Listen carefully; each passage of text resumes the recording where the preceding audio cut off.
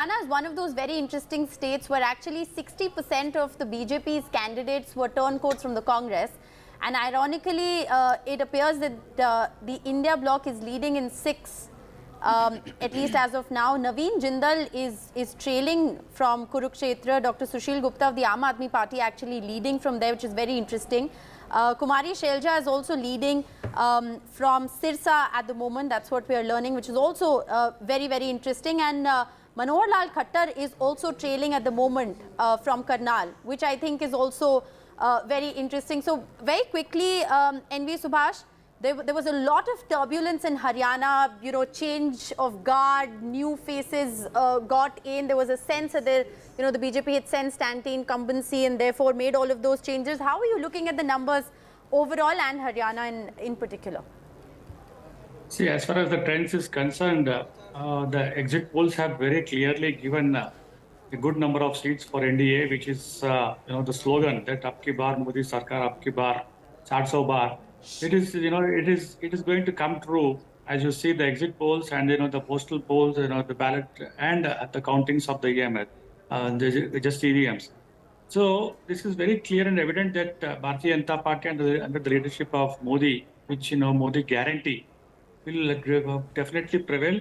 As far as Haryana, you are just talking about. Even I'm seeing in the screen that this is too early to predict or to say anything. Okay. Because the Haryana has a unique culture that they give either one way to the one party and to next to other party. Hilal but first, we are and then very Professor sure. Shastri. But, Sir, just half a second, sir. Some important trends coming in. Hilal first. Yeah, first thing is that initially we were talking about a wave election, etc. But it turns out to be clear that it is not a wave election. It's a highly localized election. Yes. Every state is different, and that's why if you carefully look at the number at the national level, you find that India Alliance is not doing badly. Yes, they put up a fight. The other point is the NDA as an alliance is 7 short of the halfway mark in terms of leads. Yes. But if you look at the left corner, this is not going to be a 400 result. I think from now it's pretty clear that it's not going to be NDA at 400. You see, if you look at the BJP leads, it's in 235 seats, which is 29 down from last time. Yes. And in the case of the Congress, it is 76 leads, which is 31 up from last time. So I think we need to look at both these numbers, the big numbers there of NDA, India and others, and also the 2 major parties which is being shown in the box on the left side. You know what is interesting, and I want to spend a little bit of time on this, is Uttar Pradesh. The reason the India Alliance is where they are at 177, commendable compared to their performance last time around, is Uttar Pradesh. This is where there was a sense that the BJP was going to sweep like last time, but it's actually 36-26 at this stage. That's 20, a change of 20 for the India Alliance, right? And it's down 12 for the NDA. Remember, this is 63 of 80, but irrespective of whether it goes, if this trend holds, then it's a positive performance, certainly, for the India Alliance. And all of their big leaders appear to be winning at this stage. It's 271 now. It's already at one short of 272. One short of the magic mark. So, we know that, they are going to form the government. But these numbers are actually very interesting and complicated. It's not 400 par, 370. Let's just take a look at the strike rate data which is coming in right now. Yes. Okay, it's 272 now. We are at the halfway mark. The NDA 36 down from last time, but quite clearly at this stage, I think it's safe to say that they're headed towards government formation. We are well beyond postal ballots. Professor Shastri. If you look at the non-BJP NDA, that is leads in 36. And in the original estimate of 400 par, 370 was to be the BJP and the non-BJP NDA 30. But in the leads, they have already crossed 36. Yeah. 36 of the NDA leads are non-BJP leads. So we're now the NDA at 272, it was 273 a few moments back. So it is quite clear where we are headed for the next 5 years, unless there is a massive reversal. But given the gap between the two, it seems pretty unlikely. Go ahead. Yeah, no, it's going to be a small margin victories. These trends, these numbers, and the fight that the India Alliance is putting up, it is going to be a small margin victories all across, I suppose. But I think we have to Is that necessarily it's not going to be small, like it's not going to be. It's not going to be like. It's not going to be 400. Maybe 350 might be tough. But I think it's too early. It's too early, Vishnu. I will say that because it's 9 and the postal ballots would have just about ended.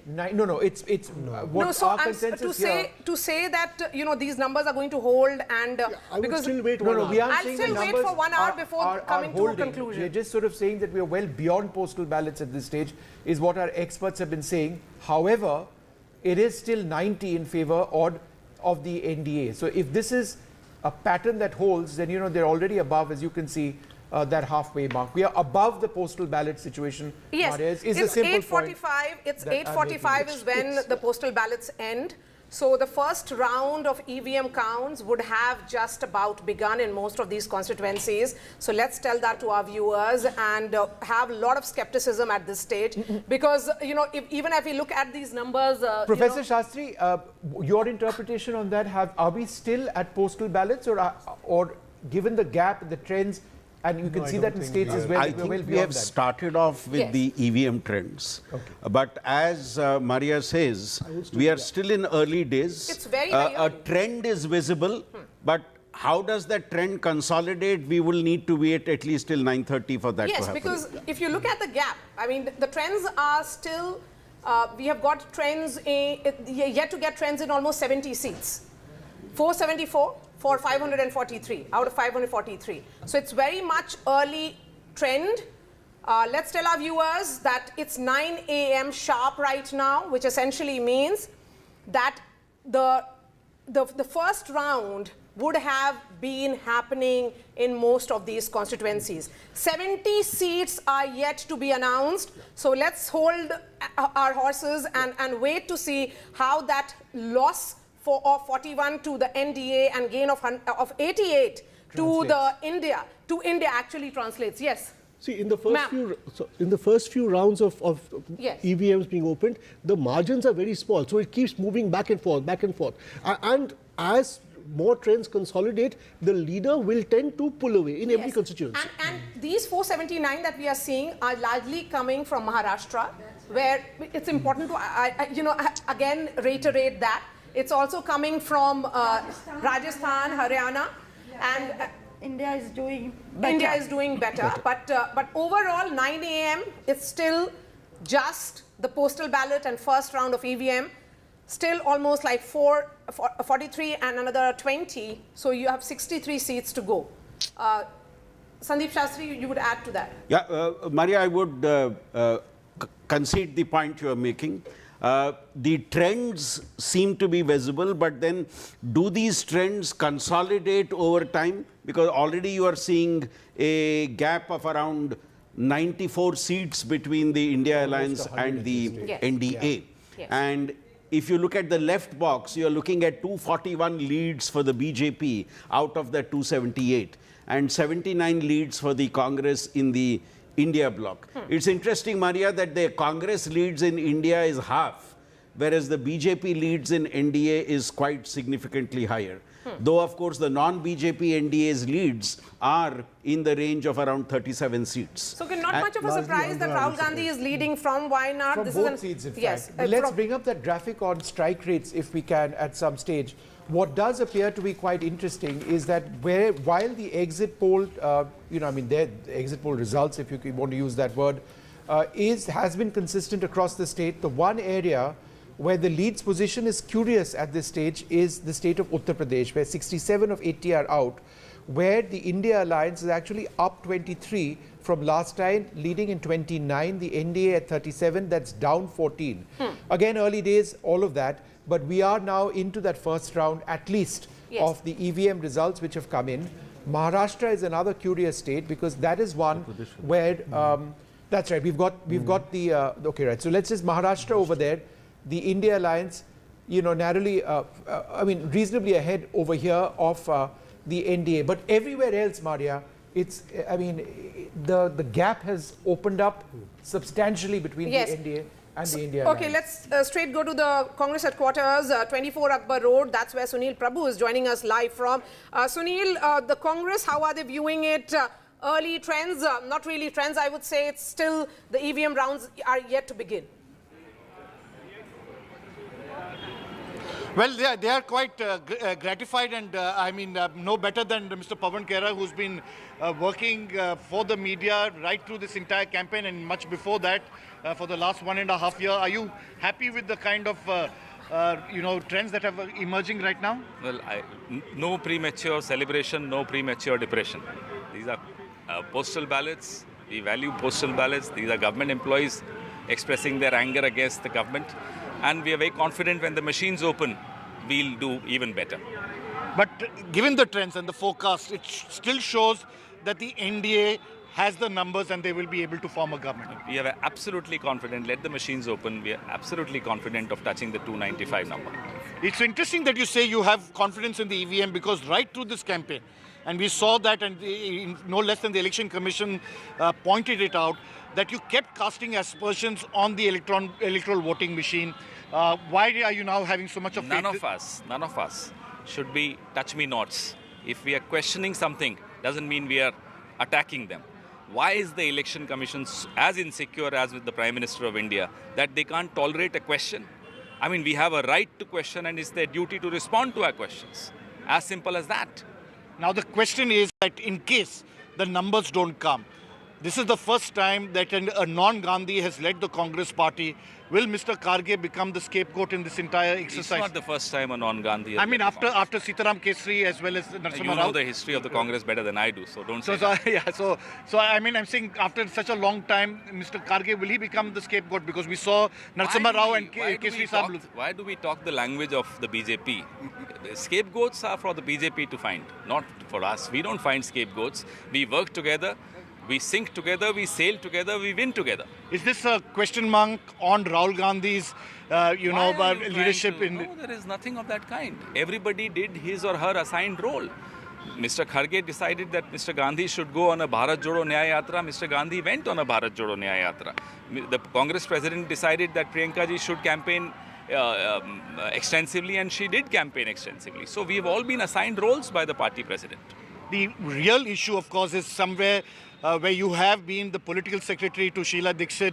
A sad day for Delhi in terms of the AAP and the Congress coming together, and yet the trends clearly show that alliance hasn't worked. Let's wait and watch. But you know, the fact that the alliance didn't work on the ground. I would not jump to any conclusions. It's too early in the day to jump to any such conclusions. And do you think that this trend of an AAP Congress combined can work together in the assembly election? As I said, it's too early. Let's wait and watch. Okay. So here you have it. That's the kind of response you're getting from the Congress party here. They are really looking and assessing this situation here as things evolve. We'll have to wait and see whether those trends continue, but I think you've got a full overview of what the Congress perspective is from these initial trends. In the Congress camp, and after a long time, this is the number that they have been hoping for, and it is a reason why we can see, spokespersons and senior party functionaries come out and speak. Ratandeep is joining us, and also Aishwarya outside Chandrababu Naidu's residence in. I'm coming to you, Ratandeep, first. Where is Himanta Biswa Sarma? Because if Northeast numbers really hold, then he will be seen as the man of the moment. Well, Himanta Biswa Sarma was till this morning at the national capital. He was supposed to fly back to Guwahati last night, but there were some urgent meetings. So what we are hearing that sometime from now he would land in Guwahati, and then he might be heading towards the party office. We will try to track him. But what is important to note, after the postal ballot round is over in Assam, Gaurav Gogoi, the Congress leader, the deputy leader in Lok Sabha, is leading in Jorhat. Remember, all eyes have been on Jorhat because Gaurav Gogoi had to change his Koliabar constituency from where he was elected twice because of delimitation. That constituency no longer exists, and had to move to Jorhat, where he's up against the sitting BJP MP Tapan Gogoi. And in Jorhat, the entire state leadership of BJP led by Himanta Biswa Sarma, and also the top national leaders of BJP, all of them had campaigned there. And although it's early trends, only postal ballot, but he's leading there. Also, one good news for Congress in Assam, in Dhubri, the seat which was with Maulana Badruddin Ajmal, the head, the supremo of AIUDF, there after round one, Congress candidate Rakibul Hussain is leading in that seat. However, BJP has leads in 5 seats in Assam. That includes Dibrugarh, All right, where Ratnadeep, Sarvanand half a Sonowal second. is Let's leading quickly at go this across to moment. Aishwarya also, in who Sikkim, joins where us outside the residence of Chandrababu Naidu. We're going to pull up some of the trends coming in from Andhra Pradesh as well. But go ahead, Aishwarya. Well, certainly as far as early trends are concerned, it's a good news for the NDA out here in Andhra Pradesh, as TDP, Bharatiya Janata Party and Jan Sena had been in alliance, and it was Chandrababu Naidu who clearly stated that this is his last election. The emotional message was sent out to the people of Andhra Pradesh, and certainly since morning, currently I am at Chandrababu Naidu's residence. These big posters clearly narrates the story. Pawan Kalyan along with Nara Lokesh, Chandrababu Naidu's son. These posters have been put out at Chandrababu Naidu's residence. This is the residence of Chandrababu Naidu where he is currently, and we've been told by the party workers and the leaders who are arriving since morning that Chandrababu Naidu might arrive at the party headquarters somewhere at around 10 to 11 a.m. Because early trends clearly shows that it is lead for TDP, Jan Sena and the Bharatiya Janata Party out here, and that's what the exit poll also predicted, and therefore the reason perhaps the workers seems very happy out here. On the other side, it is YSRCP Jagan Reddy, who's also in Vijayawada currently, and he will be also reaching his party office very soon. So a very fierce battle was played out. Yes. Remember, it was comments like dictator and such words were used by Chandrababu Naidu against. Where exactly is Mr. Naidu himself? Does he have plans to address the party workers if the results actually firm up? Well, yes, he is here at his residence currently in Vijayawada, and he will be heading to party office at around 10 to 11 a.m. is what we have been told. All right. And he will be addressing the party workers as well. So, Aishwarya, hold on for 1 second. We've got GVL Narasimha Rao, Rajya Sabha MP of the BJP with us. Thanks very much for being with us. So, the unfortunate part, Mr. GVL Narasimha Rao, is that we can never be entirely sure when we are out of postal ballots and into first round counting. Mari and I have been fighting over this. I would suggest that we are well and truly into first round countings because a couple of these trends have actually firmed up.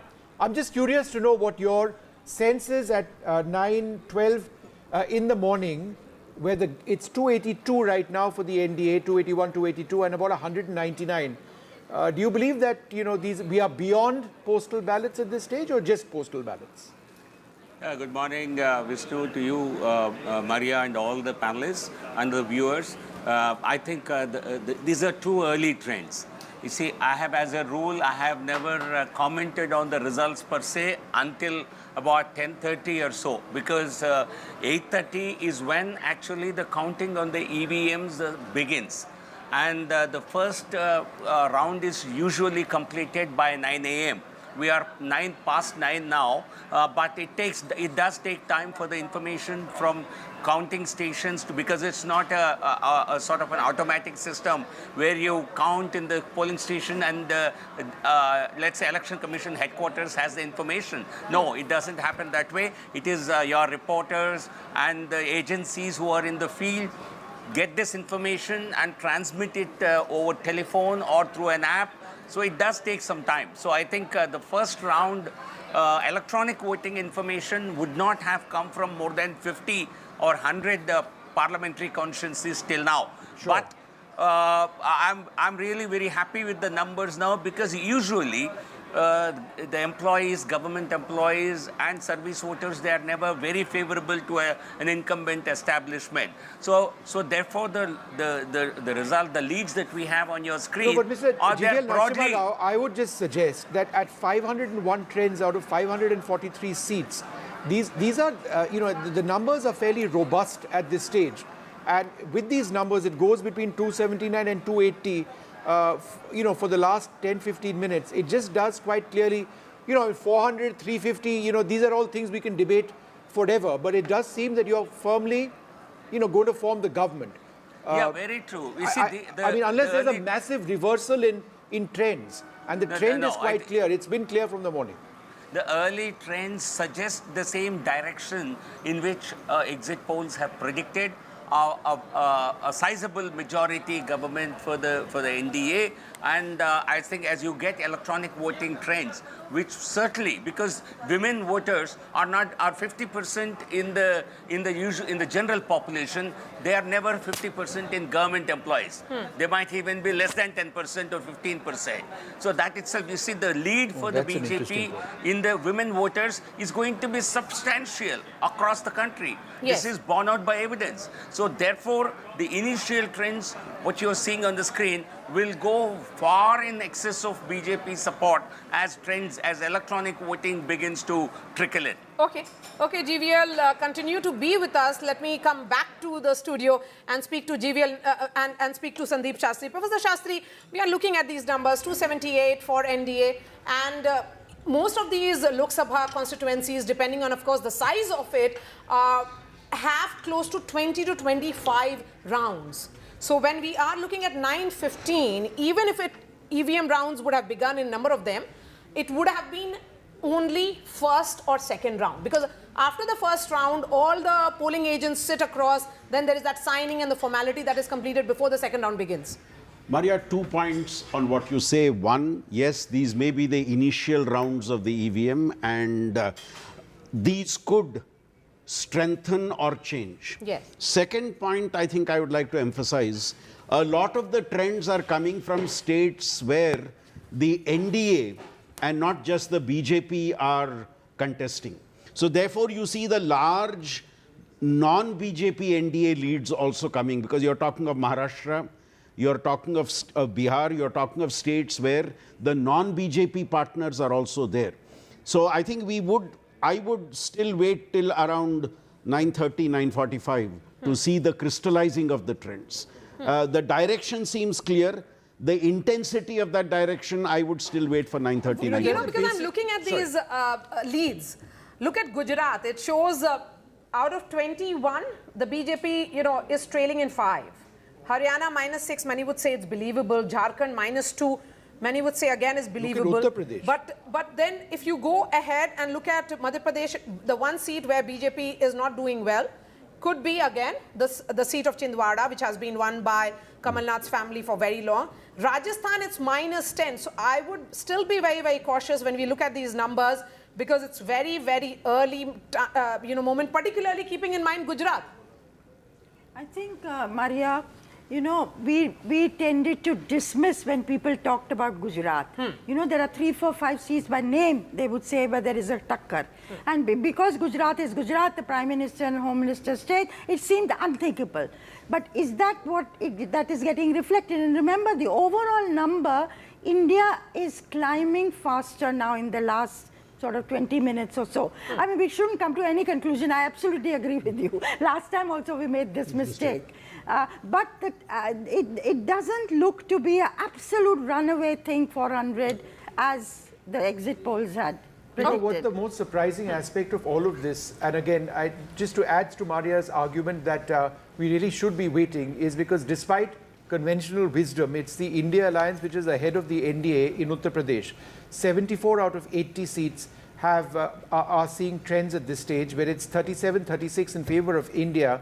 The India alliance is up 31, the NDA down 22. So some would suggest that these would be pretty early, because I don't think any exit poll, anybody would have expected a change so drastic in the state of Uttar Pradesh, which is key obviously for any political party or alliance looking to win these elections. Yeah, so I think, look, right from the beginning, there was never any doubt that NDA would form the next government. I don't think that was ever in doubt. It was really a pipe dream to expect India to get the numbers that they were projecting and form the government. The question is really, where would the NDA stop? Would it stop at 300? Would it cross and go into 350, 400? Today, as per the trends we're seeing, it looks like they cannot go beyond 300. Yeah. I mean, that would be at the moment, unless things change. As Sandeep ji said, let's wait till 10 for the trends to crystallize. And the two key battleground states, which we have been talking about through all these weeks, Maharashtra and UP. These are the two key battleground states that are going to determine the fate of the BJP and the NDA. And so, at the moment, the numbers are not looking very good for the NDA. Yes, because India is putting up a huge fight. In Maharashtra. Absolutely, Yeah. because in Uttar Pradesh, if we were to look at that number, and I'll ask the producer to put that on the television screens, because it's minus 22 for the NDA, because there is Apna Dal and Nishad Party also part of it, and plus 31 for the India bloc. Again, early trends, but how do you look at this? You know, So how do you look at Uttar Pradesh numbers? Look, the Uttar Pradesh looks tight at the moment. I would still say we should wait for some more rounds to come in, because in all elections, the leader, whichever is the leader in the constituency or the state, tends to pull away as more numbers come. Sure. But certainly, whatever we've heard on the ground, about a consolidation of OBC votes and some Dalit votes in favor of the India alliance seems to be bearing out. It's a very gritty fight at the moment. It's a tough fight that has been. All right, there's some breaking news coming in from the markets which have just opened a little while back. They are down, I believe 2% is what I have been told at this stage, or 1,100 points. The Sensex has gone down 1,100 points. So the markets, the Nifty is down over 300 points. Professor Shastri, the markets are spooked. Do any of you want to talk about the markets? I mean, I think this is an immediate reaction to the early trends that you see. Yeah, because the markets opened at 9. The expectation that the NDA would be much higher and the BJP would be much higher in the leads is something that it is responding to. But Vishnu, if you look at, again, I'm looking at the left box. Yes. If you look at the BJP leads and the Congress leads, very clearly, much of our numbers are coming from where there is a direct contest between the Congress and the BJP now. And there, you gave the example of Gujarat, you gave the example of Madhya Pradesh, you gave the example of Rajasthan. And there it is, I think the differences are coming, because you see the left box talks about 50 leads down for the BJP and 44 leads up for the Congress. And that's where I think the difference is clearly coming in the leads. Let's go across to Adil Boparai, who joins us at this stage of the Congress Party. Adil, thanks very much for being with us. Are you encouraged by the trends that you see on the screen right now, or do you believe it's still early days? And any comments at all on what is happening in Uttar Pradesh, with the caveat, of course, that, very early, these are still leads? Vishnu, a couple of pointers. Firstly, right from the word go, we were very confident about this election, and our feedback is that the leads in favor of the India alliance will further solidify.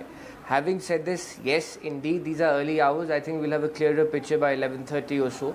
But our information is that the EVM counting has started. The postal ballots appears to be over. Point number one. Point number two, there are two battleground states in my opinion. One is Uttar Pradesh and the second is Maharashtra. The exit pollsters, regardless of the final outcome and the final tally, I think one very key takeaway is that the exit pollsters got Maharashtra and Uttar Pradesh wrong. Our feedback was that the BJP will be reduced to in their 40s when it comes to Uttar Pradesh, and they will be decimated. More particularly, Eknath Shinde's party will be decimated in Maharashtra. The early trends do indicate that that seems to be the case.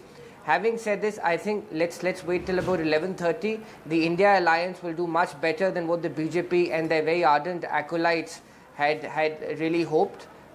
Okay, GVL, what's your assessment? We'll have a better picture. 9:22 now, and early trends aren't really, of course, the majority mark has been crossed as per early trends, but it's not as the exit polls were suggesting. All of them were in the upwards of 330, 340. Maria, as I mentioned earlier, there are many states where things got reversed completely by 10:30. So therefore, I think coming to any conclusions based on counting of just postal ballots, in some cases the numbers are very, very small. So therefore, I suggest, I'm looking at the Election Commission site, where on some of the seats, in fact, is EVM counting is available. where almost 50,000 votes have been counted. Therefore, I think if your team, technical team, can separate these two and look at only leads based on EVM counts and early leads based on postal ballots, that will tell you a better story. And for that to really clarity to say, currently these two are, you have merged these two trends coming from only past postal ballots and also including the EVM count. Therefore, the picture will not become clear until 10:30. At least you will get a better picture by 10:30. So I think broadly, NDA majority government is clearly visible on your screens. We are very confident of a full majority BJP government. There can be no, I think I have no doubt about that the trends whatsoever. seem to be quite clearly indicating that, GVL Narasimha Rao. I think the only question at this stage is the margin of that. And I think that will firm up in a while from now. But some would suggest, and I think it's a fair assessment, that this isn't going to be 400 in favor of the NDA. Whether you get to the 350 mark based on the current trends is something that needs to be looked at. But if these trends hold, then you're already past, the magic mark. Figure. But I think, Maria, there's just half a sec, Aarti, and then you're welcome to jump in on this. It's 4-3 right now in Delhi in favor of the NDA. But in a state where the BJP won all the seats last time around, it is quite interesting. And it's a bellwether state. It is a bellwether state. So it's it's narrowly in favor of the BJP at this stage. Chandni Chowk, the BJP is trailing in Chandni Chowk. The BJP is leading, is Manoj Tiwari in Northeast Delhi. Kanhaiya Kumar is trailing at this stage of the Congress party. Jaiprakash Agarwal of the Congress party is trailing. And Basuri Swaraj is leading in the New Delhi constituency. Somnath Bharti is trailing at this stage. So who's leading in the India Alliance? The India Alliance. Jaiprakash Agarwal. Yeah, 3 seats they've given India Alliance. Yeah, so where they're leading? Who are the three? Which are the 3 seats? Delhi East. Now they're saying trails. Basuri is trailing also, it says. Basuri Swaraj says it's leading at this stage, but we'll just find out. But your screen says trails. We'll just find out where. Yes, we'll try and get those details.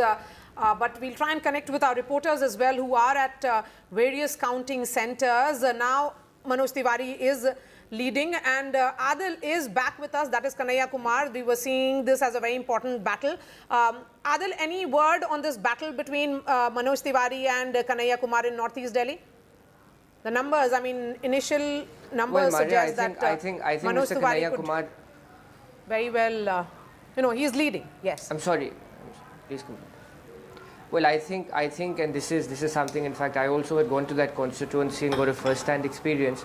I think the Congress and the Aam Aadmi Party and Mr. Kanhaiya Kumar particularly, and kudos to him, he ran a very, very spirited campaign. I think Northeast Delhi will go down to the last wire. Let's hold our horses on Northeast Delhi.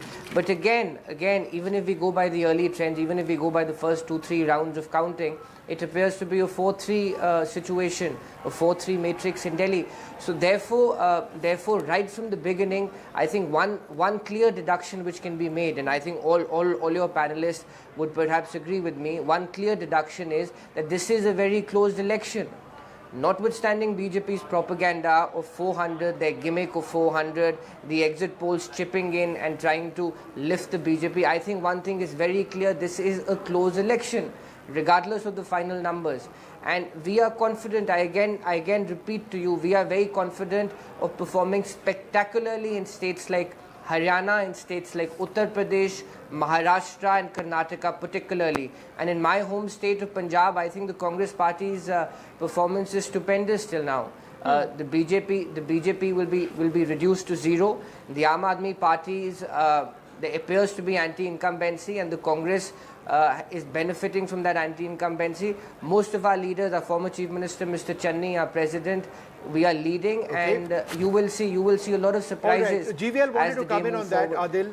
Let's just listen to what go ahead. Congress has a habit of claiming victory even in a very straight third-time defeat. The BJP is forming the next government. Even your numbers suggest that. A third time in a row. This is historic. This has not happened in half a century or maybe even longer. So what the BJP is doing today is a historic. Okay, with regard to exit polls, if the numbers turn out to be fewer than what they are, it doesn't qualitatively make any difference. But it's early trends. We certainly hope to be well past 300 mark, and we will certainly have a BJP majority government, and that's going to be a historic verdict. Yes. The Congress need not become but we'll extremely try and break exorbitant. that number of the NDA now and try and get details as to how many is the BJP getting, because remember in 2014 when Prime Minister Narendra Modi became the Prime Minister for the first time, the BJP's own number was 282, which became better to 303 in 2019. So we'll try and break down that number and get more details. For the moment, let's listen into what Vikramaditya is saying. He is, of course, the Congress candidate contesting from Mandi. In Mandi, the BJP's vote share in 2019 was 69%. But historically, if we were to look at it, the Congress has won this constituency 11 times out of 17. So this is an interesting battle that is playing out in Mandi. Vikramaditya first. क्या उम्मीद है? मैंने तो अभी तक result देखे ही नहीं है, आगे है कि पीछे है क्या है। अभी तो हम आशीर्वाद लेने आए हैं हनुमान जी का, और उसके बाद ही सब शुरुआत होगी।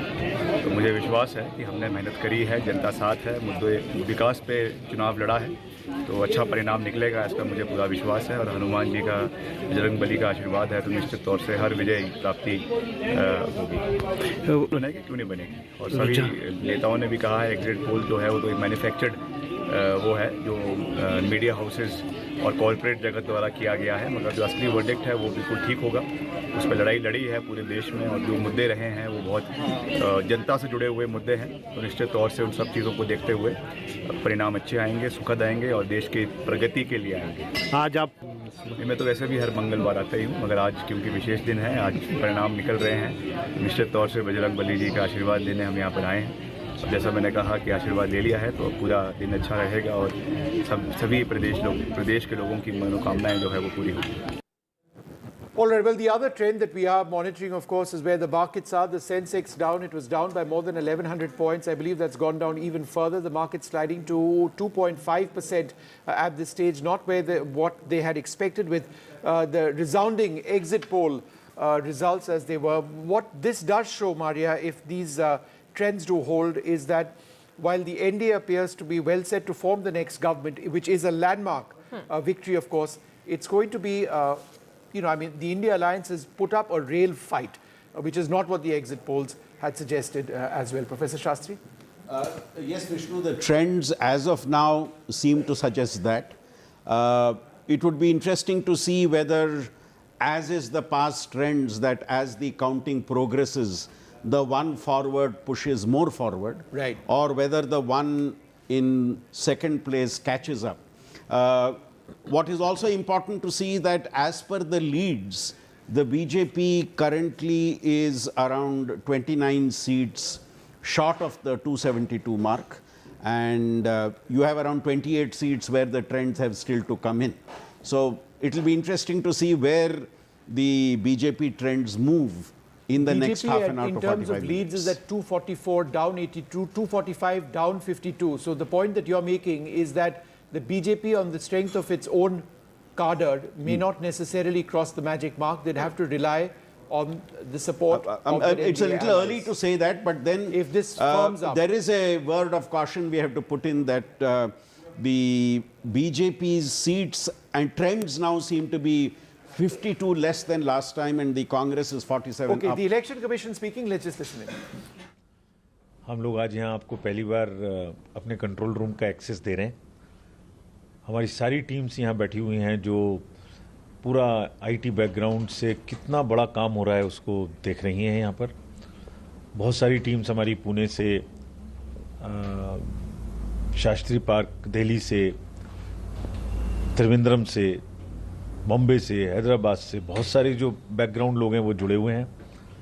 और इस समय हमारी जो रिजल्ट्स की जो वेबसाइट है उस पर करीब करीब 2 लाख हिट्स पर सेकंड है।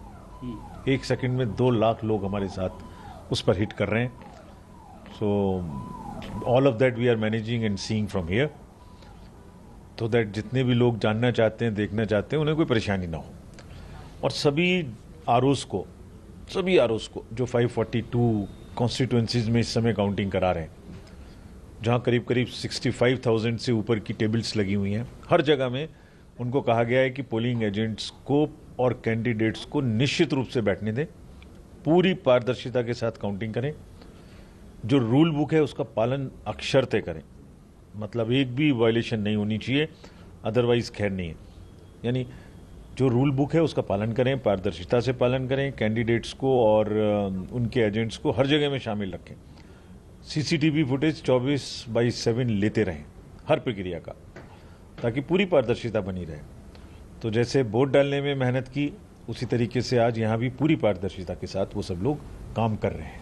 सर, अगर किसी तरह की गड़बड़ी की रिपोर्ट मिलती है तो किस तरह का एक्शन आप लेते हैं? हम लोग खुद यहाँ बैठे हुए हैं, हमारे सारे सेंट्रल ऑब्जर्वर्स बैठे हुए हैं। हर काउंटिंग सेंटर में एक सेंट्रल ऑब्जर्वर है जो वहाँ बैठा हुआ है, वो सर्टिफाई करेगा रिजल्ट को हर राउंड के, उसी के बाद डिक्लेयर होगा। हमारा एजेंट है वो, हमारे मतलब आईज एंड ईयर्स वहाँ बैठे हुए हैं, हम उनके सबके कॉन्टैक्ट में हैं।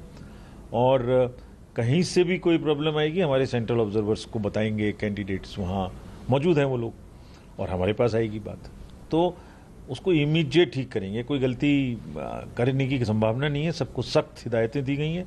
लेकिन अगर कोई कहीं से किसी को शक है, कोई शिकायत आती है तो बताएं हमें, एविडेंस के साथ हम लोग इमीडिएट कार्रवाई करें। अपडेट कैसे कर रहे हैं वेबसाइट वगैरह पे जो लोग देख रहे हैं, आप बता रहे हैं? वो कंटिन्यूस अपडेट हो रहा है, वो डायरेक्ट डाटा फीड करते हैं सेंटर्स से, हर टेबल से, और हर राउंड के बाद वो कंटिन्यूस फीड हो रहा है। और कब तक सब तस्वीर साफ हो जाने की? अब ये तो शुरू हो गया है, फर्स्ट राउंड के रिजल्ट आने शुरू हो गए हैं, 9 बज चुके हैं। सारी टीम हमारी रात भर 2-3 दिन से यहीं काम कर रही है, सो रही है यहीं पर, और आ जाएगा, अब धीरे धीरे खुल ही जाएगा। Thank you sir. Thank you.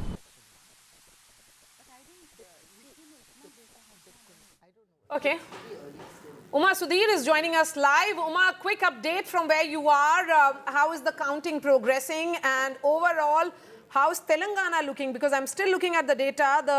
The early trends are giving a mixed signal. If you can give us details into how many rounds are over.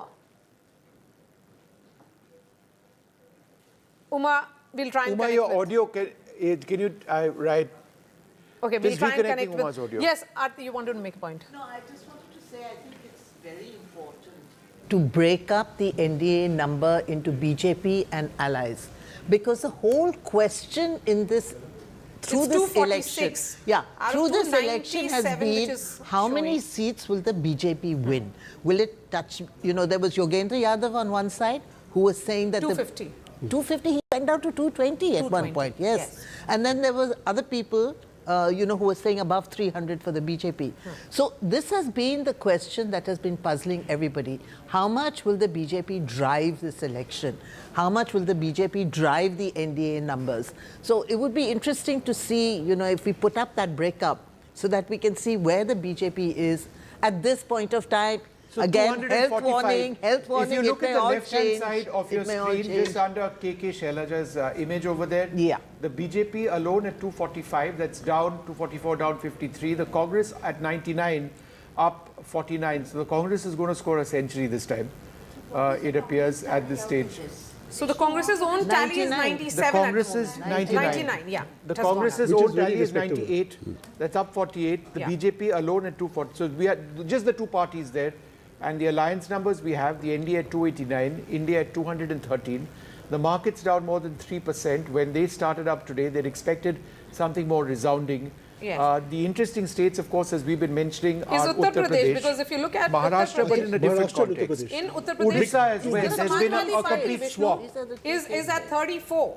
Is what the leads Is are that- suggesting. is that what it is? Yes, it's Yeah. suggesting 34 at present, and so it's looking very, very promising for them. In Bihar, RJD at 5. Let's look at the TMC number. It's showing TMC 80. below Below the BJP there, because the BJP But is where at- the BJP has gained a lot when it comes to their overall numbers is in Orissa, where the BJD at the level of the national election has been washed out. If these trends hold. Now So that they was are at widely 2. expected. Yeah, I mean the BJD last time was, I forget the number off the top of my head, but it's 13 to 2 The right last now. time it was 10. Yeah, so Yeah. they're down 8.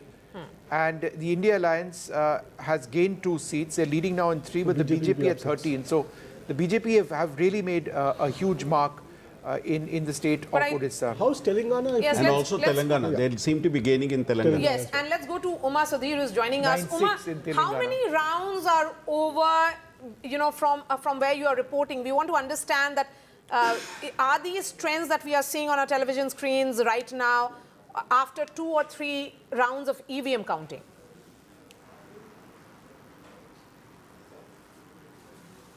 Maria, let me just give you the picture in Andhra Pradesh. If there was any doubt about the exit polls showing a lead for NDA, that seems to be put at rest, I must say, because out of the 116 seats for which we have leads in the assembly election, more than 100 are going towards the NDA, with the TDP in fact leading in about 80, JSP, Janasena Party of Pawan Kalyan, leading in about 16, and the BJP leading in about 5 seats out of their 10. The YSRCP is leading in just about 15 of the 115 seats for which we have leads as of now. Anakapalli Assembly, where CM Ramesh, who is a BJP leader and the BJP candidate from there, of course, originally of the TDP brand, he is leading by more than 9,000 votes. Pawan Kalyan is leading in Pitapuram. That's an assembly seat that we are talking about. In more than 85 seats now, we are seeing the lead of the TDP. And yes, in Tenali, Nadendra Manohar is the number 2 in the Janasena Party. He is also leading in Tenali Assembly seat. Guntur, where we had reported that it is the richest candidate in this Lok Sabha election, Pemasani Chandrasekhar, he is of the TDP, the NDA candidate. He is once again leading. Then you have Kiran Kumar Reddy, Rajampet, Rayalaseema region, former Chief Minister, last Chief Minister of United Andhra Pradesh, now a BJP candidate. He is also leading. So the elections really seem to be going one way. Most of the ministers, in fact, are trailing, and Sujana Chaudhary, who is contesting his first election this time round from Vijayawada West, he is also leading. He is, of course, the BJP candidate from Vijayawada West. He is leading. And Purandeshwari, once again, Rajamundry, she is the BJP candidate from there. She is also leading. So the elections in Andhra Pradesh certainly going to be seeming to be going one way.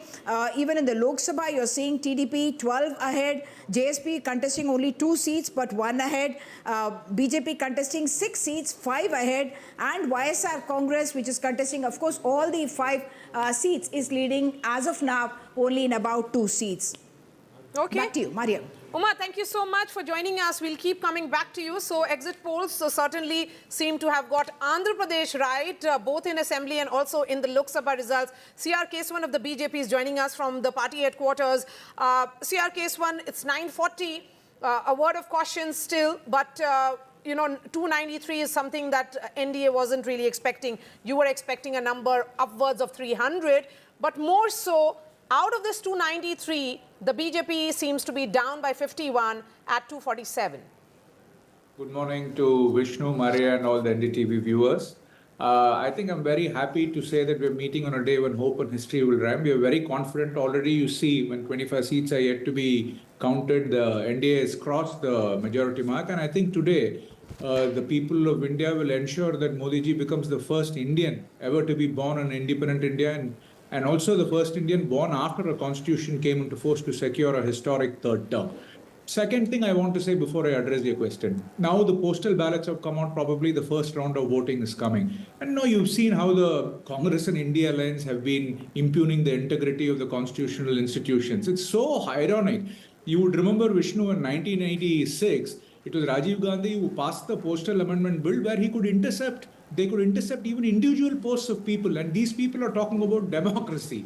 It's very funny. But coming back to the story here, I think if you look at the exit polls in this, besides Uttar Pradesh, everything seems to be going perfectly fine. There have been enormous, surge in the east. If you see Odisha is similar to what's happening in West Bengal. It's like a landslide. And if you see the south, Karnataka, Andhra, we've gained. Telangana, we have gained. And the numbers I'm seeing in the local regional channels in Tamil Nadu, they're trickling in well. Kerala, we may make a mark. So I think if you want me to sum it up, very early trends, but I think we'll consolidate, and BJP will very comfortably cross 300, and NDA will also be, have an overwhelming majority.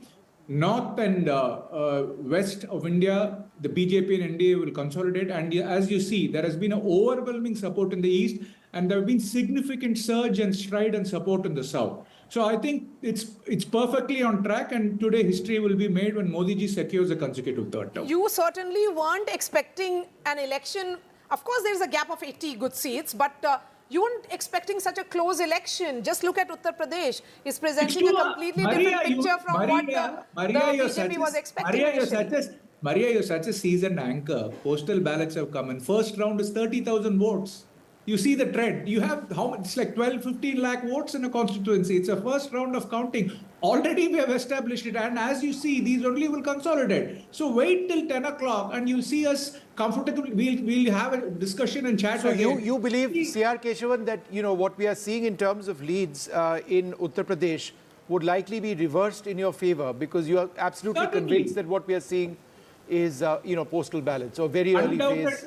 Undoubtedly, unequivocally, certainly, we will be. So that's an important point, because if what C.R. Keshavan says is correct, and then Vishnu, what we are seeing, because we have some details coming in of seats on which the margin is less than 5% of votes, which is Bagpat, the vote margin is just 30.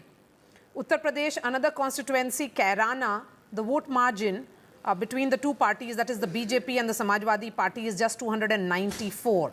Going further, Bijnor and Moradabad, again the vote margin is around 1,000. So, and Firozabad, Dhaurahar, again the vote margin is roughly around 2,683 and 2,881. So, yes, it's close. Yes, case one, you wanted to come in. Maria, the leads position also, C.R. Keshavan, has changed now. It's 39. Right when I joined the show, Vishnu and Maria, the NDA was trailing behind the India alliance in Uttar Pradesh, and the Honorable Prime Minister was said to be trailing in Varanasi. See what has happened in 5 minutes. You're all very seasoned people. The numbers in the exit poll are all the same, except, and now Uttar Pradesh is reversing its trend, going exactly back where the exit poll said. See, let me make this very clear. It is a vote for Modi ji ki guarantee. People have seen the Prime Minister perform, transform and reform the country. It is a vote for progress and development, and it's been a very, very divisive campaign by the BJP. So I think that is rejected. They have cast aspersions on every constitutional institution. But looking at the India numbers, and that's where Adil will come in. Yes, overall India seems to be doing well, but the Congress is doing much better than expected. TMC is down. The other India partners, including, RJD was expecting somewhere upwards of 7, 8. That's not happening. Congress definitely 97 at the moment out of 206. Adil? Well, Maria, there are 3-4 aspects which I would urge your viewers and your panel to consider. Number one, there is no rocket science that these are early trends. And the early trends may solidify or it may take a turn for the worse. The fact of the matter which is worth considering is that this is an indicator. It is a bellwether. It is something which pierces and demolishes BJP's propaganda balloon that they're coming to power with 400. Of course, we'll have a clearer picture by 12 noon. Nobody can disagree with that proposition. Point number one. Point number two, responding to your question, a safe and a plausible deduction can be that the Congress party's consistent yatra, the Bharat Jodo yatra, has made significant progress and significant contribution to increasing our tally. Our pro-positive and People's Manifesto, our Nyaya Patra, all these are issues which appear to have had resonance amongst the voters of this country. This is the early trend, are an indicator. If you open the first round, if you open the second round, of course it is not final. Every constituency ranges from 10 to 15 lakhs. But it does indicate that what is the mood on the ground. It can't be very much divergent. So having said this, we are very confident because we ran a very constructive campaign, Maria. I said this to you earlier on one of your programs. We ran a constructive campaign and we fought the might of the BJP and their propaganda machinery. I have no qualms in saying that we were not allowed a level playing field. Our bank accounts were frozen days before the elections. Our chief ministers were arrested on flimsy charges. No stone was left unturned to browbeat us and arm twist us. A large and if section we were to of the go mainstream statewise, media, let's try and put some more data on our television screens the now. Congress party, but this is notwithstanding that. Yes, absolutely. Let's look at the numbers more. Bihar, NDA minus 10 at 947. If we were to look at Karnataka, it is minus 9. NDA is -9 in Karnataka. Then further, Maharashtra is -8 is how it's looking like. Rajasthan -11. Uttar Pradesh is still becoming clear. NDA at the moment -25. I just wanted to, before we go across to our panelists, I just wanted to talk a little bit about the big picture which is emerging over here. In as much as what we are seeing in early trends is a fairly strong performance by the India alliance, which was not expected to do so well, the larger picture is that it does indicate, if these trends hold, that the NDA will return to power, albeit with a fewer number of seats in the Lok Sabha. They're well above the 272 mark. So unless there are some sharp reversals, which can still take place, it appears that they would likely cross 300. They're at 296. If this is to be the case, it would still be a landmark as far as Narendra Modi is concerned. The second time in India's history that you've got a prime minister coming back for the third term. So at this juncture, it does appear quite clearly that it's going to be a BJP government or an NDA government at the center. But obviously, there'll be a lot of in-depth research. Their NDA allies, in many cases, have done quite well. And irrespective of what the final position is in Uttar Pradesh, it is safe to say that the India alliance would have done well in Uttar Pradesh, right? It's 39 each right now. One party would be only marginally ahead of the other when the final results actually come out. Yes. Where the NDA has done very well, particularly the BJP, Maria, is in Orissa. That is where the BJD has reversed completely. The BJP has reversed completely where the BJD was dominant. And in Bengal, it was 20-18 when I saw a few minutes back. It goes back and forth. It's pretty much a flip of what happened last time when it was the Trinamool, which was at 22, the BJP at 18. This time, right now, it's the BJP at 21 and the Trinamool at 19. So these are the states which are really interesting. And if you look at the south, the expected opening of the account in Tamil Nadu and Kerala does not seem to be happening from the leads, at least, that we are showing at the moment. So, you know, I mean, should we really wait a little bit before we jump to conclusions? Because there's a lot of flip-flop going on, you know. Not really, Aarti. Not in the larger suddenly numbers. Suddenly you find somebody is trailing. Supriya Sule was leading. Now she's trailing. One or two. So, Aarti, you know. One or two. For example, it was NDA 299. It's now 298. But I'm saying in terms of a sharp reversal, nowhere in the last half an hour have we seen a sharp reversal in the overall. Vishnu, as I said earlier, wherever the gap is narrow between the major party and the number two, there is a chance. But where that gap is big, that gap is continuing to hold the way it is. So then the real story of these elections, of course, it's historic. It's historic that the BJP is going to come back for a third term. Narendra Modi is going to be that. It looks like that. But I think what is also historic is that a party that was written off as dead, finished, decayed, and so on, is suddenly coming to so many adjectives. Is suddenly coming to life. So you know, and I mean, and surprisingly, I'm looking at the 3 digits. Even the BSP seems to be getting one seat. 3 digits. I mean, this is unbelievable. Aarti, that's the beauty of India's democracy. Absolutely. Never write anybody off, never write a leader off, never write a party off, because, you know, things can change. In Karnataka, the Congress is leading in double digits. Okay, we'll try and connect with Tanishq and also Sunil Prabhu is joining us from 24 Akbar Road. Sunil, I think celebrations have already begun at 24 Akbar Road. Where I come from, Uttar Pradesh getting 45 seats. Well, not celebrations, but they are quite elated here at the present moment because the Congress party is extremely elated. I'm waiting for Supriya Shinde to join us, who's going to give us their perspective. They feel that one way or the other, especially the trends that are coming from Uttar Pradesh, it's extremely important to see how things play out. And it's in this context that they are very, very gratified. Somebody who's read this social media campaign for the Congress party, for the India Alliance, what's your response to what's the initial trends now? I think I'm going to still wait for these early trends to consolidate. I don't believe in premature celebration, but whatever the early trends are showing is very encouraging, especially from my home state of Uttar Pradesh. India Gathbandhan leading in 44 to 45 seats, the BJP and the NDA trailing, tells you a picture. It tells you a picture that this was considered to be a bastion of the BJP, and still the BJP seems to be trailing here. The Prime Minister himself trailing by 11,000 votes is no mean task. So then why do you want? Why are you saying no premature thing? Because I'm by nature a little cautious. I'm by nature, I wait for trends to consolidate. I by nature believe in numbers, and let's just wait and watch. I do believe that the early trends are very encouraging. I do believe the early trends give us enough to cheer about. But by nature, I'm somebody who likes to see the trends mature, see the trends consolidate. Supriya, what do you look if these trends do work out this way? What is this an indicator? Because we've seen... The biggest indicator is that the people of this country are wiser than any soul around, are wiser than any political commentators, are wiser than any anchors, are wiser than the wisest souls that roam this earth, because we fought the election on the issues of people of this country. If these numbers indeed consolidate and if these margins are indeed maintained, then it's very...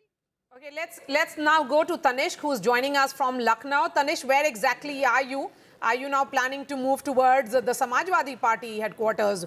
Because Samajwadi Party seems to be doing well in Uttar Pradesh. The India bloc in totality. Yes, of course. You know, but Maria, these are of course early trends. Okay, so for the first time, the NDA has touched 300. Yes, according to what that is at 954. The NDA touching 300 and India at 208. Please go ahead. Yes, so, you know, I'm right now at the BJP headquarters, and apart from the preparations, you know, the BJP of course is very confident that they are going to win this time. Apart from the preparations they have been doing for their you know, Lok Sabha win, there is also preparations of the Bada Mangal that is celebrated in Lucknow. But you know, these are, of course, what we are looking at right now is, of course, the early trends where we see Samajwadi Party or the India bloc in a stronger position than expected by many. You know, if I look right now, okay, the Congress is leading on 7 seats, the Samajwadi Party on 28. Now RLD is leading on both the seats right now, which according to EC data, RLD is currently leading on both the seats right now, on which Bijnor and Baghpat, on which they were of course contesting.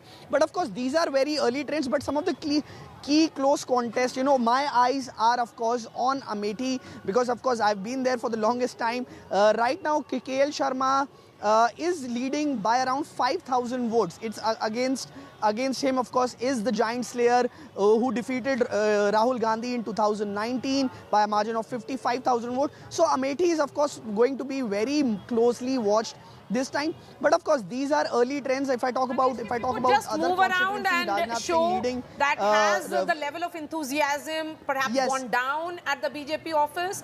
Where is Yogi Adityanath? When is he expected to arrive? You know, there are not many party workers present, but you know, you can see over there the preparations are going on, but these are just not for the, of course, the you know, for the Lok Sabha results, but these preparations I'm sorry, are also for the Bada Mangal Bhandara that is organized across Lucknow. You can see over there, puri is being made, sabji is being made, and of course I would like to show you the delicious laddus being prepared here at the Samajwadi Party office.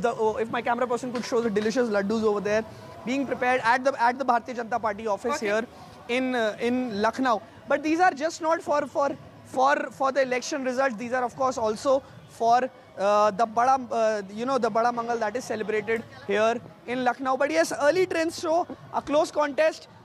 India bloc in a stronger position, but these are of course the early trends. We have to wait. We can't say anything as of now. But yes, these are. We'll come back to you in just a few moments. But just for the benefit of our viewers, a lot of what we are discussing is being looked at in granular detail on NDTV.com. So do please log on to NDTV.com, where you can get a lot of the details which are coming in. But the overall position, as I get set to take a break, is 540 trends out of 543 seats. The NDA alliance above 300 at this stage. India at 208. Let's go straight across to NDTV's Harsha Kumari Singh, who's got Rajyavardhan Singh Rathore with her. Well, yes, Vishnu, I have Rajyavardhan Singh ji with me. Now, remember, he's the person who fought the MP election, then fought the MLA election in Rajasthan. So, and he's, of course, qualified, therefore, to speak on both, if I may say so. Overall, NDA, a good trend, but in Rajasthan, the Congress is making significant dents or at least taking some leads. No, there is a couple of constituencies where we might have a little close contest, but out of 25 seats, these are perhaps just 3 or 4 seats where there would be a close contest, mind you. So these are, when the counting begins, it begins from certain villages, and therefore these are too early trends to say anything. But we are very confident. We are a dominant party. We are forming government. Everybody knows that. So we are winning for sure. Okay. Vishnu, anything you would like to ask Rajyavardhanji, or should I carry on? Harsha, please carry on. Okay. Let's. Okay. Okay, so yeah, well, but in Rajasthan, you see now there is an entire new leadership that has, taken over. There have been certain places, like for example, a lot of your people, in fact, the BJP has changed at least 14 MLAs, MPs they've changed. They've tried to, sort of break the anti-incumbency factor. But at the same time, in places, say like Nagaur, in the Jat heartland, where Agniveer is an issue, the farmers' protests may have been an issue. Bardmer, for example, Ravindra Bhati, the BJP really had to fight a tough election this time. The challenges here are not the issues, local issues. This is a national election, and therefore, broadly, everybody understands the development that the country has seen, and the development that is reaching the villages is only through a government that is led by Prime Minister Modi. It is well known, whether it is some of the districts that you have mentioned or otherwise. And like I said, there are certain places where it's a close contest, and even that close contest is not because of Congress. Okay, if all of you, the experts sitting there, if you just analyze, it is our own people, right? And therefore, not more than 3 or 4 seats where we are close, but this is 25 seats in Rajasthan, and we'd probably end up with 24 or 25. Okay, I absolutely picked up on that, where you said wherever there's a close contest, it's somewhere our own people. So I think that's been a problem here in this election, or I won't say a problem, but there have been so many crossovers, Rajyavardhanji, that I think even the grassroots worker is confused. He says, I was with Rahul Kaswaha, now you're asking me to be with Devendra Jhajaria, Similarly, in Kota, Prahlad Gunjal, the caste factor, the caste vote is with him, the party workers are with him. I think Mr. Om Birla was confused sometimes. He didn't know whether the BJP worker who was actually coming out in his rallies was with him or not. It was a situation. Similarly with the Congress, Mahendrajit Singh Malviya, you have him, he's the Congress MLA, he becomes the MP candidate. And then the Congress candidate refuses to withdraw. So, there was this confusion on the ground. Yeah, it's all right. If you look at it from a magnifying glass, you will see some of these issues that you mentioned. But how many constituencies? You just named 3 constituencies, right? That's what I'm saying. There is close contest in very few constituencies, but overall, as the day progresses, you will see that the BJP will be in majority of the constituencies in lead. One other factor that worried the BJP, I know, because in the first phase, the voting percentage came down by 6%. The second phase, of course, I think everyone stepped up. But it was a cause of worry that the voting percentage had come down as much as 6% in the first 12 to 13 seats. The voting percentage overall in the first phase was low, but it was also low from some of the communities, some of the segments that actually vote for Congress. So it was both ways. I do not think at all that the low percentage would have dented BJP especially. It's dented both parties. I think the overall enthusiasm wasn't there initially, where people were very sure that BJP is winning, and therefore, if I can say that, they felt that BJP will win irrespective of them going to vote or not. In the second phase onwards, everybody realized that they are voters, they need to make an effort, and therefore the percentage increased everywhere. But it's not dented BJP at all. Okay. So very confident Colonel Rajyavardhan Singh Rathore here with us. Of course, it's early trends yet, but let's wait and watch. Yes, thank you so much for getting us that voice, Harsha Kumari Singh. Yes, it's 10 a.m. The counting is currently on. The EVM machines have opened, and after second round, this is what we are seeing on our television screens. There is not as what was being predicted. 300 par, and the India bloc being 200 par. So that's quite interesting. Congress not yet at that 100 par mark, I think, which is what if we were to look at it about. from various zone point of view, and I would ask Ashok Malik and Aarti Jairath to come in on this, it's the setback for for the BJP in early trends is coming from Uttar Pradesh and also from West Zone, which includes Gujarat, Maharashtra, even Rajasthan. Rajasthan minus 11. And Rajasthan with Rajavardhan Rathore, talking about something, Aarti, we talked about earlier on also after the first phase of voting about, voter turnout and enthusiasm and how a lot of them weren't coming out to, cast their votes given that the turnout was low and how, so Rajavardhan Rathore, they're making the point and we realized and we pushed them. So this is something that has been a talking point and something that he spoke about as well. So, the Rajasthan and Gujarat, so far, the trends are very, very interesting because these were two states where we had heard about anger among certain communities. In Gujarat, we had heard about Rajput anger. And in Rajasthan about Jat anger, which moved, which moved across the border into Haryana as well, So if these trends are holding, it shows that that anger has actually translated into votes against the BJP.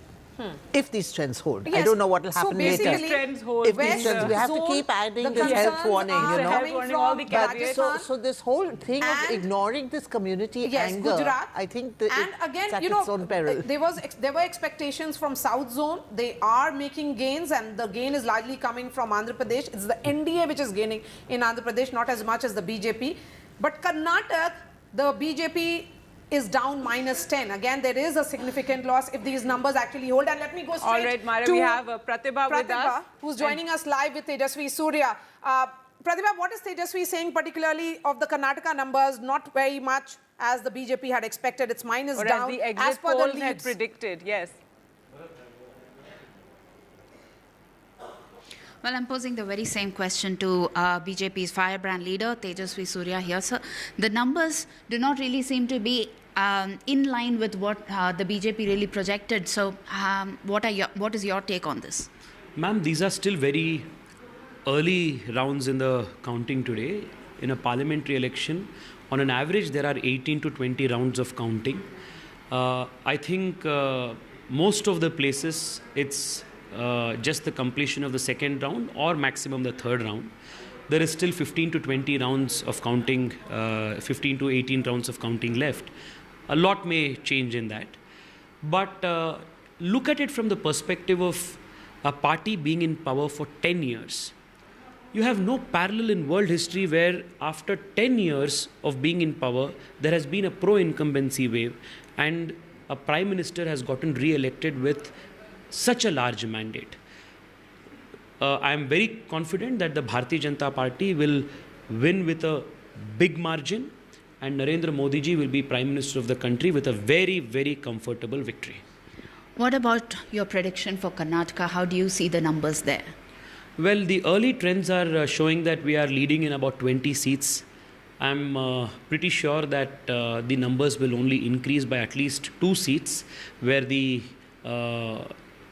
leads are less than 6,000 and 7,000. He himself is a candidate. Worst case scenario, Karnataka will give 18 seats. How many and rounds the best case scenario, are over Karnataka in his will constituency? Be at 23 or 24. Because that will give us a fair idea of how the election or the counting is going on. Right. The curiosity also lies in Bangalore South because that has been one of the most, that has witnessed one of the most prestige battles there. So how do you see the numbers in Bengaluru South when it comes to your own constituency? Madam, just the numbers that I got right now after 3 rounds of counting is that we are 44,000 votes ahead. There is still 17 rounds of counting left. I am very confident that the people of Bengaluru South will bless us with a very big margin. In fact, in 2019, Bengaluru Rural was the only constituency that was won by the Congress. And this time it seems like Dr. Manjunath of the BJP seems to be in the lead there. So how do you see this? Do you think that this is going to break the jinx with respect to Bengaluru Rural being a Congress bastion? We are very confident, madam, because the BJP-JDS alliance has really benefited the Bharatiya Janata Party's candidate in Bengaluru Rural. In about 4 to 5 assembly constituencies in Bengaluru Rural, the JDS is a very formidable force. In the three urban areas, the BJP is a very formidable force. So it is very clear from the initial trends, Dr. Manjunath is leading by almost 58,000 votes, which is a considerable margin. It is a clear indication that vote transfer has happened from the JDS to the BJP candidate in the rural seats, and the BJP voters and the BJP support is consolidated in the three urban seats. So we are very confident of a victory in Bengaluru rural. It is a big stamp of approval on the BJP's pan-India vision and a vision of treating and seeing the country as some one part. Some concerns there for the contrast to BJP the coming in Congress from parties Karnataka. Congress, Prajwal Revanna is trailing from Hassan. Right, that's interesting In to fact, see, given how much... Yes, Basavaraj Bommai, former Chief Minister, is also trailing. So these are, when we look at these -10, which is coming essentially from Karnataka, it is actually showcasing that the BJP may not be able to retain the numbers it had in 2019. So, Aarti, you know, we have been talking about CM, PM elections, that people vote differently. The Congress seems to be holding on, if not doing very, very well. The BJP is, you know, not, as per these trends, is not making gains. In fact, it's losing in Karnataka. And in Karnataka, it's going to have an impact as well in the internal politics, on the party politics in the state as well. So that's going to be interesting. So, you know, this is very interesting because Karnataka is one state where there's always been a difference between the local poll results and the national poll results, you know. So if this time, you know, the BJP is not doing so well, I would attribute it to two reasons. One, I think this, you know, the Siddaramaya's guarantees, you know, seem to have had traction with the voter, and that has helped the Congress a lot. And the second is, you know, there's been a lot of internal trouble in the BJP, which actually nobody's talked about, nobody's focused on. But this time, Yediyurappa was given a free hand. Doesn't matter. There's a huge section of the BJP that is opposed to Yediyurappa. You know, and there has been a lot of internal fighting in the BJP. It took them so long, I think almost 6 months to appoint a leader of opposition because of the fighting, you know, in the party. And, you know, the Lingayat community never came fully back to them after it went away in the assembly elections. So I think, you know, that these are some of the reasons why the BJP's numbers are falling in Karnataka. And... well, I mean, the BJP will have to do a lot of... for Yediyurappa and his son, but also for DK Shiv Kumar and Siddaramaiah, with the Congress doing better. Manisha Priyam, if we can bring you in here, you're joining us. All right. Yeah, so one thing that I would like to say that on Karnataka itself, the Prajwal Revanna unfortunate event happened right after the first phase. And the Congress party, even otherwise, was quite confident. Remember, the last elections in the assembly had been won by them, as they said, on class issues, in large parts of rural issues. So class kept overwhelming rural areas. And I think some of what we see today is a persistence of class-based rural disappointment with the performance of the BJP, also the state level leadership of the BJP, although hands have changed, and many have criticized the Congress party saying only family members have been given tickets. But in the BJP itself, a party that talks against Parivarvad, lots of Parivarvad, even in the BJP. Absolutely. Raghavendra persisting, for example, you know, I will win only if my Shettar went here, came back through the back door. So literally, if the electorate gets a vision that the old order is going to persist, nothing much is going to change, then certainly you will see some amount of disappointment, and that's happening. Now for the BJP, the warning will be that the old style politics based on the region, the North Karnataka region, and only the bharosa on the Lingayats, that's something that's overturning. New scripts in Karnataka being written if these trends hold. And with that, the Congress has also, you know, hit a century, up 48. It's 10-12. That's what the time is. The BJP is down by 54. And of course, as Tejasvi was telling, and he has details from his own constituency, which is South Bangalore, there are 17 rounds which are left. There are 3 rounds of EVM counting which has happened. Most of these constituencies are very, very large. Amitabh Tiwari is joining us. Amitabh, a word on Karnataka in particular. 25 is what the BJP won in 2019. They are minus 11 this time. The leads are showing only in 14 constituencies. Some losses were expected. However, I think these losses are higher than what the party would have anticipated. It could be largely because of 2-3 reasons. One is that the coming together of BJP and JDS signals a coming together of two influential communities, Lingayat and Vokalikas. Now, if two influential communities, whenever they come together, there is natural anger and discontent amongst the other communities. So, this has led to perhaps a consolidation of the Ahinda bloc, which is the SC, ST, lower OBCs, Kurubas, Muslims, towards the Congress party. That's number one. Number two, the state government has implemented the guarantees in total, except for one scheme, which is the unemployment scheme. Largely, the schemes have been implemented well in Karnataka. The women have shown a tendency to vote for the Congress party there because of the cash doles or income support of 2,000 per month. That's a, huge number. Right. And the ticket distribution, as Manisha ji is saying, also does not seem to have favored So what is bloc the as of narrative now. which is emerging at the moment, even as we go to Saurav, who's joining us from outside Mamata Banerjee's residence? And West because Bengal is very interesting. In fact, the numbers are changing there. BJP now leading in 16, and the India, or rather the Trinamool Congress and Congress, etc., 26. So that's something to watch out for, and I'm sure being watched very closely. Yes, Saurav. Region-wise breakdown, Saurav. Well, obviously, in what we are seeing is in some of the seats in North Bengal, which we've considered a BJP stronghold in our sort of analysis and election coverage, there seems to be a little bit of weakening of position of the BJP. But the BJP is gaining in some other places as well. So this, of course, is something where the BJP would be happy with anything above 18. They'd be unhappy about anything below 18 because 18 is where they had reached already. So if the BJP can cross the 18 mark, they'll be very happy with what they have in West Bengal. But the Trinamool as of now is saying that, look, we are leading in about more than 20 seats, 23 or 24 is what you said. And that is a figure that even the Trinamool would be very comfortable with, even though it expects that number to go higher as more rounds are counted. These are still early rounds of counting. These are only leads, these are not wins, so no one can be really sure unless we count them as wins. But in the early rounds of counting, the trends are something that the BJP would be a little worried about. The Trinamool also will not be very comfortable. Anything above 18 for the BJP would be a good gain on what they've built since 2019. Anything below 18 for the BJP would be, of course, going back to the drawing board. For the Trinamool, if they can better 2019, they'd be happy with that.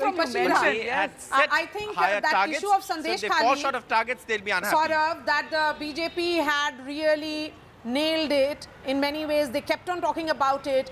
That seems to be yielding electoral dividends if actually and Rekha even if she Patra doesn't actually win that, it created a momentum for the BJP Certainly within did. the state, especially Absolutely. a big talking point. And, we saw that during the election with the Prime Minister also coming there, speaking about it and speaking to some of the women as well.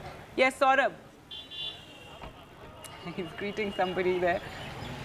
Well, Sandesh Khali was part of the election narrative, but Sandesh Khali, one must remember, is one assembly constituency within the larger Boshirhat Lok Sabha seat. And the larger Boshirhat Lok Sabha seat is about 7 assembly constituencies.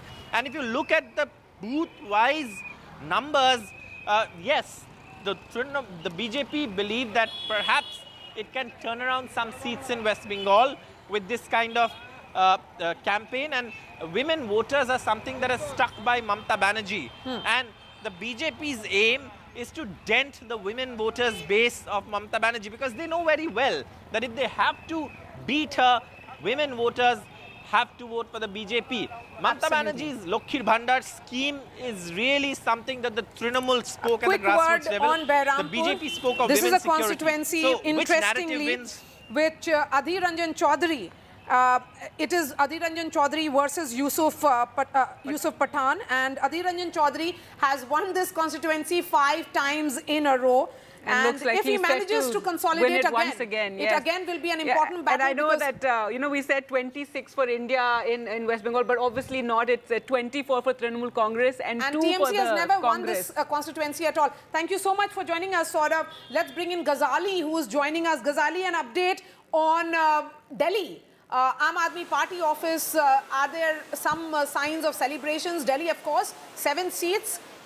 The trends are showing a mixed reaction. In fact, the trends are showing that BJP could be -1. Which is this -1 for BJP? See, as of now, no such celebration in Aam Aadmi Party headquarters. The leaders are not around. The supporters are here. They're glued to the TV screens, Twitter, EC website, and they're just checking after every round the counting of votes. Just a few minutes ago, it was showing that from New Delhi seat, Bansuri Swaraj was trailing. Then suddenly she started leading. So that kind of mixed reaction coming from the workers here, though no top leadership is available at the headquarters right now. And also, Aam Aadmi Party is also keeping a close eye on Punjab, where they're also fighting elections, but not with Congress. Even there, they're expecting some good, healthy lead in 4 to 5 seats. The trend suggests that perhaps in Punjab, the Aam Aadmi Party is leading on 4 to 5 seats, as well as Congress is also leading on similar number of seats. A big surprise would be the BJP in Punjab, but as far as Delhi is concerned, just a short while back, it was 7 seats. On all of those 7 seats, the BJP was leading. That one particular seat where BJP is not leading was Manoj Tiwari's seat, but it keeps changing every hour, as you know, as the rounds of counting continues. So as of now, no such celebration, but loud cheers whenever the trends or whenever the television screen shows that perhaps Aam Aadmi Party or the India bloc is leading on some of the seats in Delhi and Punjab.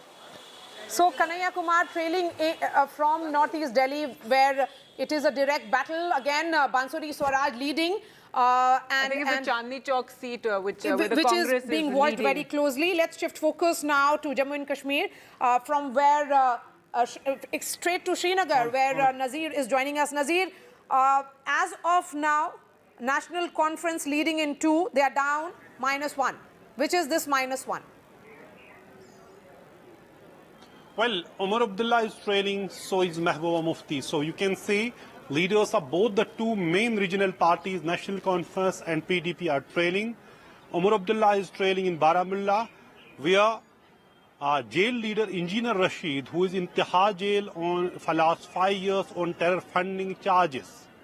He's leading by more than 19,000 votes. These are early rounds of counting. Things can change, but this clearly shows the direction which way this election is going.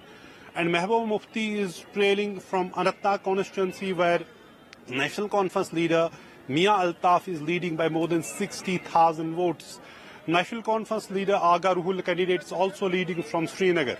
So, but the big news from Kashmir is that both the former chief ministers, PDP and National Conference leaders, they are trailing in this election. And in Ladakh, independent candidate who is actually unofficial candidate of National Conference is leading from Ladakh constituency, where both the Congress official candidate and the BJP candidate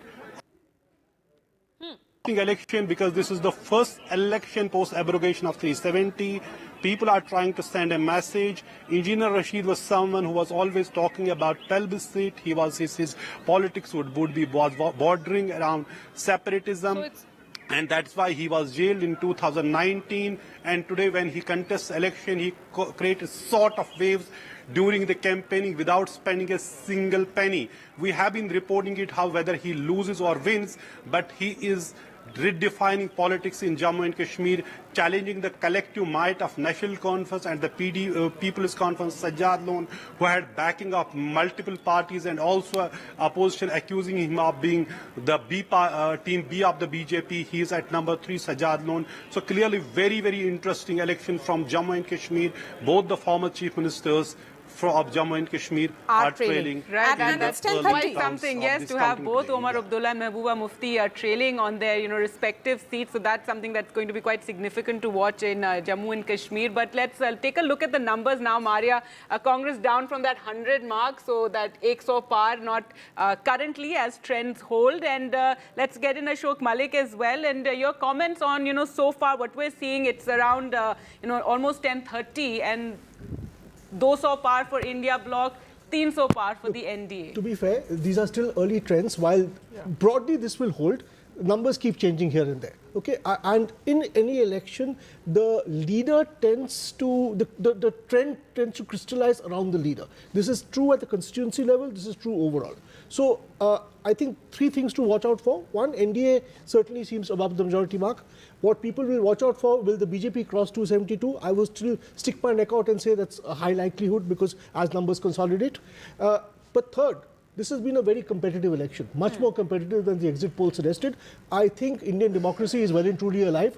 All those who were saying this was, this election was a sham and all of that, owe everybody an apology, right, I think including the Election talk Commission. about the exit polls after this, and we'll get Amitabh on that just a minute. But yes, Shugata, Srinivas, Raju, you've just joined us, and your comments on, and what is it that you're looking at right now with these early trends, the way the fight is in Karnataka, Maharashtra, Delhi, of course, we're seeing that just one down. Yes. First, the bigger point, I completely endorse what Ashokji just said, that Indian democracy is well and alive, and I think Modi's government, if not for the numbers, credit for the numbers they would usually take, they should go out and say that, see, we have not rigged the system.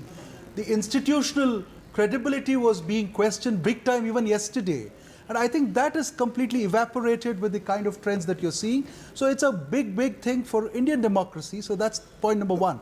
And point number two, Karnataka having a strong opposition. Yes, there's a strong opposition, and the numbers are not.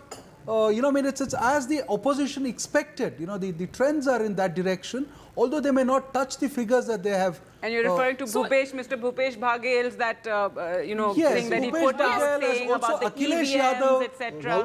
Rahul Gandhi, Akhilesh Yadav. But Rahul Gandhi had commented on the exit polls yes, more and than also Mallikarjun Kharge's letter to all the people saying, be brave. They were trying to create a hysteria. And also jeopardizing the kind of liberal space that existed in India by sort of reacting overboard. Yes, but overall, if we look at it region-wise, Amitabh, what is becoming clear is that even when we were talking about BJP's forts, that seems to be dithering in a way. Look at Gujarat, -5. Look at Rajasthan, -11. So the localized anger seems to be turning into electoral numbers or seat numbers for the opposition. Yeah, so BJP was expected to lose seats in Rajasthan, Maharashtra, Bihar, and they were likely to compensate it through gains in West Bengal, Odisha and the southern part of India. Now, if you see, something interesting is happening. The BJP, as of earlier trends, is down 51 seats and the Congress party is up 46. Because this election is largely a Congress versus BJP based election. Congress gains, BJP loses. That's the crux of the election. Now, as Ashokji said, the key number to watch out for is 272 for the BJP and 300 plus for the NDA bloc. We are seeing that the exit poll projections are likely to ending up as of now towards the lower end of the projections. No, in fact, 300, way off the mark. 300 is... Way off the mark. Majority of them. One second. All those who ridiculed us as academics, we put our life's labor, and we can tell you today that our field visions are being upheld by the results thanks to the Election Commission. And let me give the health warnings that NDTV gave every day were literally such important health warnings, and discredit to a lot of the exit pollsters. I think they owe a lot to India's electorate. They were causing the hysteria because people felt that, oh, we voted this way and we are seeing the exit polls this way. And that so why feeding just into this doubt why that was just being blame created? the political parties? We were keeping quiet because we wanted the hysteria to die down. And to everybody yesterday I said, including you, I said, let's not do the late evening shows. Let's wait for today. Wait. It's the day of democracy. And democracy, the numbers, the election commission. All right, well, speaking of that, we're now joined by Gaurav Vallabh from the BJP office and Matthew Antony joining us, spokesperson, Congress party. Gaurav Vallabh, first to you, your comments on what it's looking like right now. Yes, it's going to be another BJP-led government, the way the trends are going, but not as emphatic a victory as the exit polls would have had us believe. See, first thing, we should appreciate that till now only 2 rounds or 3 rounds or at the most 4 rounds are completed. It's 10:30, and there are 20 and there are something around 21 rounds on an average in a Lok Sabha constituency. This is point number 1. Point number 2, Am I audible to you? Yes, loud and clear. Go ahead. Yes, yes. And point number two, that for last 5-7 minutes, I was online and I was viewing and listening the comments of the experts. You can see when I joined, the NDA tally was 298, and then it moved to up to 305, and right now it is 300.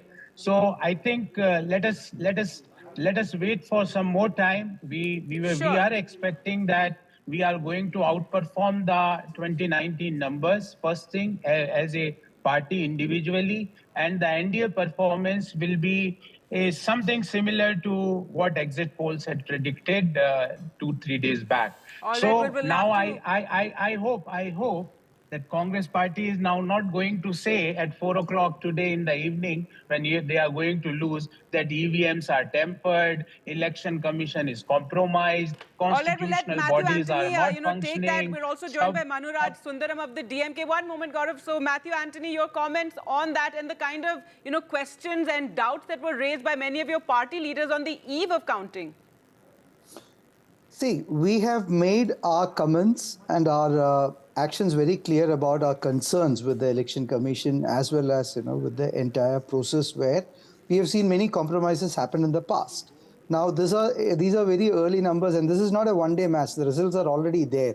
We're just counting the numbers right now, and the trends are in favor, and the trends are looking good for our performance, which we've done. We expect a little bit more to happen as the day progresses. And that's where we look at it. And then we will call out the exit polls, after the results comes out in the final numbers. Absolutely. Then we will see what exactly it is. And the state of Uttar Pradesh and Maharashtra is giving the trends in a very clear manner about the dissatisfaction against the Modi regime. Sundaram, it certainly appears that AIA-DMK maybe is leading on 5. And the DMK could be down by -4. So it is very much a Dravidian party versus a Dravidian party which is at play in Tamil Nadu. And you had built that narrative of all the push that the BJP did. It is not really translating into seats in Tamil Nadu.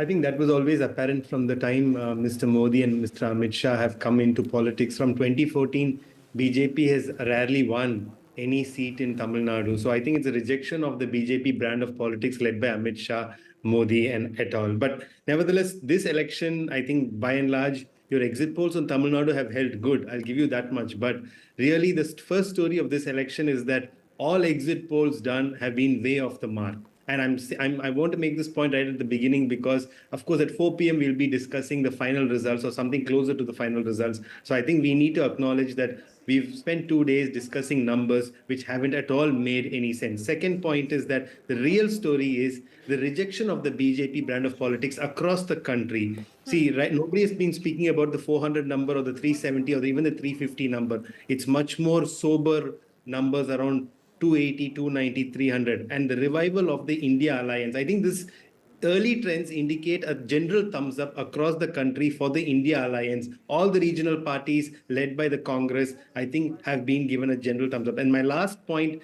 based on something that earlier speakers have spoken, is that there is no more Modi magic factor. Mr. Modi himself was trailing in Varanasi just a few 10 minutes ago. That was just one round, so I don't think we can really, No, that's fine, but all of this is based on early leads. All of this is based on early leads. It might be, it might sound clearly what is happening in Tamil Nadu is that it's a Dravidian party versus a Dravidian party which is at play. The Congress, of course, did piggy riding on you. So they have ensured that the numbers are going up. But let's ask Gaurav Vallabh about this, there was a lot of talk and, exit polls also indicated that, with this election, BJP would be a pan-India party opening its account there in Tamil Nadu, even in, not opening its account, getting a seat again in this election and in Kerala as well. But your comments on what the numbers so far indicate? See, as I told you that please wait for 1 more hour, 2 more hours. We are very hopeful of getting good numbers from Tamil Nadu, Kerala, Andhra Pradesh, Telangana. We are doing well, and we are going to outperform what is good our numbers for in you? I mean, it's great to see optimism, but yes, what are the good numbers? Good numbers from Tamil Nadu, if we are getting something around 3 to 5, that's a good number to start with. All right. All right. I think what will be interesting to see is the final vote share of absolutely. the BJP. That you know And, but overall, if you look at it, if we were to break down that NDA into BJP and its allies, the BJP is minus 59 from 303. It had last time around. So even NDA is not touching 303. The number that the BJP had in 2019. I think that 244 mark is something that will be seen. And just look at the swing or the growth of the Congress. Manisha Priyam, we have broken down India to Congress and its allies, NDA into BJP and its alliance partners, BJP minus 61, Congress on the upwards. Currently, yes. And this is only consolidating now. And it's, of course, 10:30. So it's 10:30. Even if we were to take these as early trends, I would say the Congress doing much better than what had been expected for it. The Congress becoming the pole of the performance of the India alliance, but also the victor of this moment definitely seems to be Akhilesh Yadav. And I would say, since the NDA alliance is still ahead of the India alliance and comfortably so, I would say the opposition remains in India. In 2014, I had done an article, the title of which was Electing the Ruling Party and the Opposition. And that's what India remains today, that the Indian electorate, India's democracy, wants a ruling party and it's and not an for surprises. opposition. Just look at this number now. India at 221. NDA now below 300, much below even the tally of the BJP in 2019. And in fact, Akhilesh Yadav Samajwadi Party, which had 5 in 2019, is now leading in 34 more. So which is leading in in all 29 more seats. So Tanishq is joining us from Lucknow. Let's get a word. Third largest party. Tanishq, where is Akhilesh Yadav? Is he in Manpuri or Kannauj, or is he in Lucknow? Ma'am, Maria, he's currently in Lucknow. He of course held a press conference yesterday, and after the press conference, he seemed very confident that he's of course going to get better numbers than what was being projected in exit polls. But we must not forget that these are of course these are of course not the final result. But of course, as we see, the India bloc as of now is currently performing really better than what was expected.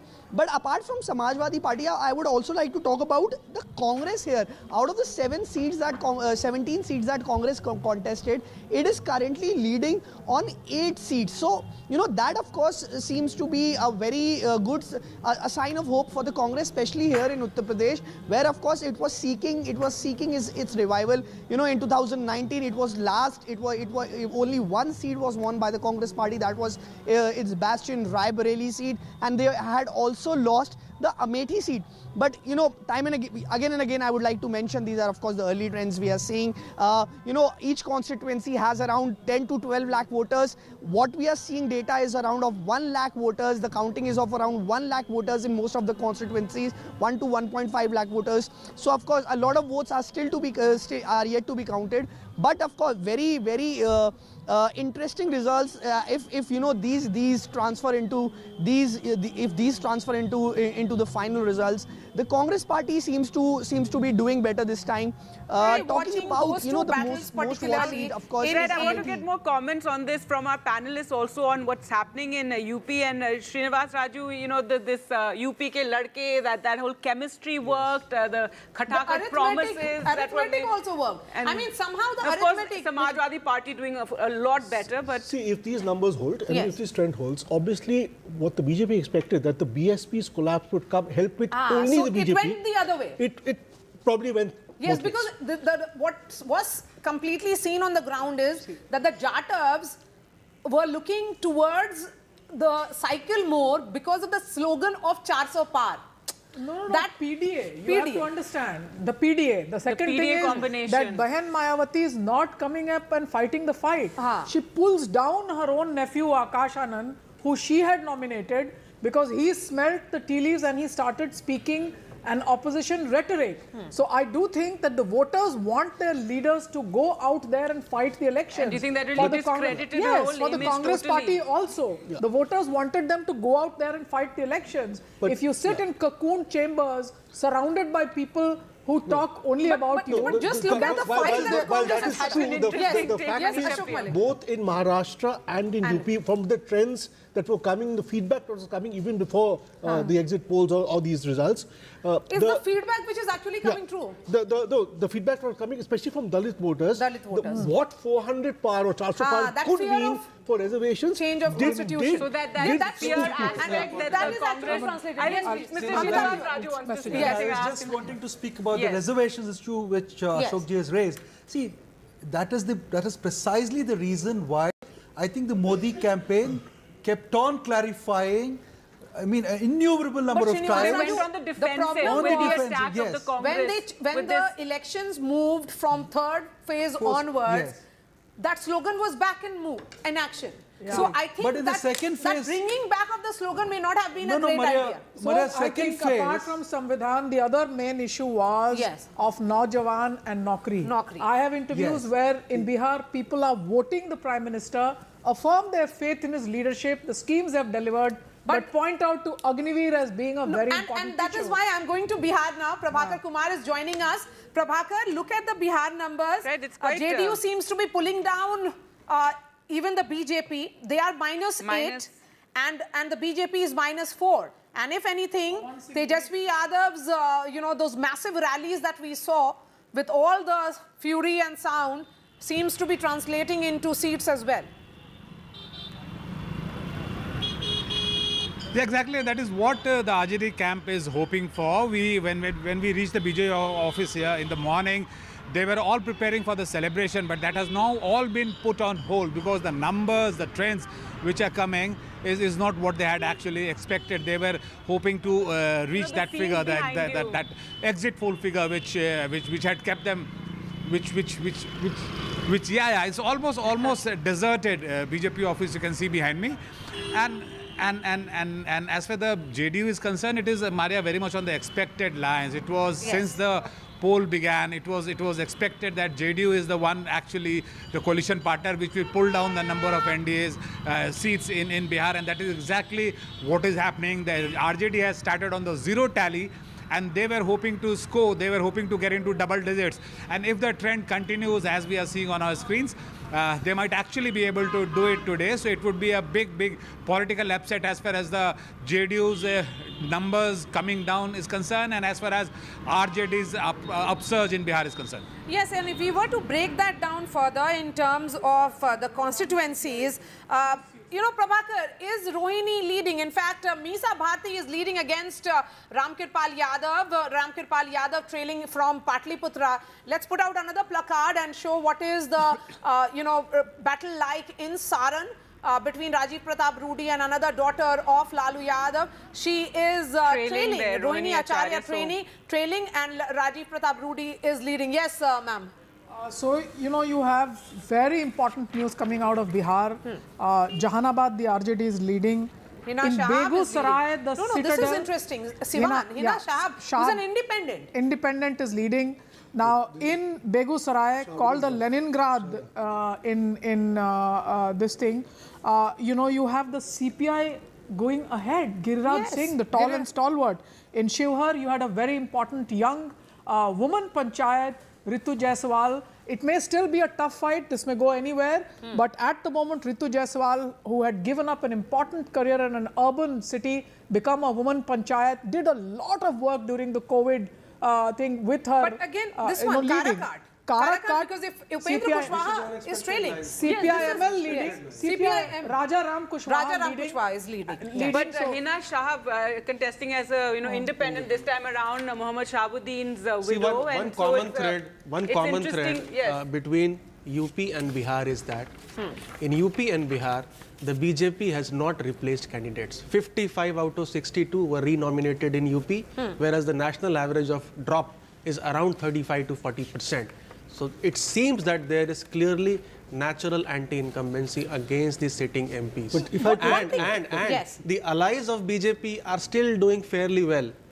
292 minus 241 is 50-ish. That is what they have got in 2019 also. The BJP is pulling down the surprise numbers coming from there is no automaticity to this change candidates and you will do well, because in Rajasthan, for instance, you had 11 rebel candidates because you changed candidates because you didn't, so it can work both ways, to be fair. Yes, but if we were to look at Uttar Pradesh, and I think Uttar Pradesh story is most fascinating. And Pappu Yadav, they're leading in Purnia right now. Again, he was somebody who spoiled the India. We have not discussed the Yogi factor at all in Uttar Pradesh. See, because the general talk was that it is Yogi who's pulling the engine there. It's not Modi, the brand Modi. In fact, it's on Yogi. the ground, and of course, Maria can talk more on this. So what happens to the Yogi thing? And when Arvind Kejriwal made a statement that Prime Minister Modi will not remain PM because he will cross 75 years. That was countered by BJP. But he also made a statement that BJP will replace Yogi as CM after the elections. That was never countered.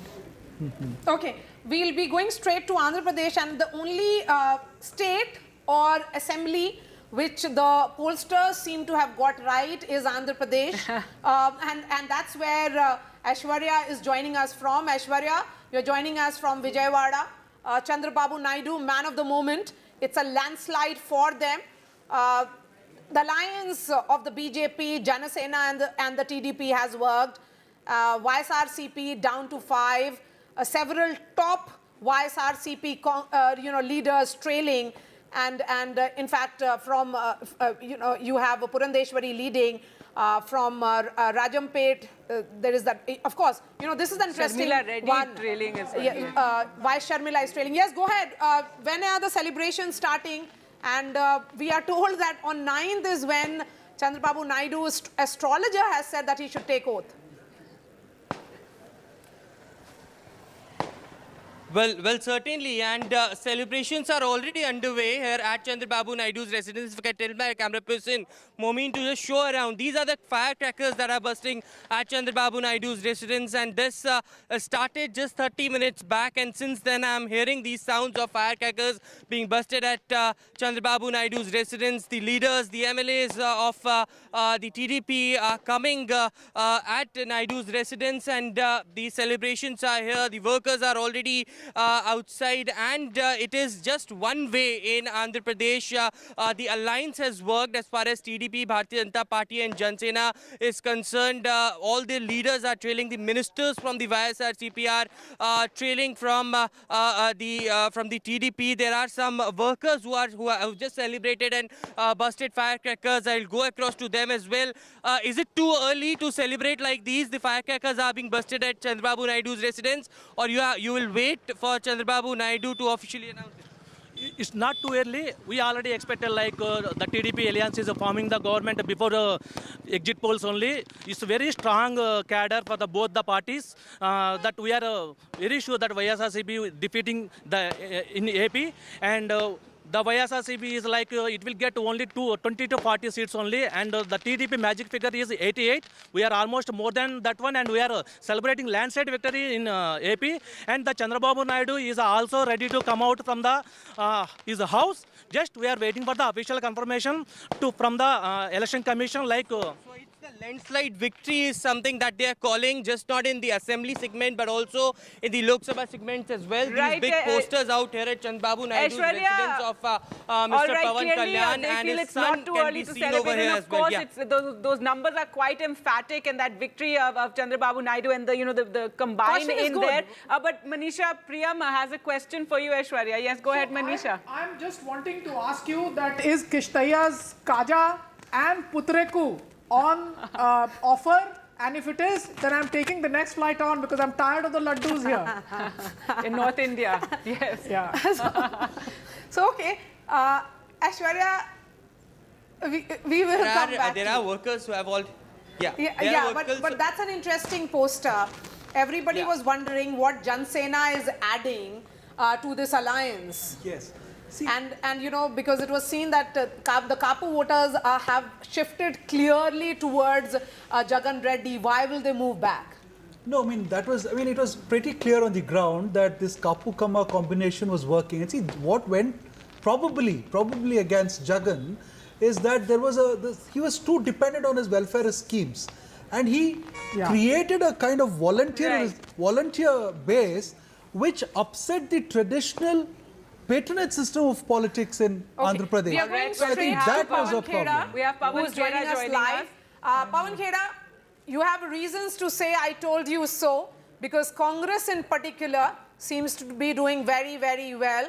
A gain of 44 out of that So again, 221. below that 100 mark right now, but yes, better very than expected, certainly. All right, we seem to have lost the connection there with him, but yes, Manisha Prem, you are adding something to what was being said. In the state of Andhra Pradesh, remember this was a bifurcated state, and the Telugu linguistic sentiment therefore has gone down considerably. 2 states that speak the Telugu language, and therefore YSR pinning only on transfers to the underclass. I think the huge challenge came when the state went bankrupt, teachers' salaries could not be paid. All right, Pawan Khera is back with us. Pawan Khera, yes, you know, so as Maria was saying, for the Congress party, you know, some sort of satisfaction given what you had commented on the exit polls. Now no questions about the EVMs?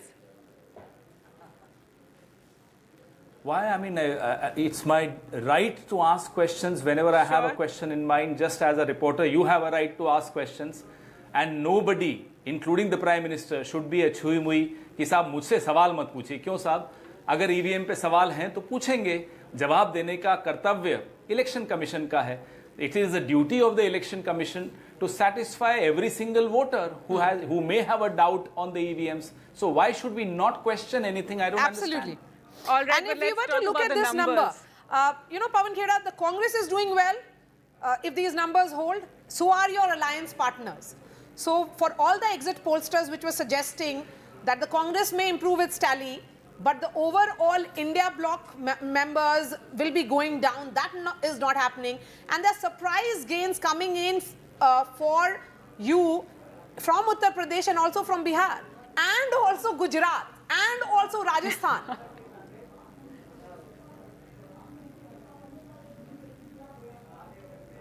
या फिर गया आवाज. Yes, if you heard. So, Pawan Khera, if you heard me, the question was. Yes, I've heard your the question. gains that you are seeing pan-India. Yes, go ahead. Yeah, so I would still say that it's too premature for me to celebrate or for someone else to get depressed. Let's wait for a couple of hours. But yes, these trends are very encouraging. And we were absolutely sure about the intent and the content of the exit polls, and that has been proved right. We've been proved right. But as I said, it's too premature to celebrate. Yes, we are smiling, and we are sure that we'll only smile through the day. Okay, Pawan Khera, you know, many would say that in these elections, the goalpost had shifted with that slogan of 400 par. At 292, it is the BJP-led NDA which is still way past the majority number of 272. But yes, below their own expectations and below what the exit pollsters had suggested. But at 224, India is still way off the 272 number. And it's 11, of course. We'll be cautious about that. We are absolutely confident. As I said, it's too premature. We are confident as the day progresses. Our seats will go up. We are absolutely confident we will touch the 295 mark, which was our expectation, collective expectation of the India alliance. We are confident of these numbers. All right, Pawan Khera, thank you so much for joining us. We'll continue to have quite a thank you. Measured response from Pawan Khera there, saying that yes, nobody needs to get too excited or too depressed right now. These are still early numbers. Ritu Raj of BJP is joining us. BJP. Ritu Raj, if we were to look at BJP numbers alone, that's only on the decline. Down 65 currently, and if we look at NDA, it's under 300. Well, I think these are still a little too early to call the election. I think most Lok Sabha seats have 20 to 30 rounds of counting. We are barely in the 5th round of counting now.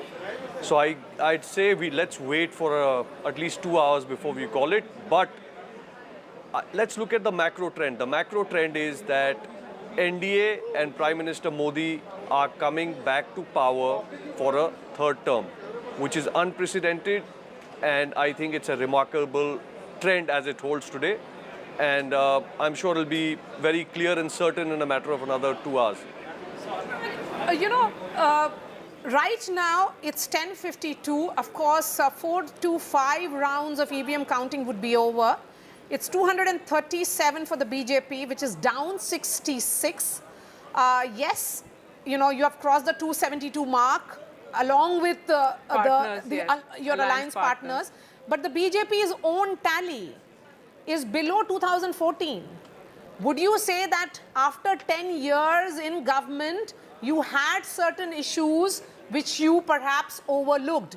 So in states such as Gujarat, where the BJP had 100% score, you're -5. In states such as Rajasthan, where it was again 100% score, you're -10. Well, I think this election, the narrative has been about Modi ki guarantee and the trust of the people on Modi's guarantee. You will see clearly that as the results come out, a lot of these closed seats will tend to favor for the NDA as we are getting ground reports. But I think it's too narrow a view to call, just take Gujarat or Rajasthan, for example. For that matter, if you look at Bengal, BJP is making gains. If you look at Odisha, BJP is making gains. You look at Andhra, you look at Telangana. There are several states, northeast. Yes, so, then we will be actually making that assessment, Rituraj. And I will ask Amitabh to come in on this, that when the BJP started looking at catchment areas, it was not really holding on to states where they had maxed. So that's what will be the, assessment as of 10:53. Amitabh. Yeah, yes, clearly. I mean, if they were to cross the earlier tally of 303, the maintain part of the Ram trilogy was very important. Regain, attain, maintain. They have to maintain, but it seems that even in their strongholds of UP, as per early trends, they are trailing. So if they are trailing in UP, UP is critical to their 272, 300 number, because in UP, 1/4 to 1/5 of the seats were won in 2014 and 19. And it also seems perhaps that in direct contest with BJP versus Congress, where they had a 90% strike rate in 2019, in states like Haryana, Rajasthan, Gujarat also, I think one seat is there, MP, Chhattisgarh, UP, Bihar, they are losing some of the seats. And that's why we see a loss of 65 that we seats. thought they would make in Bengal, etc. But or even in the south right now, is still waiting to see that. But let's go across to Gurpreet now, who joins us from Chandigarh. And Gurpreet, tell us about how it's looking in Punjab, with the Congress leading in 6 currently, and AAP is leading in 3 right now, while the BJP if we talk about the Akali Dal, leading in 2.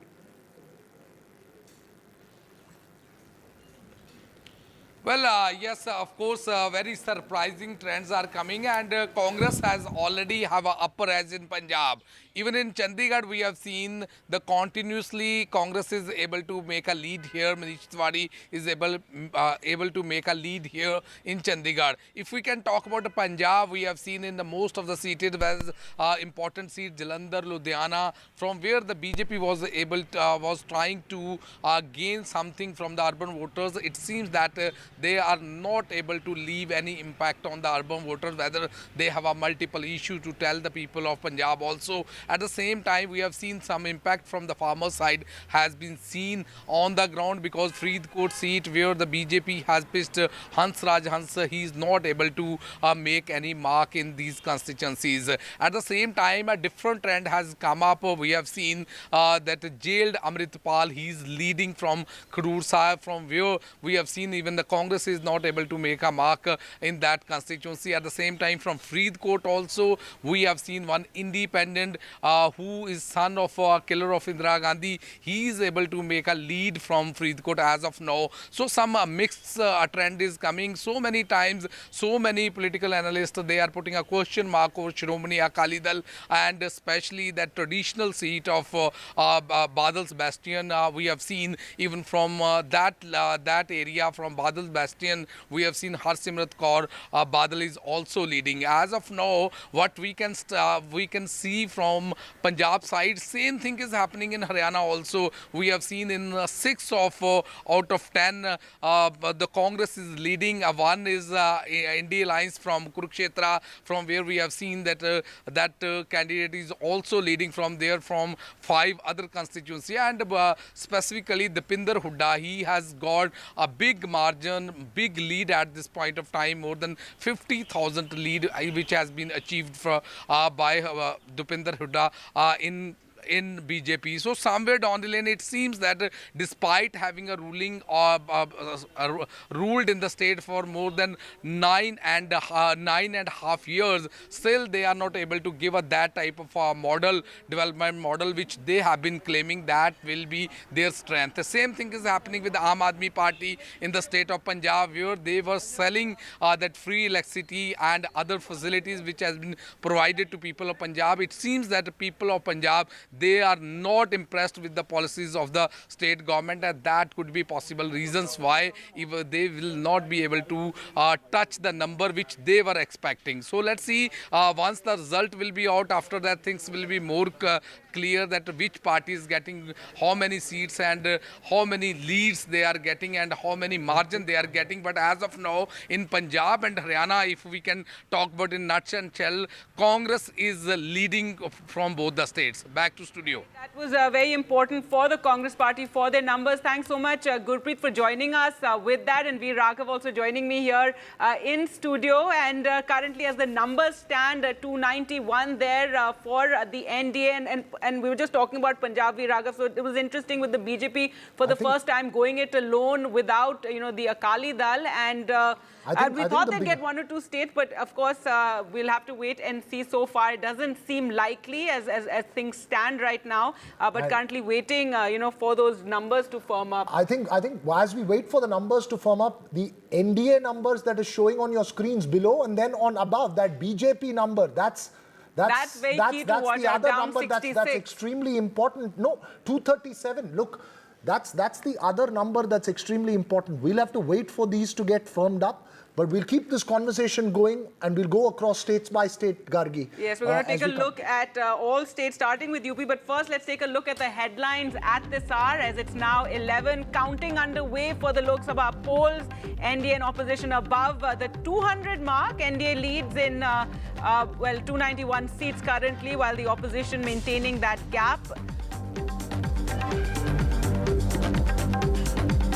Return of the regional parties leads to a rise of the regional parties. TDP, SP, especially the Samajwadi Party, I'd say. Trinamool, Uddhav Sena performed better. So is it the local issues that dominated these polls?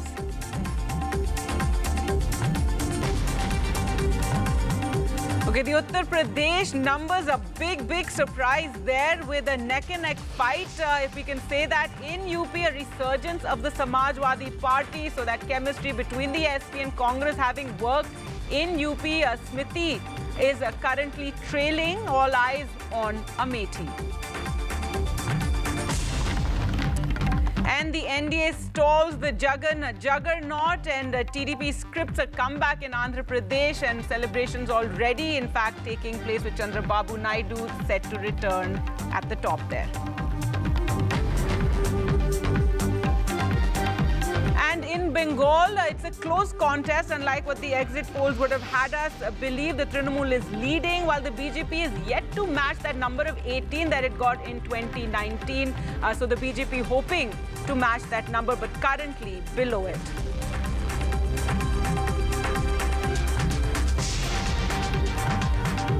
All right, so an exciting fight there, not as emphatic, Viraghav, as the exit polls would have had us believe. And as you can see there, the numbers currently 291 for the NDA, 230 for India, and as you were saying about the BJP, 236 is what they're at right now, down by 67. The Congress keeps touching that 100 par number, but now below at 99. But let's it's fascinating in terms of the numbers that you're just seeing here, and this is an aggregate of states. Look, and I think the big shocker today for the BJP has come from the state of Uttar Pradesh, where I think the Samajwadi Party Congress alliance seems to have really held on. We'll have to wait for the numbers to firm up. Manisha Priyam here in the studios with us as well. Manisha, You spoke about, you've tracked Bihar very closely. We spoke about Karnataka. All through this election campaign, everyone was saying UP was the wild card. It does seem to have turned out to be the big wild card. So, one has to understand that there were issues of the poor. I do not think that the brand Modi was eroding in a large way, but issues of the poor were being spoken about. The inability to hear and respond to that turned out to be important, even though, remember, the BJP, to its credit, had all the parties. Sorry, Manisha, to interrupt you. We're going to go across to Sunil Prabhu, who's joined by Pramod Tiwari. Yes, Sunil, over to you, and tell us more about what's happening there at the Congress headquarters. Well, Gargi, as you rightly pointed out, and I was overhearing V. Raghav talk about UP being the story, no better than Mr. Pramod Tiwari to talk about it. This is clearly a big, even if those trends are clear, 43 in your favor against the BJP. What happened, Mr. Pramod Tiwari? How have you all been able to do it?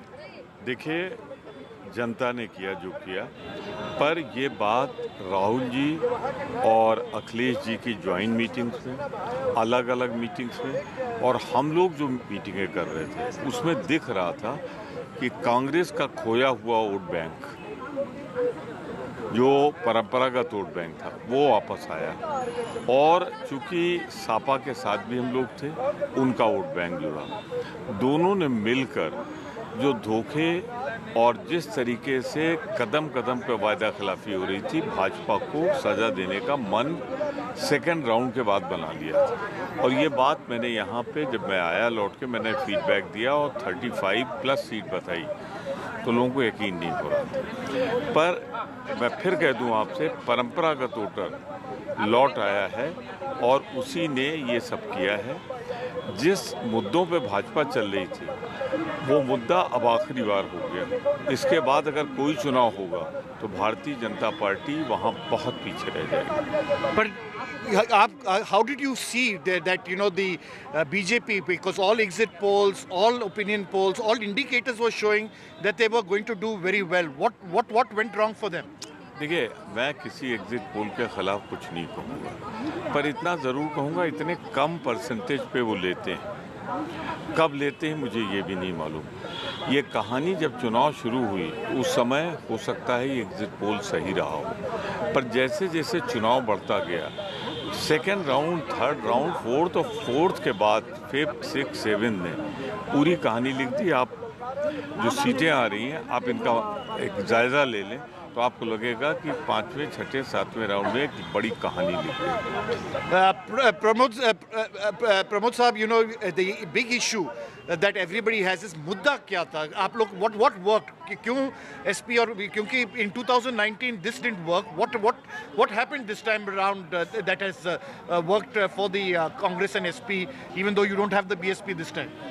Rahul Akhilesh की जो guarantee थी, ख़ास तौर से कांग्रेस ने जो 5 guarantee 7 guarantee दी, वो सीधे जनता के बीच में गई कि कांग्रेस ऐसी पार्टी है जिसने राज्यों में जो वादा किया था वहाँ पे पूरा किया है। तो अगर केंद्र में ये कह रहे हैं तो ज़रूर पूरा करेंगे। मैं फिर कह रहा हूँ, अगर 5 से 10 किलो का डिक्लेरेशन चुनाव के पहले हो गया होता तो ये सीटों का नंबर और बहुत पहले बढ़ गया था। I have my colleague V. Raghav who wants a question. Yeah, go ahead, V. Raghav. I'll ask Mr. Pramod Tiwari. Look, giving you just the numbers, both in Amethi and Raebareli, Kishori Lal in Amethi and Rahul Gandhi in Raebareli leading now by a clear margin. Now, this is not just about numbers, Sunil. This is also a symbolic message down there. These were, and I think that's the real import as far as UP is concerned. I mean, as somebody from the Congress, isn't that the real big story as far as for the Congress is concerned? Because the numbers are the SP's story, but Amethi, Raebareli seems to be the Congress's story today. That's right. That's a very important point. Amethi and Raebareli, sir, both KL Sharma as well as Rahul Gandhi leading, and it's a clear indicator, that things worked this time round. What is your comments to that? How do you respond to the fact that Smriti Irani is trailing? Raebareli और राहुल गांधी या गांधी नेहरू परिवार का रिश्ता इतना गहरा है कि पिछली बार हम 1 सीट जीते थे तो भी रायबरेली जीते थे। दूसरी बात, इस बार राहुल गांधी को ये नहीं देखना है कितने वोट से वो जीतेंगे या हारेंगे, उनको देखना है कितने लाख वोट से जीते। ये कंपटीशन था। रायबरेली मेरी कॉन्स्टिट्यूंसी, जिससे मैं 9 बार 3 बार मेरी बेटी इलेक्ट हुई है, रायबरेली का बॉर्डर है। अमेठी में शुरुआत के 1 या 2 दिन चुनाव प्रचार के तो थोड़ा बहुत लड़ी स्मृति जी, फिर जब लोगों को लगा कि एक विकल्प आ गया, विकल्प की तलाश, तो राहुल गांधी की हार का बदला लोगों ने स्मृति ईरानी से लिया। राहुल गांधी को हरा के मैं कह सकता हूं कि अमेठी दुखी थी। उसने ये संदेश दिया है कि हमसे गलती हुई थी पिछली बार, हमारा नाता बना रहना चाहिए, और जिस आदमी को खड़ा किया हम लोगों ने KL शर्मा, वो नेहरू गांधी परिवार के बहुत निकटस्थ लोगों में है, तो लोगों ने स्वीकार कर लिया। आप यूपी का लीडर है, आपका क्या एडवाइस होगा अभी राहुल गांधी आप जब बोल रहा है कि he has done so well in, और ये 2 सीट जीत रहा है, एक है रायबरेली और एक है वायनाड, किसको रखना चाहिए, रायबरेली या वायनाड? ये छोड़ देना चाहिए राहुल जी पर, और राहुल जी सही मौके पर सही फैसला लेते हैं, लिया उन्होंने। जैसे उन्होंने रायबरेली, मैं मानता हूं कि इन दोनों सीटें जो 41-42 गई हैं, thank you for asking this question, ये राहुल जी के रायबरेली चुनाव लड़ने से, आप देखिए अगल बगल की सारी सीटें हम लोग जीत रहे हैं। दूसरा, अखिलेश जी का भी, पर प्रियंका गांधी भी खड़ा होना चाहिए था ना सर। मैं फिर आपसे कह रहा हूँ, गांधी परिवार में कौन खड़ा होगा कौन नहीं खड़ा होगा, ये फैसला उस पर छोड़ देना चाहिए। हम पार्टी के लोग तो चाहते थे, पर पार्टी नहीं, निर्णय, सुनील, अब किसी को प्रचार भी करना था, अब प्रियंका जी ने बहुत सोच समझ के निर्णय लिया। Go ahead. Sunil, just to give you the numbers, Viraj. in Amethi, and since you're out on the field, you may not have these numbers. In Amethi, according to the Election Commission website, Kishori Lal leading by 24,512 votes. And in Raebareli, Rahul Gandhi leading by over 70,000 votes. So these are concrete sort of trends at the moment that we are seeing at the moment. It is fascinating at the end of the day, Sunil. These and the big, I think. Right. Thanks so much, Sunil, for I think the joining big us. question, of course, will be whether Rahul Gandhi will keep his Raebareli or. Or what we was have to being thank talked Mr. about Pramod is Tiwari. that he Many would, congratulations. leave the Raebareli seat and have his sister contest from there. But thanks so much, Sunil, for joining us with that. And I think Amethi more than Raebareli is the big story. I mean, given Smriti Irani, who was this giant, Raebareli was always, I mean, Sonia Gandhi's. It was like a family bastion. The fact that in 2019 Smriti Irani had, defeated Rahul Gandhi from Amethi, and then once again she was looking for a big fight. She was looking for and hoping to again have a Gandhi, and then when they did not have a Gandhi, the big question, worker trumping a big leader like Smriti Irani for and the of course, Priyanka Gandhi stayed there. She stayed in Amethi and Raebareli, and she said the reason she was not contesting. This is a symbolic message, right? This is a symbolic message for all the... If this holds, yes. If this holds, it's quite symbolic, but I'm really interested to sort of see how the dynasty, anti-dynasty rhetoric that was being aired all through, Parivarvad, and all that happens.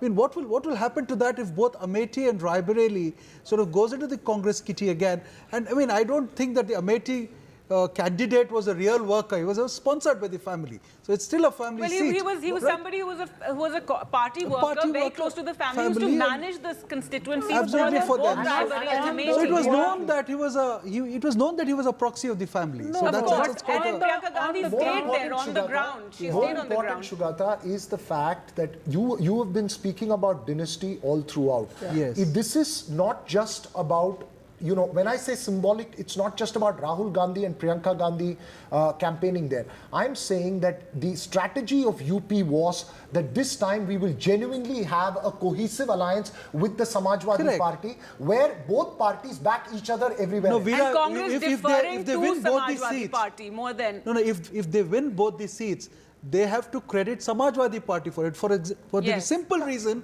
that all assembly segments, they don't have MLAs there. Absolutely. The men, machine, Muslim, the Samajwadi everything Party MLA, one has crossed over, the other one voted against so the Samajwadi Party was left sans its own MLA. No, They but were it taken still over had by the workers. BJP. MLAs may have Still had shifted. people on the the men ground and which the machinery was of the Congress does SP. not have. That's the question. From the north, from UP Gargi, let's just shift to the other important state in the south, which is also an assembly election. Veera, yes. Andhra Pradesh. I have to bring my South Indian instincts out here. No, Andhra Just Pradesh we did shifting talk quick. about.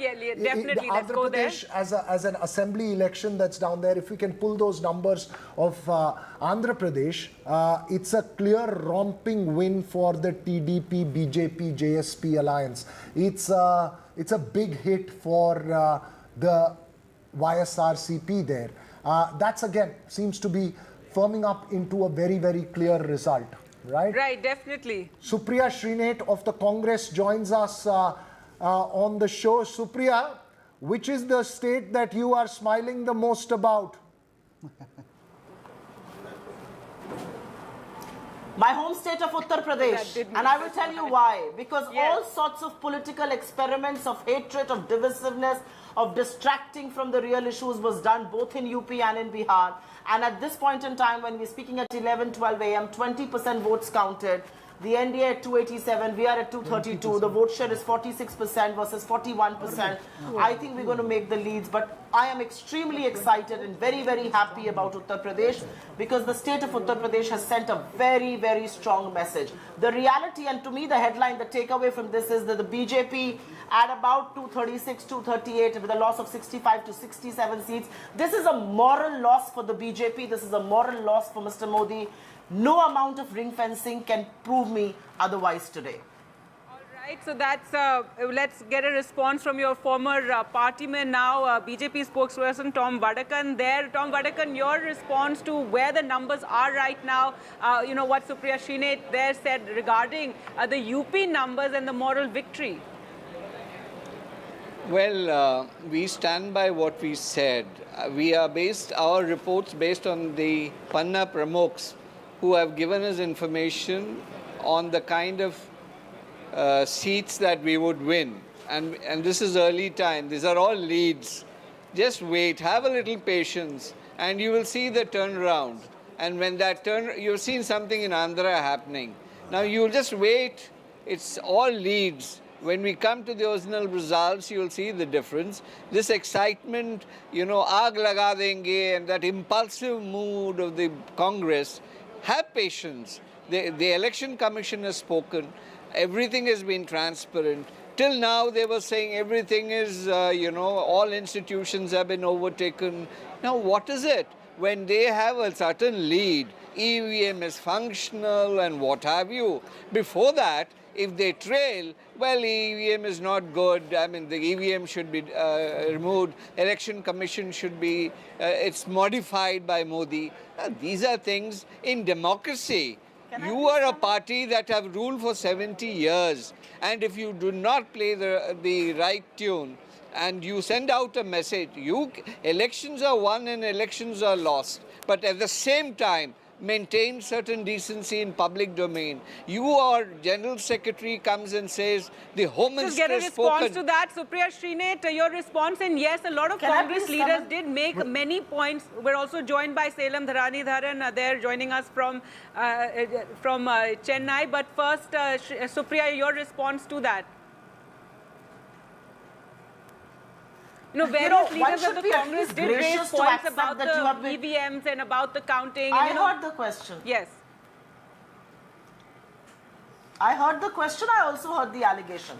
I will only ask Mr. Vadakan to be gracious with your moral defeat. You are down almost 70 seats than your last tally. The country is giving you a message, and that message is that share markets where 3% people are invested don't decide the mood. Mujra nahi hai mudda. Mudda mehengai hai, mudda berozgari hai. You may want to distract from that. Doesn't matter, the people will not let you do that. I want to say one thing, and I want to say that very strongly. The BJP on its own right now is at a 236, 238. The alliances that they tried to stitch were all coaxed, were all on the basis of fear, were all on the basis of pressure. Most of these guys intimidated by agencies. You think a TDP, you think a JDU, you think a Rajbhar, you think a Nishad is going to stay with you. They're all going to desert you. The reality is that the BJP does not just staring at a moral loss, you're actually going to see your numbers dip very soon as well. I think ultimately, Supriya, we'll have to wait till, let's say, 2 or 3 o'clock for those numbers to firm up. We don't know how it's going to play. Clyde is putting his hands up. Clyde, you know, let's just shift focus from the UP to Maharashtra. The split in parties, both Sena as well as NCP, the agrarian discontent, several different factors playing out.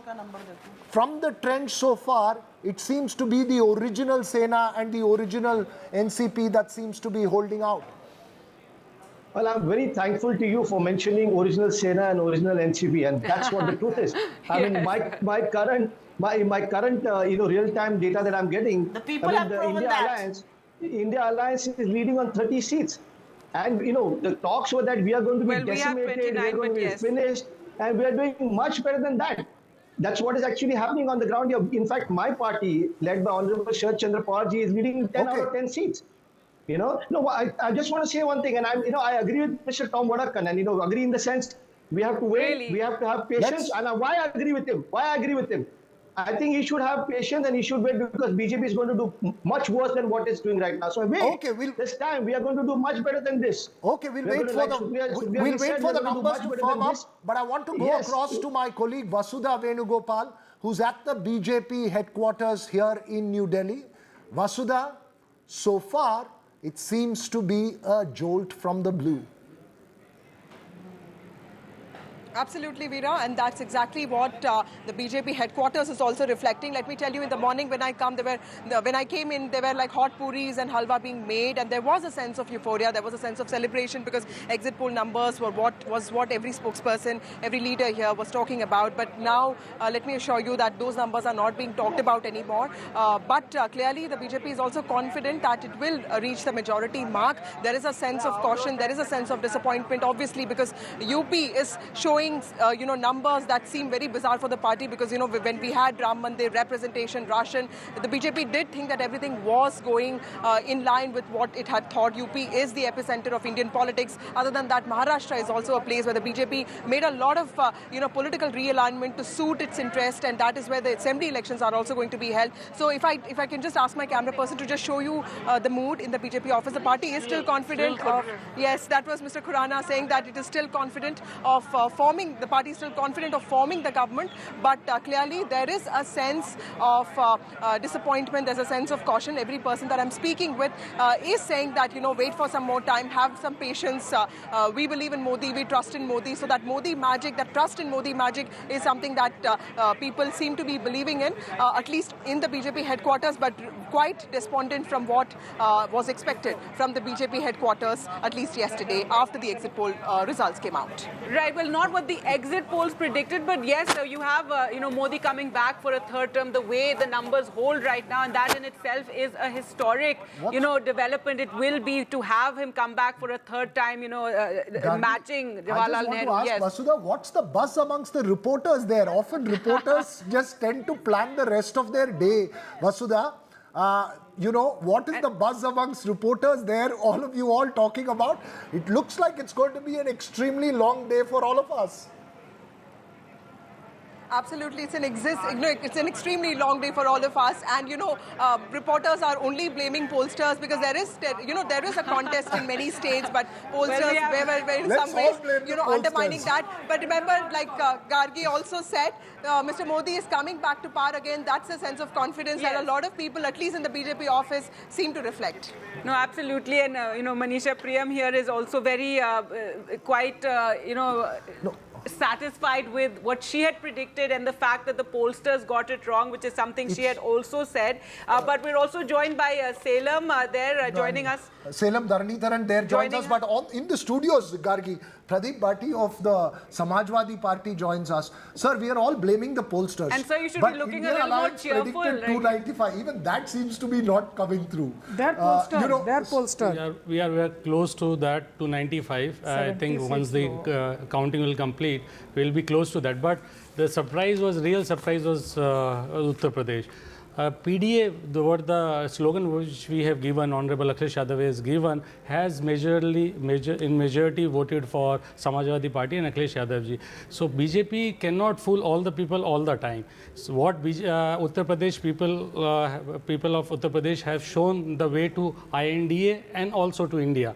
So that how we see, and once the entire counting will complete, there will be and what somewhere Supriya around Shinde 50 was plus saying, 60. a sort of moral victory in a sense, given the kind of claims and allegations that were being made on the ground during rallies, talk of Pakistan's influence, talk of the various Muslim quota and a lot of Muslim bashing that took place. So in a sense, all that doesn't seem to have worked, and now some satisfaction there? I think the level of what kind of language has been used, people of Uttar Pradesh does not like these kind of words which Honorable Prime Minister has delivered or spoken in Uttar Pradesh. Uttar Pradesh is a people where people were expecting about kind of jobs they were looking, what kind of poll promises made in 2014 and 2019. None of those promises were fulfilled, and really kind of issues which we raised related to paper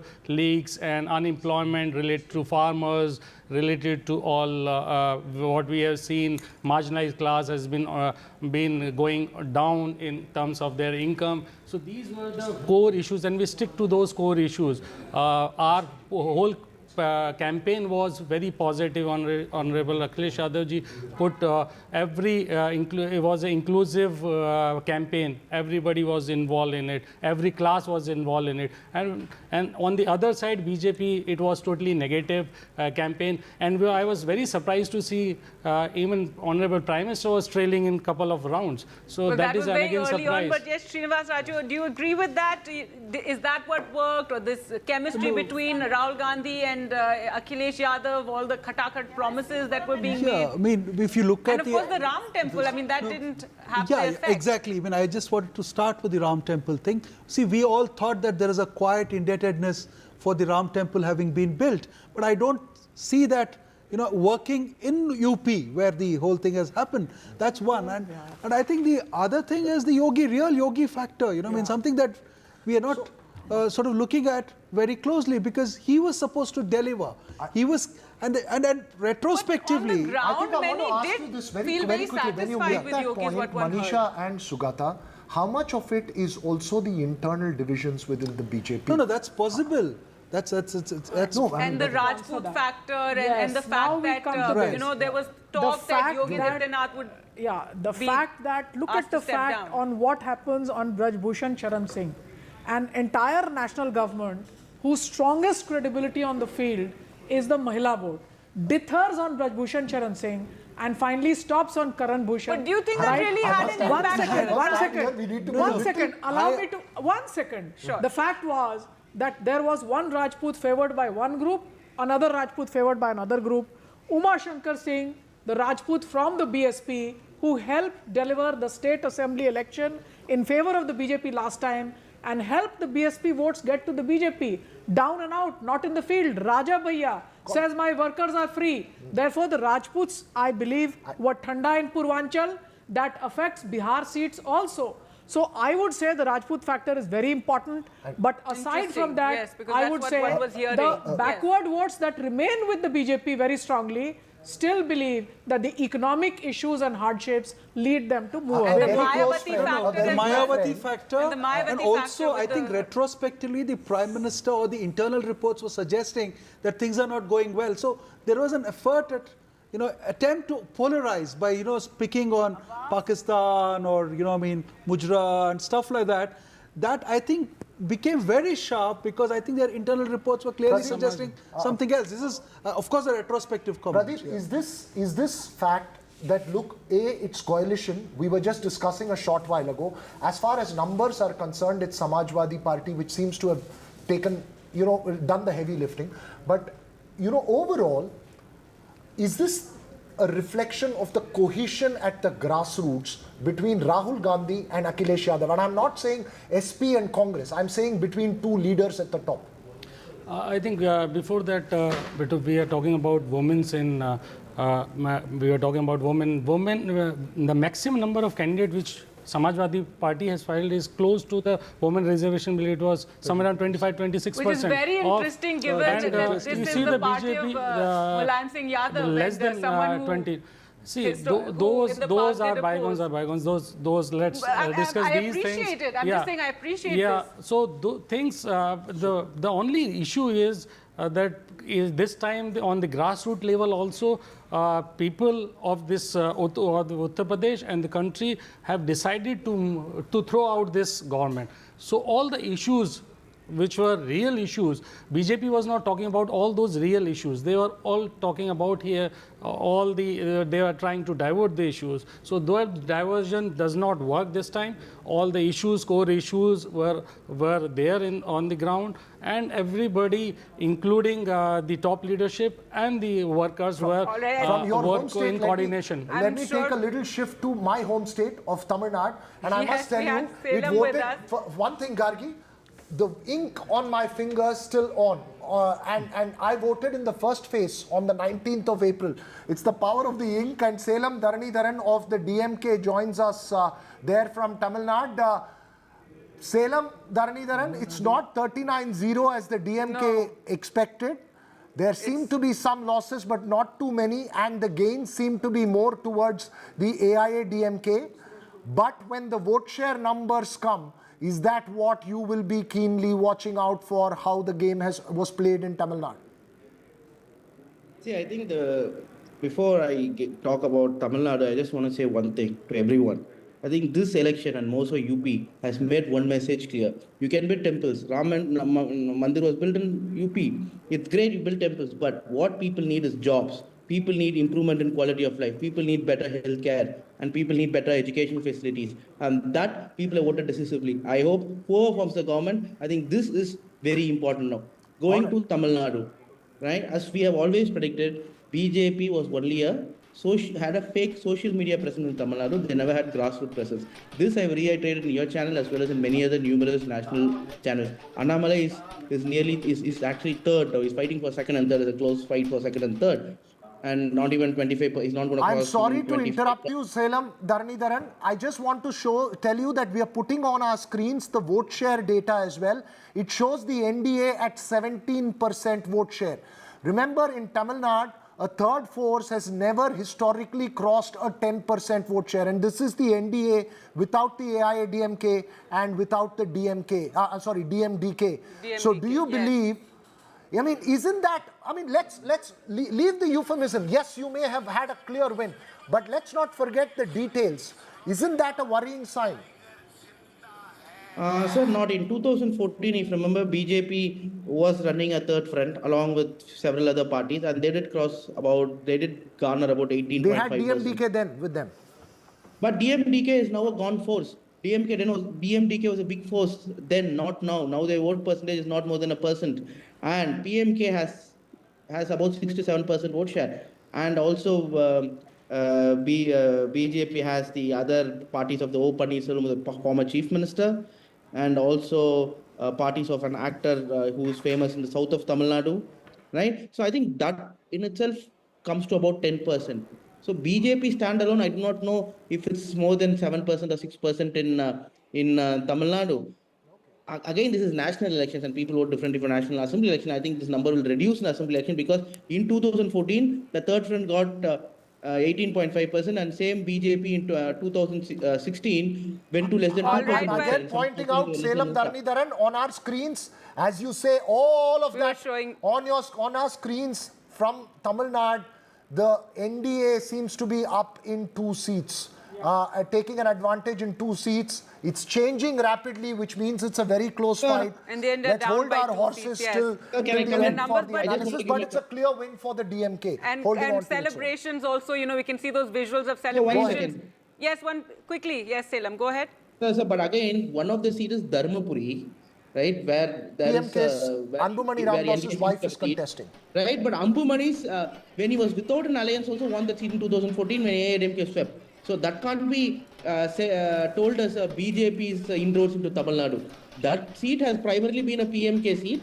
And even standing alone without any alliance, PMK has managed to win that seat once or twice. So that cannot be spoken about as success of BJP in Tamil Nadu.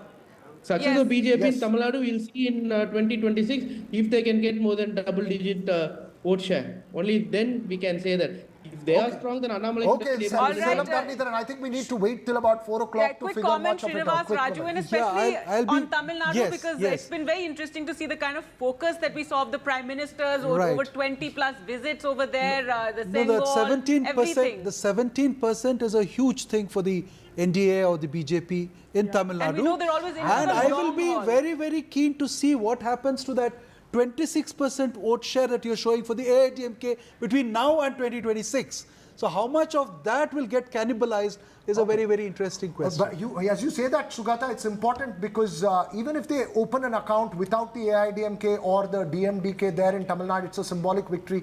Deepshika Kumar, founder of Speaking, joins us now live.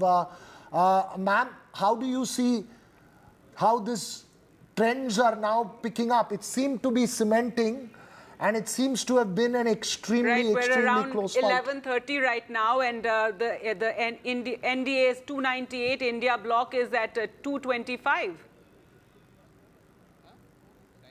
I think it's a very. I know the sentiments and expectations were right up there. The benchmarks were set up 400 KPAR, but I think I would like to give credit still, continuing the years to the leadership that Prime Minister Modi had exhibited. I think, and I'm not a political expert, I'm more of a leadership expert, and I think that has manifested and continue to manifest itself in all the results that you're seeing. You know, India is United States of India. It is very, very difficult. It was to get to that 400 number. It is democracy, which is extremely heterogeneous. To that extent, to get to where it is, and as you said, the numbers are still evolving. We'll see what the final tally looks. The benchmark was set very, very high, and I still believe that we'll get to where the leader would win and set up a clear way forward for us. So far slogan, this is something I think we'll be talking about it for some time to come, but do you think it turned out to be counterproductive in a sense that, and we saw it being reined back and then coming back after a few phases were done? Your comments on that? I think there are patches of surprises. Definitely you see UP being a big surprise, but you see the other side on the southern side of the country. I think that again, the numbers are still evolving, and I would want to see them come back to where they had initially envisaged themselves to be. Right. Thanks very much there. We'll take a very, very short break. And do remember to watch all you can check all the details on ndtv.com as well, where we're updating, every minute, every second as those numbers are coming in, as things are changing on the ground. So do log into ndtv.com also and keep checking all the data. We'll slip into a very short break. When we come back, we'll get more firmed up results as they are coming in thick and fast. Stay with us.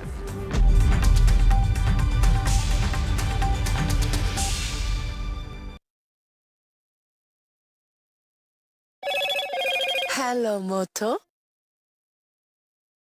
Motorola, India's best 5G smartphone brand.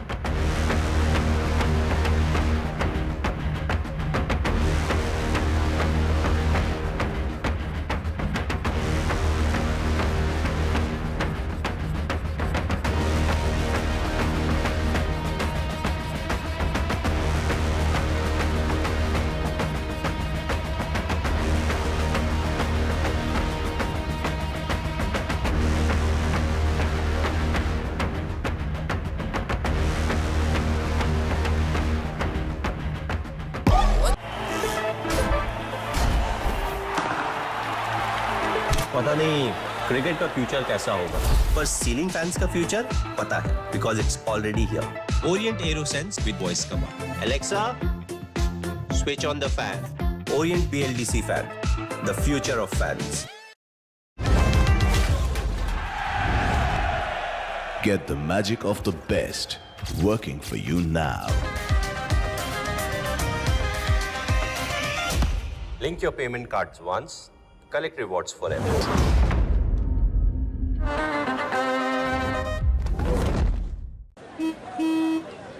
चल, हो जा शुरू। केसरिया से मन जो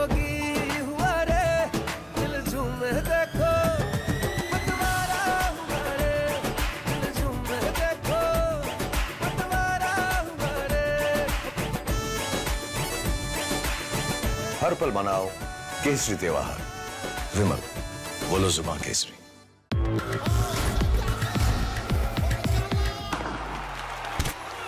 पता नहीं cricket का फ्यूचर कैसा होगा, पर सीलिंग फैंस का फ्यूचर पता है, because it's already here. Orient Aeroslim with reverse rotation mode जो इंप्रूव करे air circulation. Orient PLDC fan, the future of fans. A parent's favorite question to school kids. Result क्या रहा? An investor's favorite question to a startup. Result क्या रहा? Everyone's favorite question on a day of a cricket match. Result क्या रहा? India loves results, but this counting day, don't just know the result, understand it. Catch India's most important result out on June 4th on NDTV 24/7. Watch Result Kya Raha on NDTV.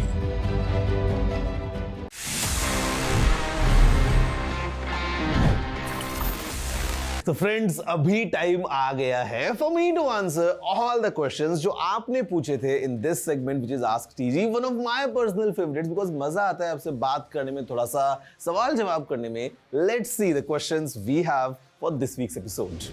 Hi TG, क्या आपको लगता है कि phone को battery saver mode पे रखने से सही में कोई फायदा है?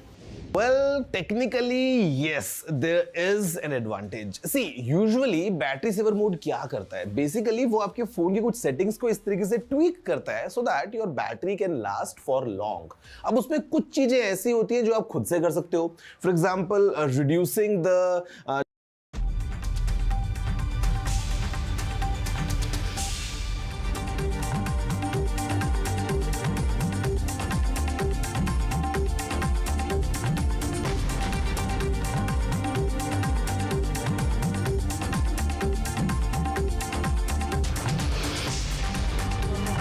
Welcome back. Those numbers flashing on your screens there. NDA at 295 leads INDIA at 229. But the more important number is the one above that. BJP at 239 leads Congress at 96. Let's leave the Congress's number aside. That BJP at 239 is a number that everyone will be watching very, very closely. We have, of course, Amitabh Tiwari joining us here in the studios, and we also have Pawan Verma joining us online. Pawan, what's the sense you're making of the trend so far? It seems a fascinating contest, and it's something that's going to go down to the wire. Many thanks. In my view,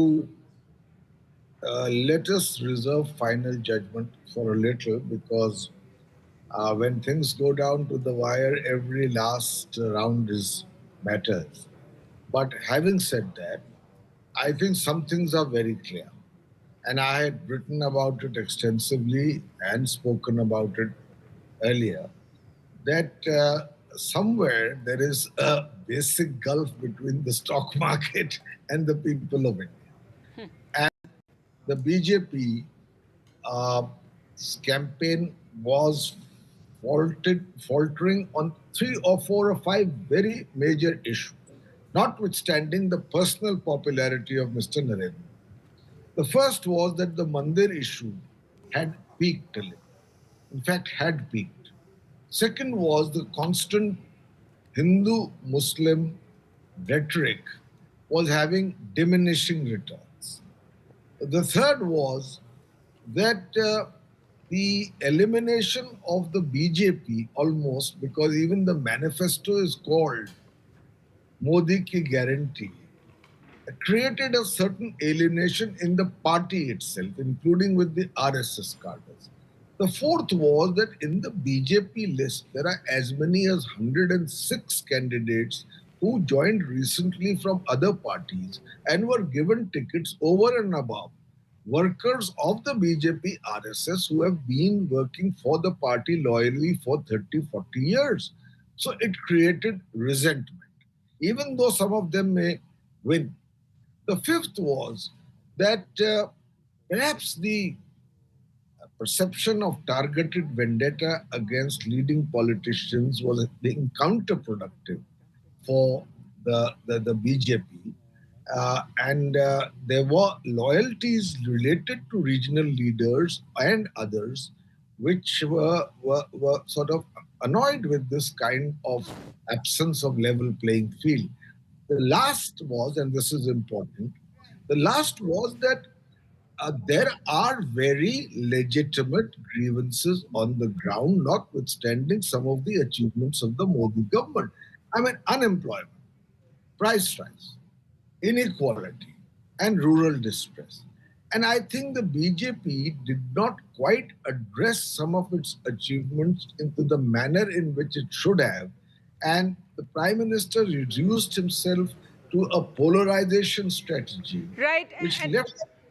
Mr. Verma, I'd also like to get your comments on, Bihar. You that's a state, you were active in earlier, and so far it seems the NDA is the, leading there with 32. But Uttar Pradesh is the other one that we've been talking about. That's been very interesting to see how, Samajwadi Party and the Congress combine has worked on the ground and given it its neck and neck. And so your comments on that whole talk of double engine sarkar, not really working now. And the Amethi and Raebareli thing.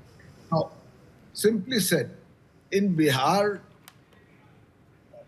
our survey showed that the BJP, even if it had not gone into an alliance with the JDU, was on its own getting between 30, 32 to 33 seats. Having given 16 seats to the JDU, there was an element of doubt whether the JDU would be able to win its 16 seats, but there was no doubt about the 17 seats that the BJP would win, which it will probably win all. Now, if the JDU riding on the coattails of the BJP gets about 9, 10 out of its, and then you have the other members of the alliance, including the Chirag Paswan, the number has come to roughly the same. So the BJP number has not gone down, but the NDA number has gone down by 6 or 7 because last time they got 39. As far as UP is concerned, the two real shockers in this election, if these trends hold, yes, those health are warnings, UP and West Bengal. Yes. In UP, nobody expected that while there could be some hemorrhaging of the BJP's number of seats, that it would go down so appreciably below 60. Since you mentioned that point, sir, the number on our screens showing BJP down to 240. If the UP numbers had held, it would have been 270. So I think at the end of the day, that number could have been the major difference between a 272 or not at the end of the day. We'll have to wait, of course, till the exit polls, till the final numbers come out. But let's go across to my colleague. Thank you so much, Pavan Verma, there for joining us. Uma Sudhir as well as Radhika Ramaswamy join us. But Uma, first to you, Andhra Pradesh and Telangana. Of course, Telangana, the BJP making gains, but Andhra Pradesh, the big story for the TDP. The big story from Andhra Pradesh, Veera, is really not to write off any politician. Less than 8 months ago, we saw Chandrababu Naidu in jail. His party did not seem to have the energy, nor seem to be able to have that kind of a political support from across different parties. And it looked like it was down and out for the 74-year-old Chandrababu Naidu. But of course, the turning point came with Pawan Kalyan, almost in a cinematic style. Power star he's called, but I would think he's the one who actually initially has given power to the Telugu Desam and went to jail and announced just outside jail very dramatically that he is going to be fighting the elections along with Chandrababu Naidu and with the Telugu Desam at a time when they were down and out. And I would actually give all credit to Pawan Kalyan for having made this alliance happen to ensure that there is no split in the anti-YSRCP vote. Two things that I must point out. One, that the alliance has worked very, very well between the TDP and the Janasena, because of which now it appears like Chandrababu Naidu will be able to form the government on his own in Andhra Pradesh. But much more importantly, given the figures of the BJP at the center, it appears that Chandrababu Naidu could actually become a kingmaker this time round, and that's a role that Chandrababu Naidu would love after quite a long time, in the wilderness, 5 years in the wilderness this time round, and 10 years years between 24 You're and making a very 2004 important, and Uma is making a very 2014. important point. You know that he has played a role in national politics earlier. Getting a chance once again would be something that the you would jail certainly term be very probably, happy about. worked from him. Uma, would you say the jail term actually worked given that he was thrown in, created that sympathy factor? And it's interesting that, Andhra is the one place I think the exit polls did actually get it right. No, I think directionally they did. Jagan also in jail. See, he was earlier in jail. it's not exactly the sympathy factor because as soon as Chandrababu Naidu got arrested, you could not see the sympathy factor playing out politically on the ground. It is a fact that Naidu has always had his admirers and supporters among the people of Andhra Pradesh, especially among the Kamma community, the youth, the people who looked upon him as, remember, he used to have the moniker of the CEO of Andhra Pradesh, someone who branded himself as the man of economic reform, someone who built Hyderabad, IT capital of the world, and that is what he had brought to Andhra Pradesh in 2014 when he promised people the same thing, that this is a state, a bifurcated state with despondent people, and at that time Chandrababu Naidu had seemed like the hope, but even there it was the wily politician at work because he realized once again that by himself he may not be able to win the 2014 elections, and therefore he came together with the BJP at that time, got the support of Pawan Kalyan who was not contesting, and managed to win the 2014 elections. Once again 2019, very similar situation. It appeared like the Telugu Desam was on a weak wicket and YSRCP and Jagan Mohan Reddy were going strong. The Pawan Kalyan alliance really, and bringing in of the BJP through Pawan Kalyan, that has really helped and worked magic for Chandrababu Naidu, who of course campaigned very, very hard and has in many senses been able to turn the election around by promising Jagan's welfare and something more in terms of development and jobs. You know, all the numbers are of parliamentary elections that's flashing on national TV, but the assembly numbers I will also put out.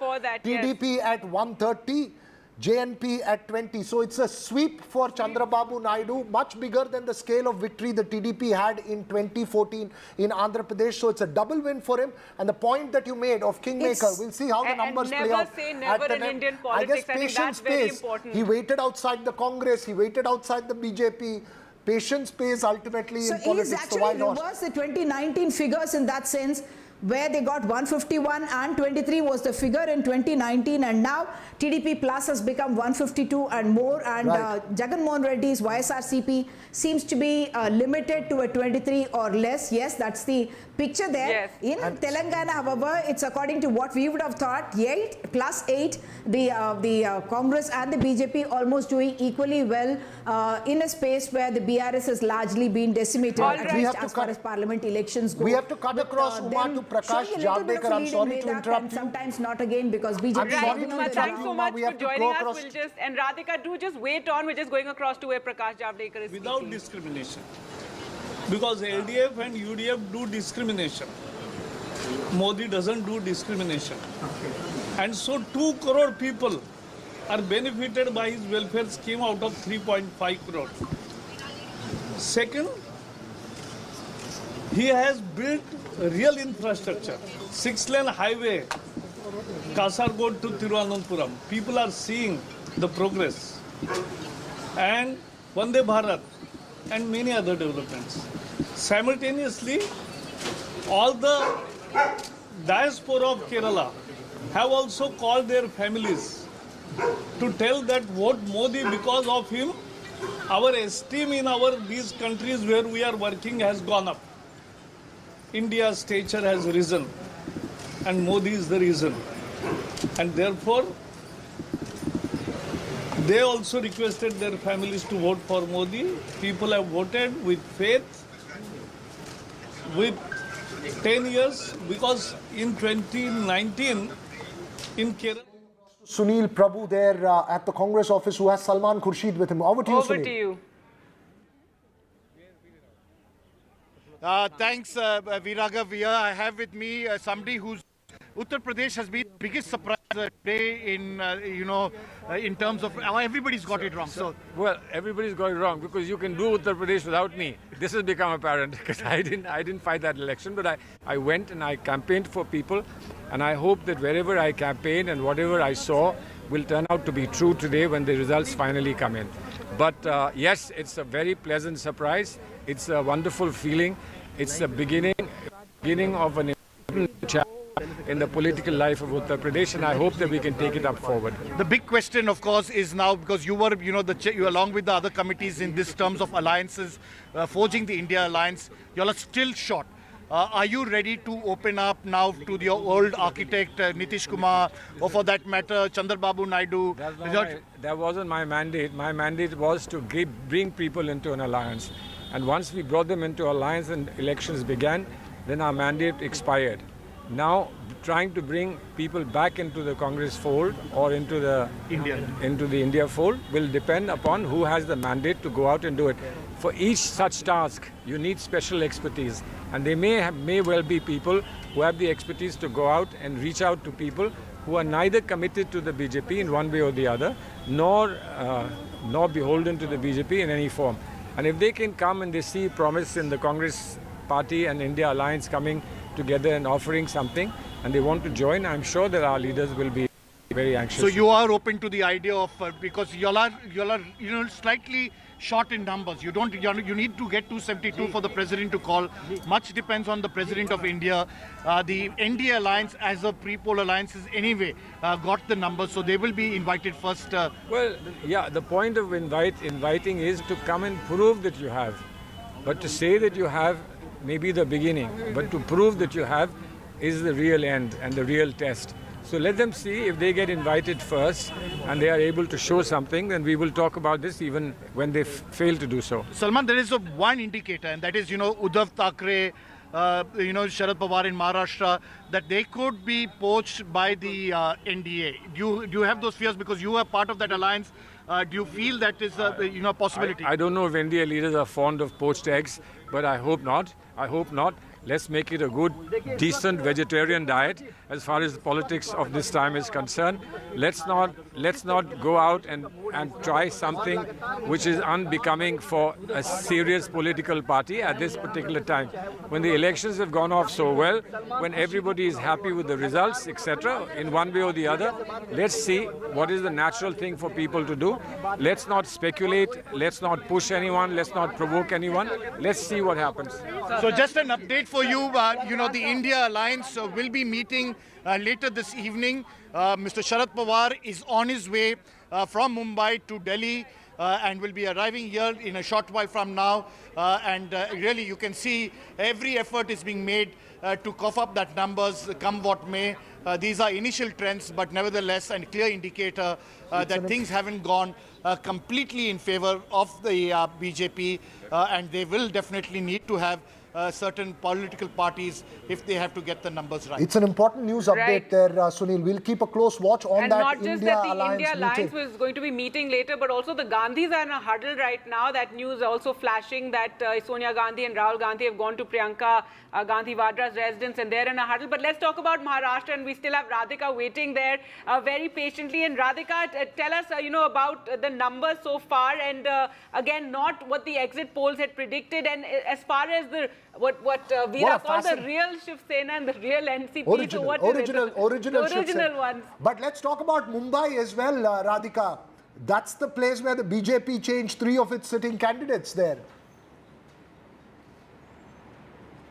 Certainly, as far as Mumbai is concerned, 6 constituencies, of course, and in 3 constituencies, it is Sena versus Sena. And when I just look at the numbers here, what I'm seeing is close contest as far as Mumbai South Central and Mumbai Northwest is concerned, where UBT Sena is leading. It was Shinde Sena that was leading, and it's just changing after every 10 minutes. So it is a close contest as far as Mumbai is concerned. Piyush Goyal is the only one who is reasonably sort of leading with higher margins. Otherwise, it had been, the names had been changing as far as the winning candidate and the losing candidate is concerned. We still cannot call out, as far as the winners are concerned in Maharashtra. It is very, very close. If we look at the entire state, we are looking at Mahayuti ahead in 22 seats, MV ahead in 24 seats, but this could change. This could be, at a later point, Mahayuti ahead in 25 seats and perhaps MV ahead in 23 seats. So close to 20-24 seats for both the,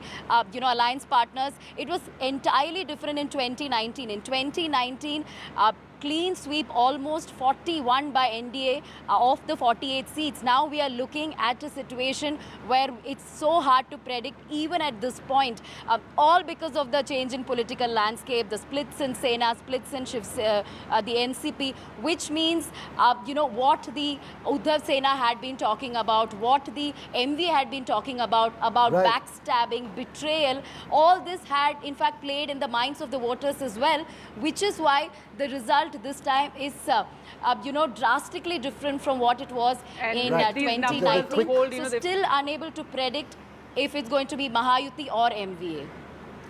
All right, Radhika, thanks so much for joining us with that. And it's very interesting, Veera, obviously Maharashtra was one that nobody could call. Everybody was wondering whether the sympathy factor would all work. those who travelled in Maharashtra pointed to an agrarian distress and other things, but we'll get that question across to Amitabh Tiwari in a bit. Just take a very short break now. We'll be back shortly.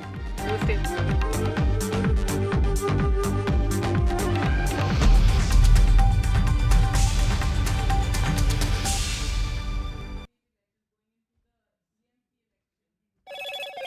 Hello, Moto. Motorola, India's best 5G smartphone brand.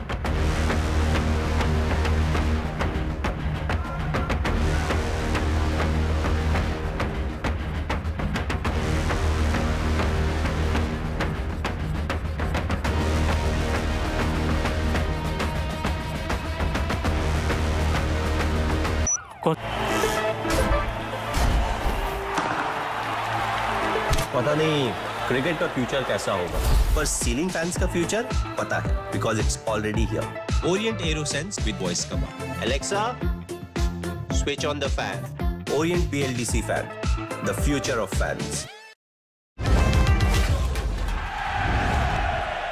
Get the magic of the best working for you now. Link your payment cards once, collect rewards forever.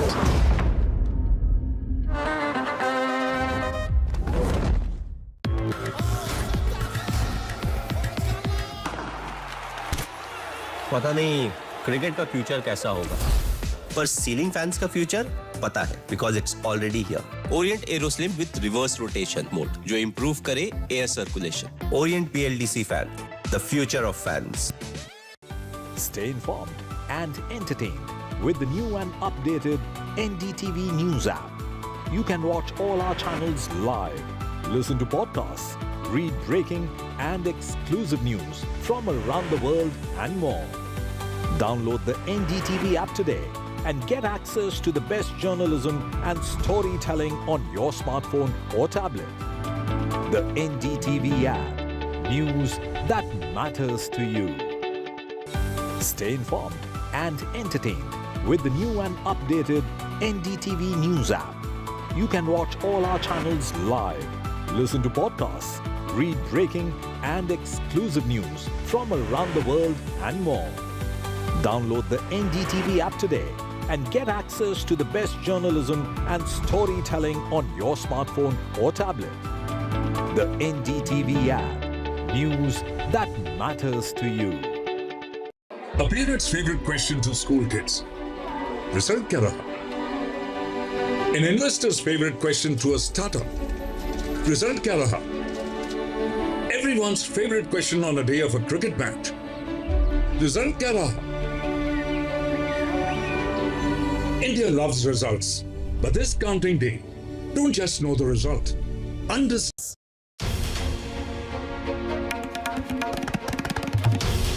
This is NDTV, and you're watching NDTV 24/7.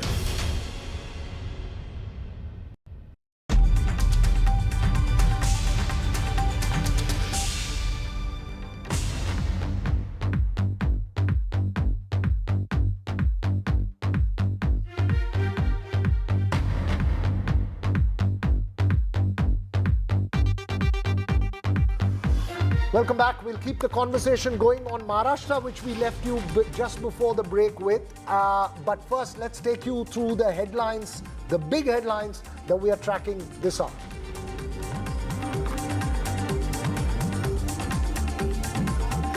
Well, the India bloc has defied the exit poll predictions. The NDA below the 300 mark. The India bloc, though, maintaining a steady gap.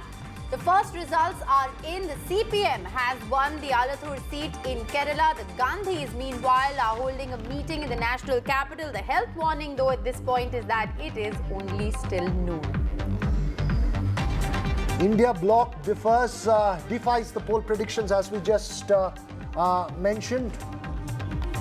The return of the regional parties leads show a rise for them, especially in the state of Uttar Pradesh, where the Samajwadi Party seems to be taking the fight on to the BJP, the TMC holding its own, as well as the DMK.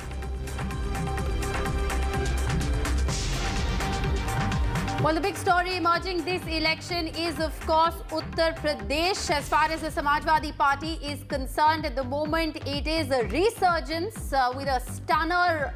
As far as Uttar Pradesh is concerned, Akhilesh Yadav currently the third largest party.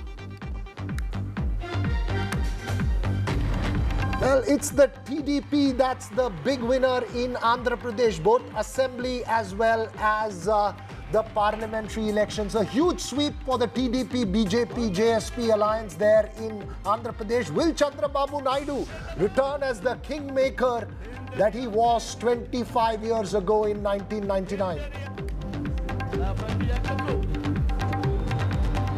And while Mamata Banerjee is dominating as far as the Bengal results are concerned, if the numbers at 12 noon are to be believed, it's a TMC sweep in West Bengal. The markets slide over 5% on the back of the trends so far. Experts say Dalal Street faces selling pressure as NDA is underperforming.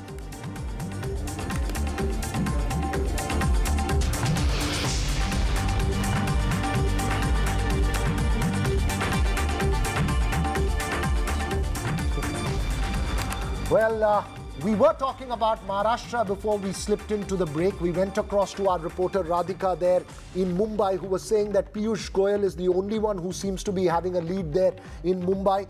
The real story of Maharashtra and the numbers that are on your screen, the INC leading in about 11, the BJP leading only in about 11.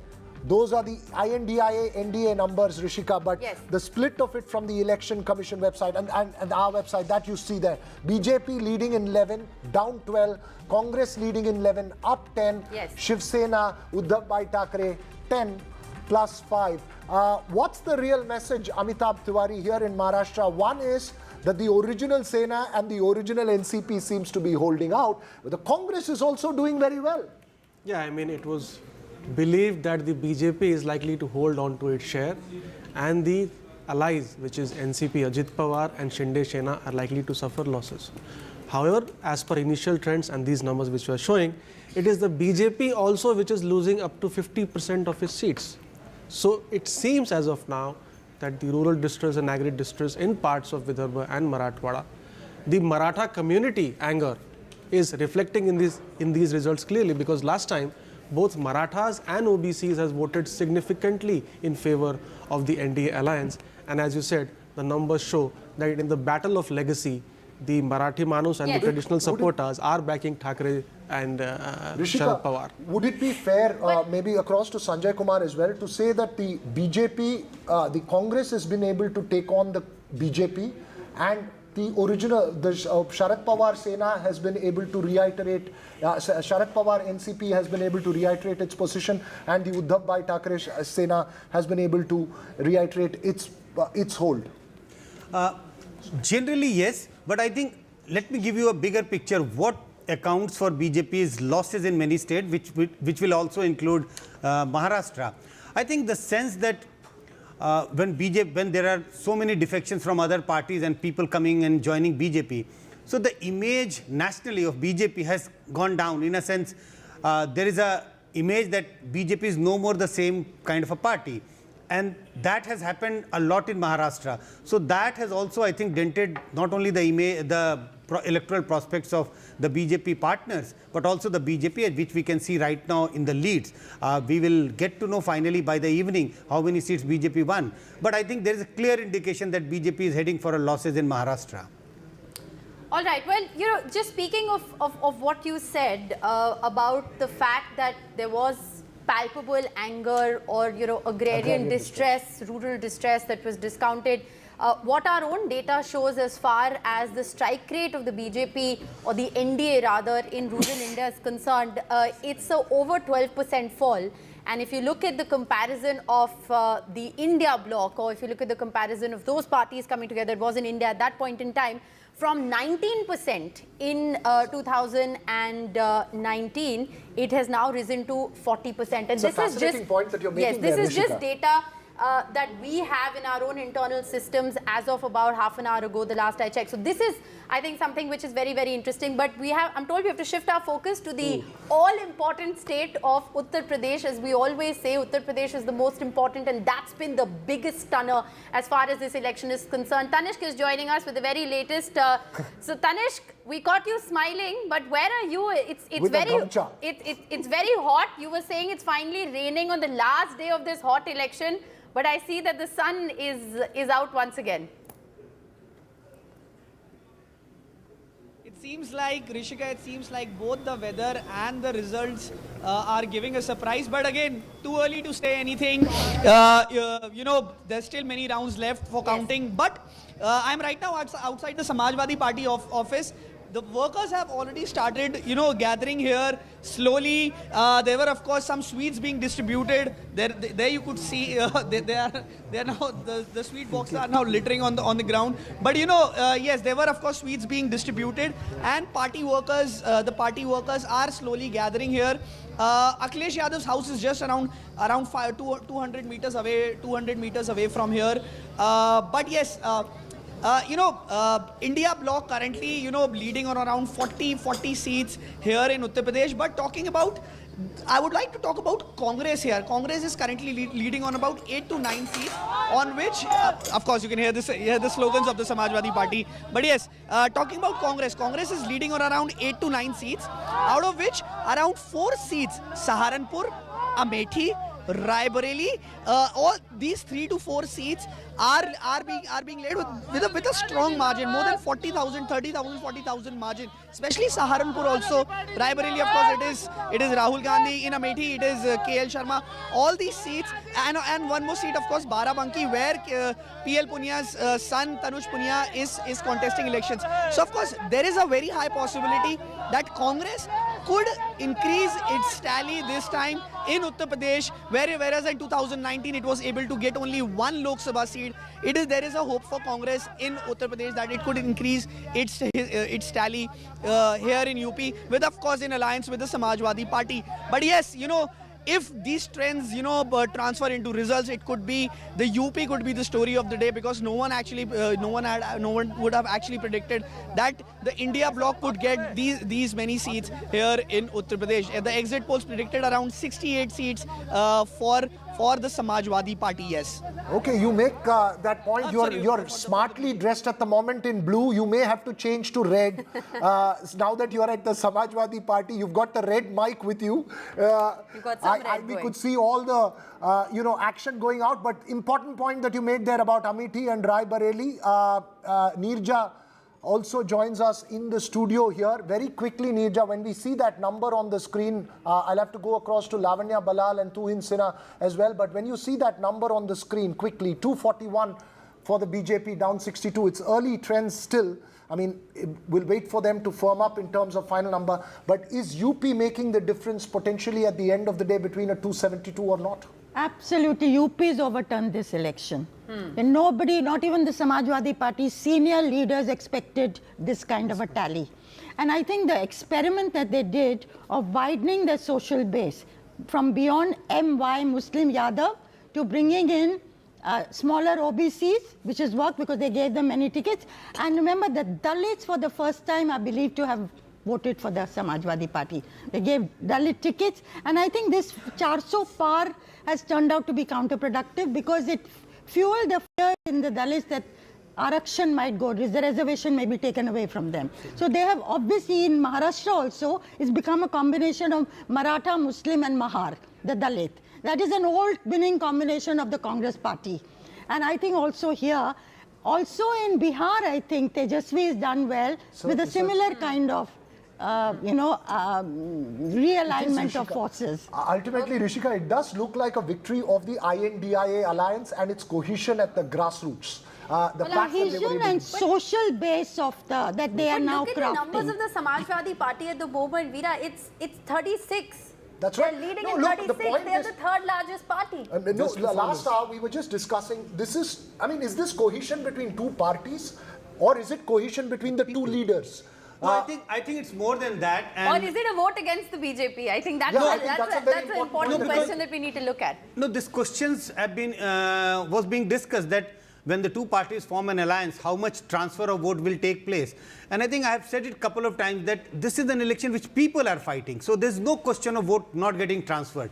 In other elections, we see degree of transfer, 88, 70%. But the fact that this election was fought on Ram and Ration. It was not fought on Neither has Ram worked nor has Ration. I'm sorry, Rishika. As far as UP is concerned. No, not at all. BJP tried to fight this election on Ram, but it didn't turn into an election on Ram Mandir. Exactly. Okay, yeah. So you're saying that, let's go across to the KC Tyagi of the JDU joins us as well. As I mentioned earlier, Lavanya Balal Jain of the Congress as well as Shiv Sena of the BJP. But Mr. Tyagi, Bihar, JDU seems to be holding out. Yes. मैं अपनी दोस्त निर्जा चौधरी के statement को correct करना चाहता हूं। बिहार में तेजस्वी यादव का कोई करिश्मा नहीं है। सिर्फ 5 सीटों पे अभी तक the moment we are talking to you उनकी लीड है, और 35 सीटों पर एनडीए गठबंधन लीड कर रहा है, जिसमें नीतीश कुमार, जिसको आप रिजेक्ट कर चुके थे, जिसको आप आउट कर चुके थे, जिसको निर्जा जी भी कह चुकी थी रिटर्न ऑफ है, वो 16 में से 15 सीटों पर लीड कर रहे हैं। और ये व्यक्ति नहीं है, ये विचार है जो कर्पूरी ठाकुर तक मेरी दोस्त निर्जा जानती हैं, जिन्होंने महिलाओं के एम्पावरमेंट के लिए वहाँ की पुलिस में 35% महिलाएं हैं, जो देश में कहीं भी नहीं है। कोई लड़की नहीं है जो पढ़ना चाहते जिस पे साइकिल नहीं है। और जो मुंगेरी लाल कमीशन था 1978 में, जो कर्पूरी ठाकुर ने इम्प्लीमेंट किया था कि पिछड़ों में जो अति पिछड़े हैं उनका एम्पावरमेंट होना चाहिए। जातिगत जनगणना जो हुई है उसमें 36% आबादी, जिसको दिल्ली में बैठे लोग जातिवादी संस्करण बताते हैं, उनकी संख्या आई है। तो नीतीश कुमार पॉलिटिकली विंडिकेट हुआ है। उसको लेकर के मीडिया में, पॉलिटिकल लीडर्स में किस तरह की विस्परिंग और किस तरह की गंदगी, मैं आप लोगों से पूछना चाहता हूं, कौन ऐसी पार्टी है जिसने अलाई नहीं बदले? Name one. नीतीश कुमार बदले पलटू राम, अब बड़ी बड़ी पार्टियां बदलें तो आदर्शवादी। तो ये जो आपके ये जो थे आपके ऑब्जर्वेशन सब गलत साबित हुए। आज जेडीयू एनडीए गठबंधन की नंबर 2 की पार्टी है जो 15 सीटों पे लीड कर रही है, और कोई हमारे स्टैंड में चेंज नहीं है। पूरे चुनाव में नीतीश कुमार जी कहते रहे कि हम एनडीए में हैं और एनडीए में रहेंगे। यही मेरा अगला सवाल होने वाला था। लिहाजा तो जो आप ये मेरा अगला सवाल होने वाला था, अब आपने आंसर कर दिया। लीजा जी आपसे एक और सवाल पूछना चाहती हूं। मैं केसी त्यागी जी से दो सवाल पूछना चाहती हूँ, मैं पूछ लूँ क्या?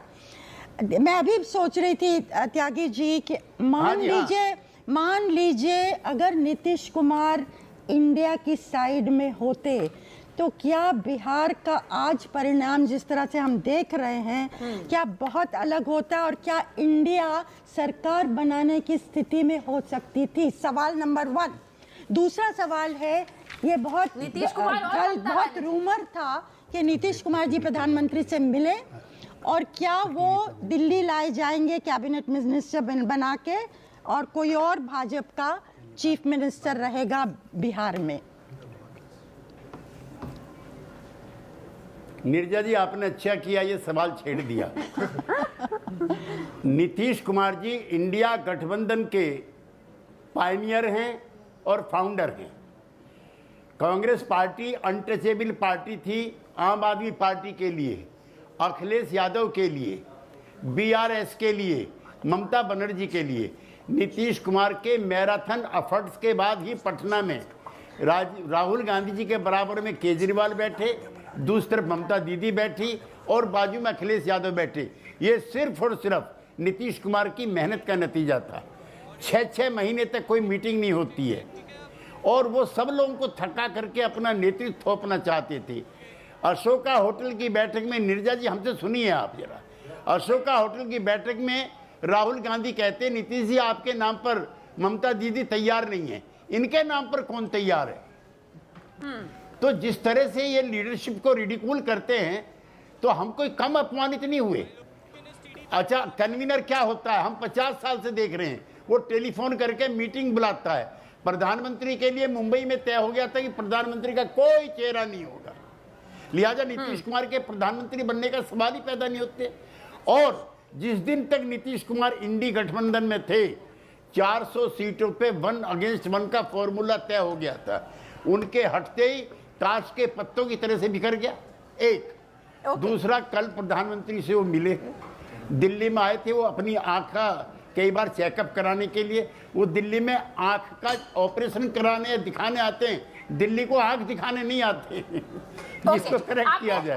आपने बहुत इंटरेस्टिंग बातें बोली है, लेकिन जनता के one second, I want to just introduce Lavanya Balal of the Congress with us, Akshay Marathe of the Aam Aadmi Party, and Tuhin Sinha of the BJP. We also have Deven Choksi with us to get us a sense of what's happening in the market. So, you know, we're going to come right back to you in a moment. Quickly, one question, Rishika, if you can put that across to Mr. Tyagi. Mr. Tyagi, very quickly, would Nitish Kumar have had, given the kind of results that's come, and I'm rephrasing Nirja's question, would Nitish Kumar have had a better chance or a far more powerful position had he been with the India alliance? No, we are very comfortable in NDA. There is no question of our going back. We have seen the kind of politics Congress party leaders So did. you say now- What kind of speeches were made by Jairam Ram Ramesh. Okay, so you say now, and we'll take it at that. Sabita Srinivas. I mean, I want to just add to what K.C. Tyagi ji said. See, both Deve Gowda and Nitish Kumar wanted to be part of the India alliance. Yes. Nirja ji even wrote a big piece at that time when the negotiations were happening. Both of them were insulted. If they were on the other side, I think India would have formed the government this time. So Yes. let's take that Well, whose across loss to... is it more? I Yeah, think that's that's right. the That's the important important question Whose that you're loss making. is it Let's more? take that to Lavanya Balal. Lavanya, losing JDU here in Bihar, was that, you know, did the Congress push Nitish Kumar away because he wanted to be the convener of the INDIA alliance, and he was one of the first few people to really bolster that INDIA meeting which we saw in Yes. Bengaluru. So, in hindsight, how do you see this? With Nitish Kumar, I think we would have had a better number right now. I mean, at this point of time, it is halfway through the counting. We would have had better numbers at this point of time, but I wouldn't like to jump the gun because there are more than 100 seats where the lead of the BJP is about 10,000 or less than 10,000, which can swing either way for both India Alliance or the NDA. So I would not want to comment about, is it a loss for India Alliance? I wouldn't say that, but would it have helped India Alliance better if those numbers were with us? Yes, definitely, of course. It would have strengthened India Alliance further if we had Nitish Kumar with us. But I do see a lot of BJP senior leaders commenting about Nitish Kumar may or may not be with NDA. I do not know what is their source of this information, but I see that on Twitter they are discussing. It is the BJP leaders who are discussing that Nitish Kumar may not stay back with the NDA. All right, we have Akshay Marathe also joining us. Akshay, so far it does appear to be pretty comfortable for the BJP leading in all 7 seats across Delhi. At least that's what the Election Commission is telling us. How are you looking at the numbers so far? First of all, I want to start off by saying that the BJP getting reduced to less than the 272 mark is a major victory against dictatorship in this country.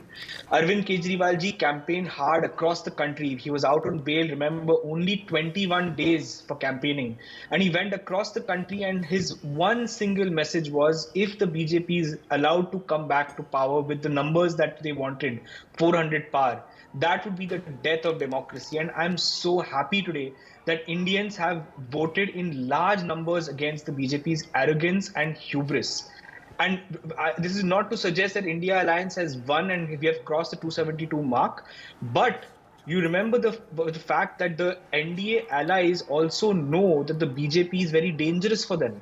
If you look at the BJP's own track record when it comes to their relationship with allies, whether it's Akali Dal, whether it's Shiv Sena, NCP, there is a very good chance that now that the winds are blowing in the other direction, the allies will feel emboldened to actually switch sides and form an India Alliance government. And I think the movement in that direction might already be happening in the background. But let's wait and watch. I'm not trying to jump the gun. But you know, we are hopeful that the this alliance of convenience is also, you know, Veera, if you just look at the numbers in Punjab, the Congress leading in 7, Aam Aadmi Party in 3. There was no alliance between the two in Punjab, but there was an alliance in Haryana and in Delhi. So it's also played up in a convenient way. Nitish Kumar dropped, Mamata Banerjee didn't work out. Had the India Alliance perhaps made a more concerted effort to keep its bloc together, this verdict would have been very different. No, but Mamata has held her own in West Bengal. Nitish has held his own. Yes, you're right. They had more allies. Their numbers could be more. But Tuhin, at the moment when you see these numbers, what's the big worry? Is it the NDA number at 293 or is it the BJP number at 238, down 65? What's the big worry for the BJP at the moment? Still about 2-3 hours to go before the final numbers emerge. Definitely these numbers are not in sync with what the exit polls had projected just 3 days ago. So I think, you know, the exit polls also probably got it wrong. It is not in sync with our Sankalp of 400 seats. But having said that, I don't see any problem in the BJP forming a very comfortable majority. In fact, by the time the counting is completed, BJP will be in the vicinity of 272 seats. So I don't think there is any issue at all. But yes, I mean, UP is a surprise. We continue to sweep Madhya Pradesh. We continue to sweep Gujarat. The results in Bihar seem to be phenomenal. In fact, we are breaking new geographical ground in Odisha, where we seem to be getting 17 seats. So I don't, I mean, in sports, there is a term called the law of averages. The law of averages sometimes catch up with you, but I don't see it having any impact on the future government, which will be a BJP government. The only state that seems to be bringing smiles for the BJP is Odisha. The rest of it seems to have been big trouble, whether it's Maharashtra or Uttar Pradesh, even Rajasthan, all seems to be big trouble for the BJP. Lavanya, in your own home state of Karnataka, the Congress seems to be holding up to what, 10, 11 seats at the moment? Yeah. We always said we will get double digits. 2019 we were reduced to 1 seat in Karnataka, which was really surprising and really hurtful for us. But this time we are reaching double digits, and that's what we were hoping for. We were looking around 14 seats was our expectation. So if we reach around 12 also, it's a great improvement for us. But at 20 would have been great. Of course, it is our desire to be at 20, but we are not reaching 20. I don't think so. But I would like to reiterate, India bloc still has a great chance because overall in more than 100 seats, the BJP is leading with less than 10,000 votes, and that can swing anyway for India Alliance. So I would not want to jump the gun. I would still like to wait till about 4 or 5 p.m. in the evening. None of us want to jump the gun. We will wait till the end because this seems to be an election that's going to go down the wire, and we're going to be busy, Rishika, till late in the evening. I believe we can go across to Mr. Nagendra Mohan Krishna of the BJP at the moment. Sir, the trends at the moment, the way you see it on television screens, what's your big worry or what's your sense? Veer Raghav, there is no sense of worry or anything. We are confident that we are forming the government for the 3rd term. That you are missing, and everybody is talking about BJP's downfall from 272 to 238, 240. just as you rightly said seconds before, All right, so that you may have to wait till interrupt you. We have Anurag Thakur who's speaking. Let's just listen and we'll come right back to you. अब में काफ़ी gap है और कुल मिला के जो हमारा एनडीए गठबंधन है उसको भारी बढ़त बाकियों से बनाई हुई और आगे भी बनी रहेगी। लगातार 5वीं जीत की तरफ बढ़ रहे हैं तो जिम्मेदारी और बढ़ गई आपकी। मैं जनता का आभारी हूं जिन्होंने 5वीं बार हमीरपुर संसदीय क्षेत्र से अब तक भारी बढ़त दिलाई है।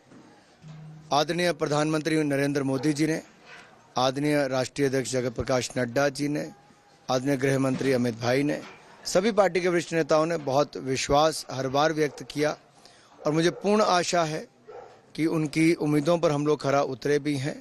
रिजल्ट हिमाचल प्रदेश का और हमीरपुर संसदीय क्षेत्र का भारतीय जनता पार्टी के पक्ष में है और देश में भी भारतीय जनता पार्टी एनडीए की सरकार बनेगी। Sir, right. That was Anurag Tiwari there. Anurag Thakur. Anurag Thakur there, sending out his message. Mr. Nagendra Mohan. He's Krishna, leading from Hamirpur quite comfortably. But interesting, just sorry to interrupt you there, but Kangana is also leading from Mandi. She's been leading, I think, from the very beginning. Vikram Aditya of the Congress trailing, and Anand Sharma is also trailing. So I think it's advantage to the BJP as far as Haryana. As far as Himachal Pradesh is concerned. That's right. Important points that you're making there, Rishika.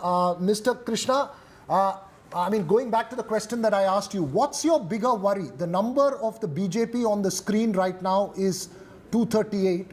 NDA is at 293, well past 272, but BJP at 238. Which is your bigger worry? Veerraghav, I am smiling. We are coming back to the power for the third term. What more you require? People across the country, they have faith in BJP more than the India alliance, what they have made. They have given guarantees to the people. People might have voted for the guarantees. After this election, see, let me tell you one thing. जब दीप बुझते हैं ना, उसका पहले बहुत ज्वाला आते हैं. ऐसे ही इंडी का ज्वाला आ रहा है, ये ज्वाला बुझ जाएगा. ये ज्वाला बुझ जाएगा. In Karnataka, we have showed it. They gave the guarantees. So they made all kind of, they utilized the machineries. He's making a very important point, Mr. Krishna. So the point you're making is something very important.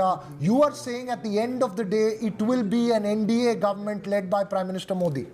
Absolutely. There is no doubt. People have voted for Mr. Modi and BJP. And as Nirja was saying, I oppose her statement very much. Dalits are with BJP. If you see Uttar Pradesh election results also, after 3:30, 4 o'clock, you will come to know exactly. We will be crossing the maximum numbers than the India alliance. I'm very confident. I've spoken to the people there also. And coming back to Maharashtra, yes, it was a new phenomena, and still many rounds of counting has to take place in Maharashtra also. And we were talking about Bihar, see, across the country. And let me make a very simple and great point today. All the parties were talking. This is a North Indian party, and South India we have not dented. Today we are leading in Kerala, we are leading in Telangana, we are forming a government forming a government in Andhra Pradesh, and we are leading in Andhra Pradesh, in Karnataka, and Tamil Nadu also we are opening account. What more you require? What about West Bengal?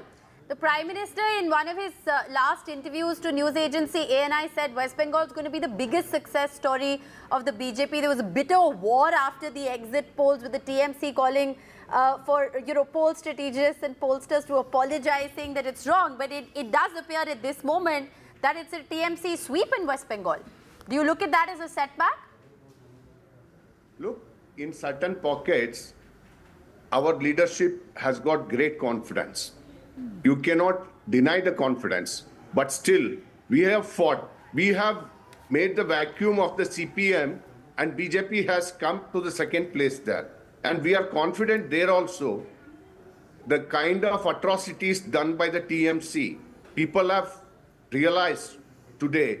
They might have voted now, and they will realize tomorrow And you can see BJP blooming in West Bengal also. Why you are not talking about Odisha then? Odisha, we are blooming very well in East. We are blooming very well in East. Okay, Odisha is an important state. Odisha is important state, both assembly as well as parliament. It's an extremely important state, significant for the BJP. Thanks very much, sir. We will perhaps connect with you again at 4 o'clock to find out what the final numbers, when the final numbers are, and how it plays out. I'll be very happy, Veer Raghav. And Uttar Pradesh, we are going to do well. Okay, and the Uttar final Pradesh, tally, it you seems can very see difficult now. that we will be crossing and we will be smiling too well. All right. We'll see at 4 o'clock, sir. But for the moment, let's go across to a man who's already started smiling there, Rishika, in Andhra Pradesh, in Vijayawada. It's all yellow there. Telugu Desam Party, Chandrababu Naidu has proven that patience pays. He waited, perseverance, and he seems to have swept that state. My colleague Aishwarya joins us from outside the TDP office in Vijayawada. What's the mood there?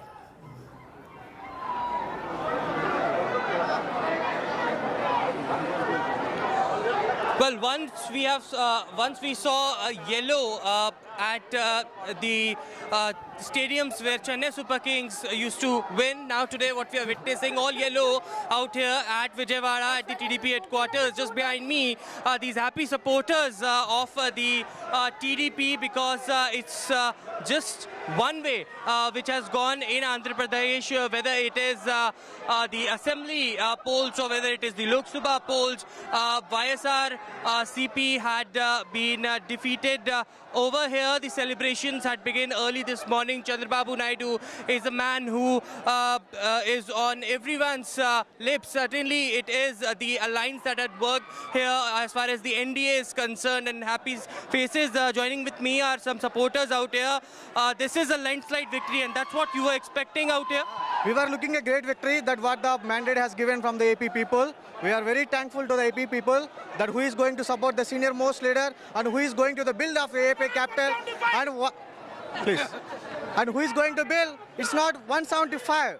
It's 75 years old man who is going to build AP, reconstructing AP now, and he is going to direct the India. It is to be going to future of India. AP is going to future of India. So people victory. It's all people victory, and it's Chandrababu Naidu victory. We want to say something. It was welfare versus the development story in Andhra Pradesh. There were several schemes that were projected by Mr. Reddy. That didn't, folded as far as the Andhra Pradesh. See, it's obvious. Always welfare schemes will not work right. There should be a certain level of development. If you see in the nation, we don't have any capital. But right now, I'm saying it very proud. Remember the name, Amaravati. It will be the great capital in India. It will be a very great capital in the world too. We will build it. We are software employees. We kept leave today to come to this office to celebrate our win. For last 5 years, we are waiting very eagerly. See my eyes. We are not sleeping for many days for this victory, and we want today. We will make our AP very beautifully in the country and the world also. Very happy supporters out here at the TDP headquarters. This alliance also worked. The Jan Sena, Bharatiya Janata Party, Pawan Kalyan and Chandrababu Naidu made it for sure that this alliance should happen. Do you think that this alliance? Yes, sir. Especially we should thank Pawan Kalyan garu, honestly, because he is the one person who took initiative step for the alliance itself. Yes. And one thing, sir, Nara Chandrababu Naidu garu is going to be the CM of Andhra Pradesh. And very happy supporters, and what we are getting to also know is that 9th of June is the date when Chandrababu Naidu will be taking as an oath for the Chief Minister, and this will be the 4th time that he is going to be the Chief Minister of Andhra Pradesh. No, I was just going to tell you that Chandrababu Naidu was a man who waited outside the Congress. He tried to make an alliance with the Congress and supported the Congress during the Telangana Assembly elections. He was made to wait outside the BJP. And after 25 years, as my friend Shugata Srinivasa Raju pointed out, is this going to be, what's the sense, Aishwarya, that you're picking up from the TDP leaders there? Are they preparing not just for a role in Andhra Pradesh, but one nationally as well?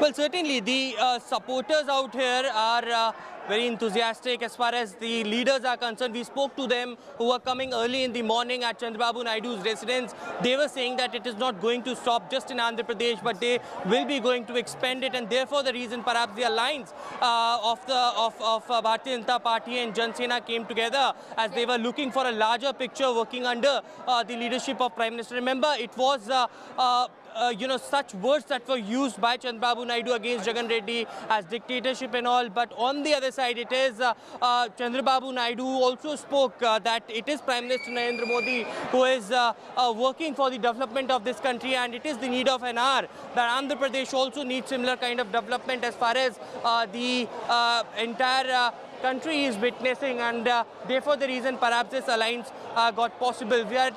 We are getting to also know at this moment is that Chandrababu Naidu will arrive at the TDP headquarters and will address the Karyakartas. What's the plan from here on is something that Chandrababu Naidu will reveal when he will be addressing the supporters and the workers there at the TDP office. Also, Pawan Kalyan and the Bharatiya Janata Party leaders will be meeting Chandrababu Naidu this evening as well. All right, the TDP was reduced to 3 seats in the last election, just for context, and they are currently leading in over 16. Amitabh Tiwari, if I can come to you for just a moment, how do you look at Andhra Pradesh? It's absolutely fascinating. It's almost flipped. The vote share difference last time around between the TDP and the YSRCP was over 10%. See, Andhra is a swing state. If you see, if you just replace the 2024 number with 2019, it was exactly the same result in favor of the YSRCP. But as Veera was mentioning, you see, if you remove the 21 seats which the BJP or NDA is getting in Andhra, the number falls to below simple majority. So the alliance in Andhra Pradesh becomes the key, and now 2 leaders. Nitish Kumar was in India, hopped on to NDA, 14 seats. TDP knocked on the doors of Congress also for an alliance, 30 seats. 30 seats, if you flip, India becomes higher than NDA. I think these 2 kingmakers. Okay. I think Amitabh and Rishika, more than Andhra Pradesh, before we get to our... Amitabh is trying to give a hint.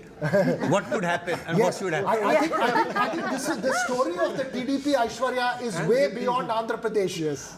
Given the numbers on the screens, and if these numbers hold out, Chandrababu Naidu, the man you will possibly get for an interview by the end of the day, Aishwarya, could be an extremely, extremely important political person, as Sugata Srinivasa Raju points out, I think we leave it at 25 years. Yes, we leave it at that. Aishwarya, if we can just come back to you very quickly.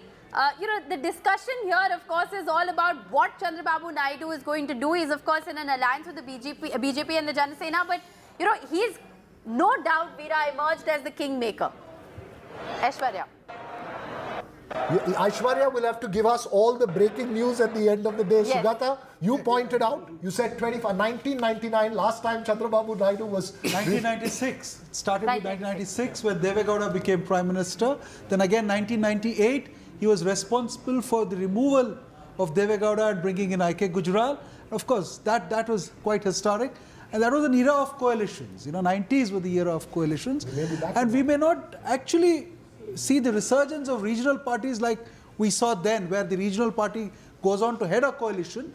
It will be a major party-led kind of a thing. And it was always, the regional parties were the ones which gave a tucker to either the Congress or the BJP. Right. So that's and TDP and Chandrababu Naidu in particular, this whole period of coalition of the United Front government and followed by the NDA government headed by Vajpayee, he was very, he had a lead role in decisions. Who will become the President of India? Who will become the Vice President of India? It was he who was navigating all that terrain. He's back after a quarter of a century. It shows you can never write off any politician in India. Patience space. Okay, I'm told we've got that line back with Aishwarya. So, Aishwarya, we're coming right back to you because you are where all the action is. The TDP currently leading in 16, YSRCP reduced to just 4 and the BJP. I think, Rishika, the Andhra numbers don't matter from a national point of view. What's Chandrababu Naidu telling you? When are you going to meet him, Aishwarya? Where is he right now and what's happening?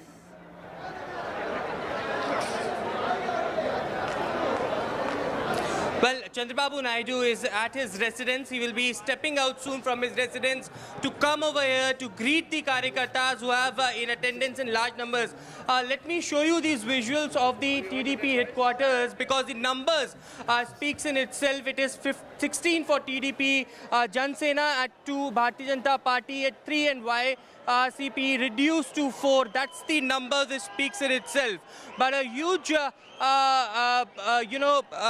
it's a victory for the TDP. And remember those time where Chandrababu Naidu used to come to Delhi, sits at the Andhra Bhavan, protest there because that's the time when he quit the NDA, when he was demanding the special status for the state of Andhra Pradesh. But later again, this is an alliance that had made it possible as a landslide victory, something that we are witnessing in Andhra Pradesh as far as the NDA alliance.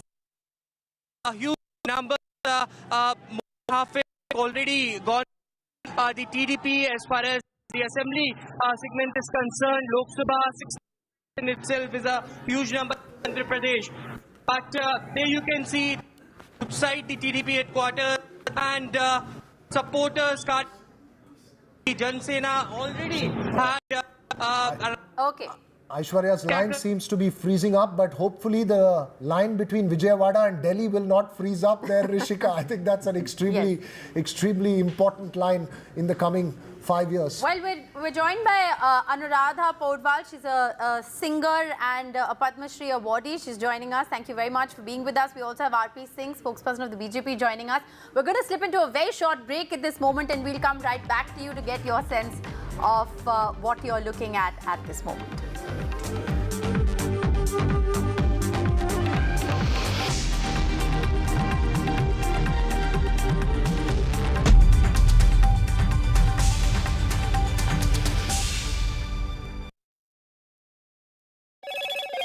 Hello, Moto.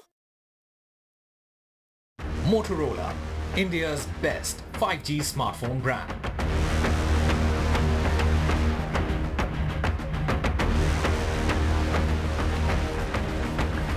The India bloc is back in coalition. It has defied the poll predictions. The NDA so far continues below the 300 mark. India bloc maintains a steady gap.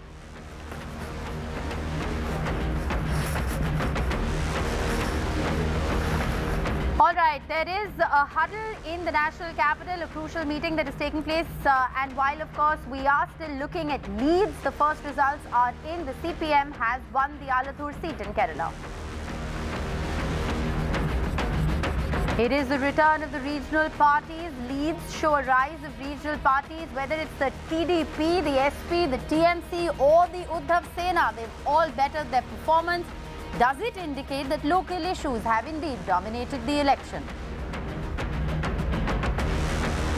It's a stunner of a result, or rather stunner of trends as far as Uttar Pradesh is concerned.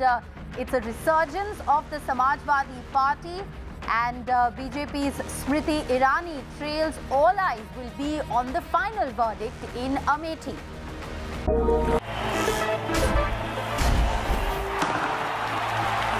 पता नहीं cricket का future कैसा होगा, पर ceiling fans का future पता है, because it's already here. Orient AeroSense with voice command. Alexa, switch on the fan. Orient BLDC fan, the future of fans. चल, हो जा शुरू. केसरिया से मन जोगी हुआ रे, दिल झूमे देखो.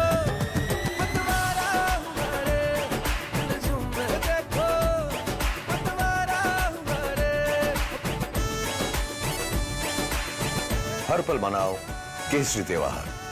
विमल, बोलो जुबान केसरी.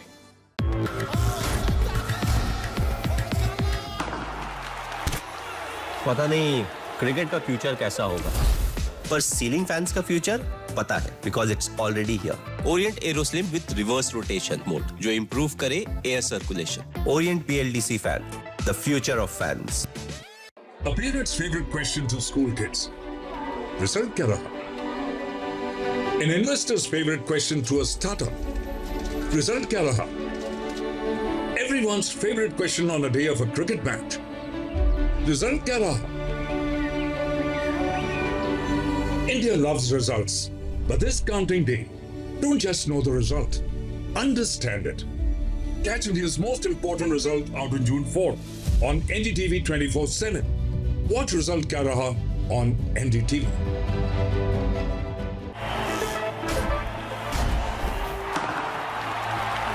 पता नहीं क्रिकेट का फ्यूचर कैसा होगा, पर सीलिंग फैंस का फ्यूचर पता है, because it's already here. Orient AeroSense with voice command. Alexa, switch on the fan.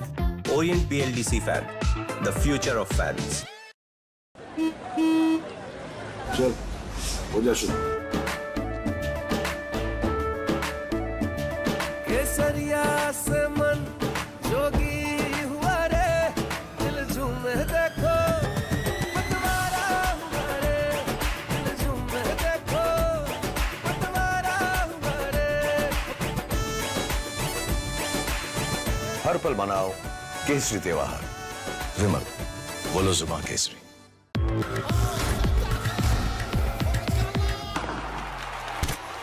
पता नहीं क्रिकेट का फ्यूचर कैसा होगा, पर सीलिंग फैंस का फ्यूचर पता है, because it's already here. Orient AeroSlim with reverse rotation mode, जो improve करे air circulation. Orient BLDC fan, the future of fans.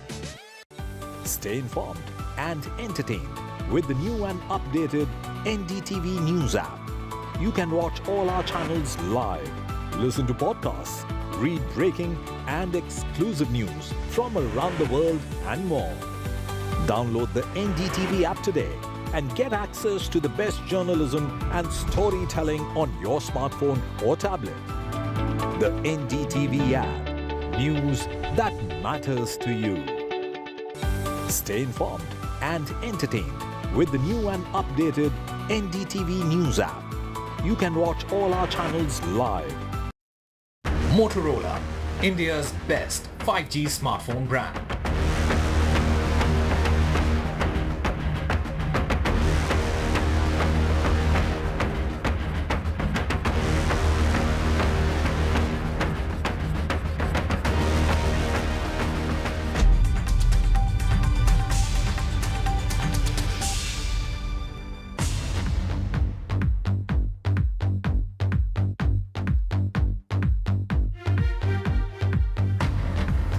Welcome back. Let's go right across to Saurabh Gupta joining us live from outside Mamata Banerjee's residence. We also have Radhika Ramaswamy joining us from Mumbai. Saurabh, to you first.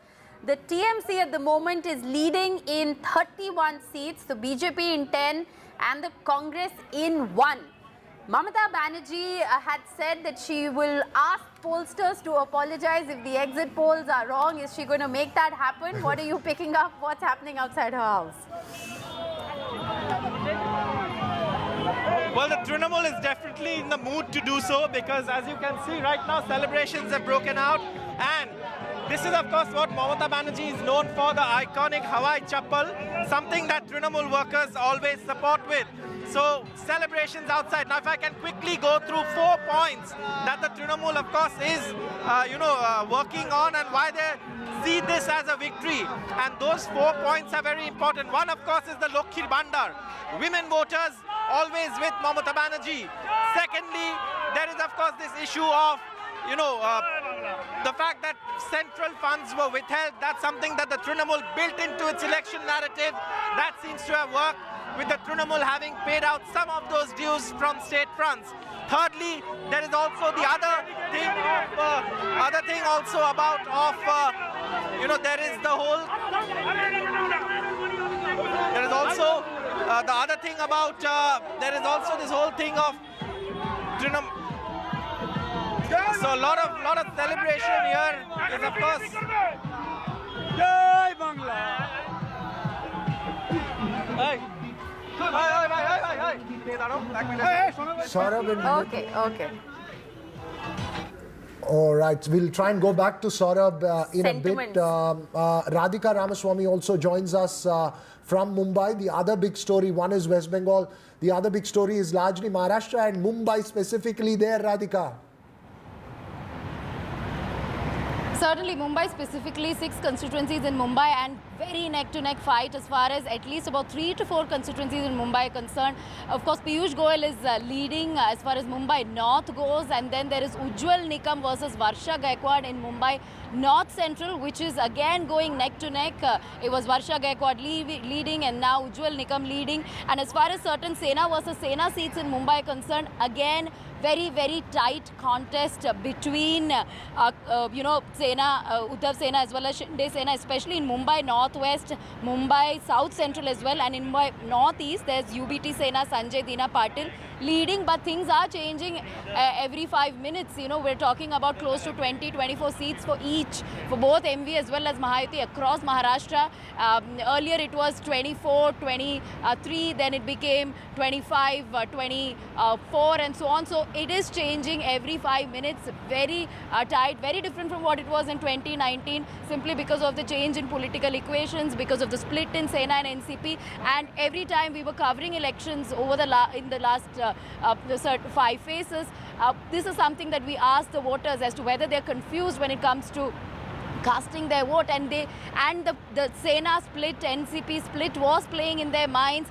There was a sense of betrayal that even people could see through. So therefore, sympathy factor in a way working for the traditional NCP Sena, the original Sena NCP as one could call it, which is why it is beneficial for MVA. We know for a fact that in the last elections, in 2019, UPA did not win as many seats, which of course included just Congress, NCP. Now, of course, there are 6 parties that we are talking about. So MVA now, fighting really hard, all the splits perhaps working in their favor. And as far as Mahayuti is concerned, it is the BJP that has taken up the chunk of the seats, and therefore they are in fact the big brother that is sort of keeping Mahayuti afloat, with at least about 16 seats having been won, or rather in 16 seats they are leading. BJP is leading in Maharashtra. Nothing being won by NCP Ajit Pawar as yet. There is perhaps 1 seat in which he is leading, but certainly this is benefit MVA this time around, and not so much as far as NDA is concerned. But we'll again have to wait for a couple of more hours before we can call this election. Right, okay. We'll go across to the other corner of the country, Rishika, to the east. Yes, and Saurabh, of course, is with us. But before we go to Saurabh, I just wanted to say Supriya Sule has been leading now. As far as Baramati is concerned, it was one of the most keenly watched seats. But Arvind Sawant is from Mumbai South. He's leading. It was That's right. The largest story is that and we've been mentioning that all along, that the Uddhav Thackeray, Shiv Sena and the Sharad Pawar NCP seems to have held on to its own. Is also leading, Let's go across to Saurabh as well. Saurabh, you are possibly in another sweep state, and Mamata Banerjee should be very, very happy today.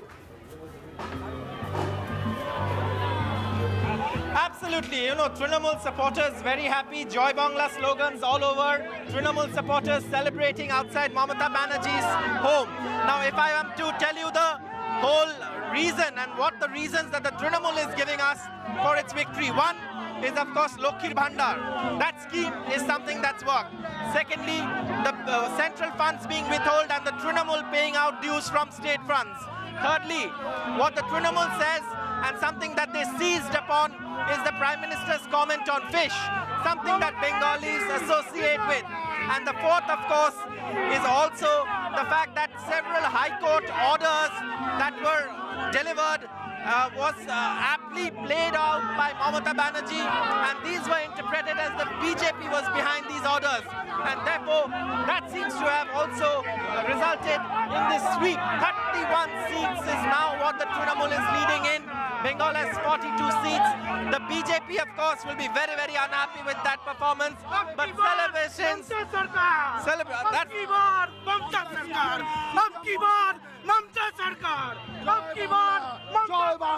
Well, Joy Bangla and Abki Bar Mamta Sarkar, to borrow from a BJP slogan. This is, of course, as well. You should have some green on your face as well, Saurabh, but I think you will have some green. I doubt Saurabh can hear us, Veera, given the kind of noise that there is there behind him. But thanks very much, Saurabh, for joining us with that update. All TMC bigwigs leading, Shaugata Roy leading, Mahua Moitra, Yusuf Pathan leading against Adhir Ranjan Chaudhary at the moment. That's interesting. Abhishek Banerjee is also leading. So very interesting. Yusuf Pathan is slogging the slogovers there. Kirti Azad is also leading, by the way. That's right. All cricketers doing very well in West Bengal. Let's go across to Anuradha Podwal. Ma'am, is there a song to define the moment that we are in? If you can give us one. You really think after listening to all this since morning, I would be inspired to sing a song? Please spare me today. No, but you should still try. Is there a song for this? Not really. Not really. Can't think of anything. Okay, but how are you looking at the numbers that you're seeing, ma'am? Well, I think the nation is taking an active interest more than all these past years. Everybody is wanting to play a part in the role of the elections. Right. All right. Well, democracy is thriving. I think that's all we can say It's a at fascinating the moment. contest. Yes. Yeah, so let's just, we're going to take a very short break right now, but the numbers there on your screen. NDA at 290, BJP at 236 in terms of leads. As these firm up, yes, it could tell also a fascinating crucially, story of BJP India. currently below 240, and that's been the number for a while as well. And the Congress had in fact crossed 100 Veera at one point, but now it'll be those two numbers that will be very important. Very important. We'll keep the conversation going here on NDTV, but for the moment we'll slip into a very short break.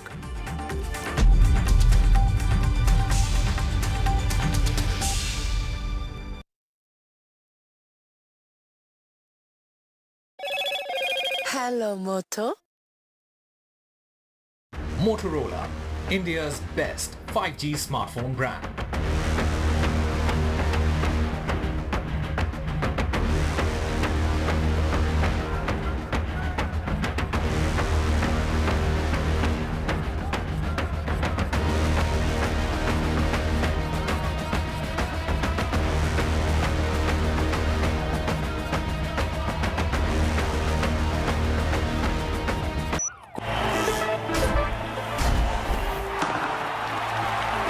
पता नहीं cricket का future कैसा होगा, पर ceiling fans का future पता है, because it's already here.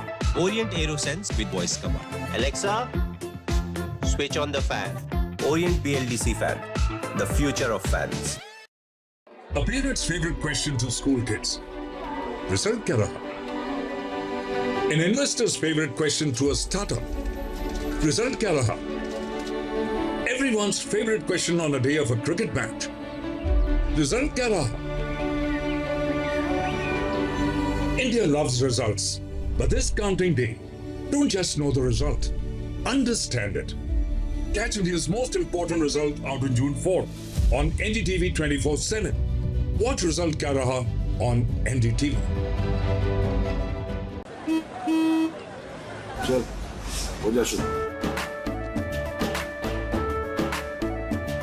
केसरिया से मन जोगी हुआ रे, दिल झूमे देखो पतवारा हुआ रे, दिल झूमे देखो पतवारा हुआ रे. हर पल मनाओ केसरी त्योहार. विमल, बोलो जुबान Kesari. A parent's favorite question to school kids. Result kya raha? An investor's favorite question to a startup. Result kya raha? Everyone's favorite question on a day of a cricket match. Result kya raha? India loves results, but this counting day, don't just know the result, understand it. Catch India's most important result out on June 4 on NDTV 24/7. Watch Result Kya Raha on NDTV. Stay informed and entertained with the new and updated NDTV News app. You can watch all our channels live, listen to podcasts, read breaking and exclusive news from around the world and more. Download the NDTV app today and get access to the best journalism and storytelling on your smartphone or tablet. The NDTV app. News that matters to you. Stay informed and entertained with the new and updated NDTV News app. You can watch all our channels live.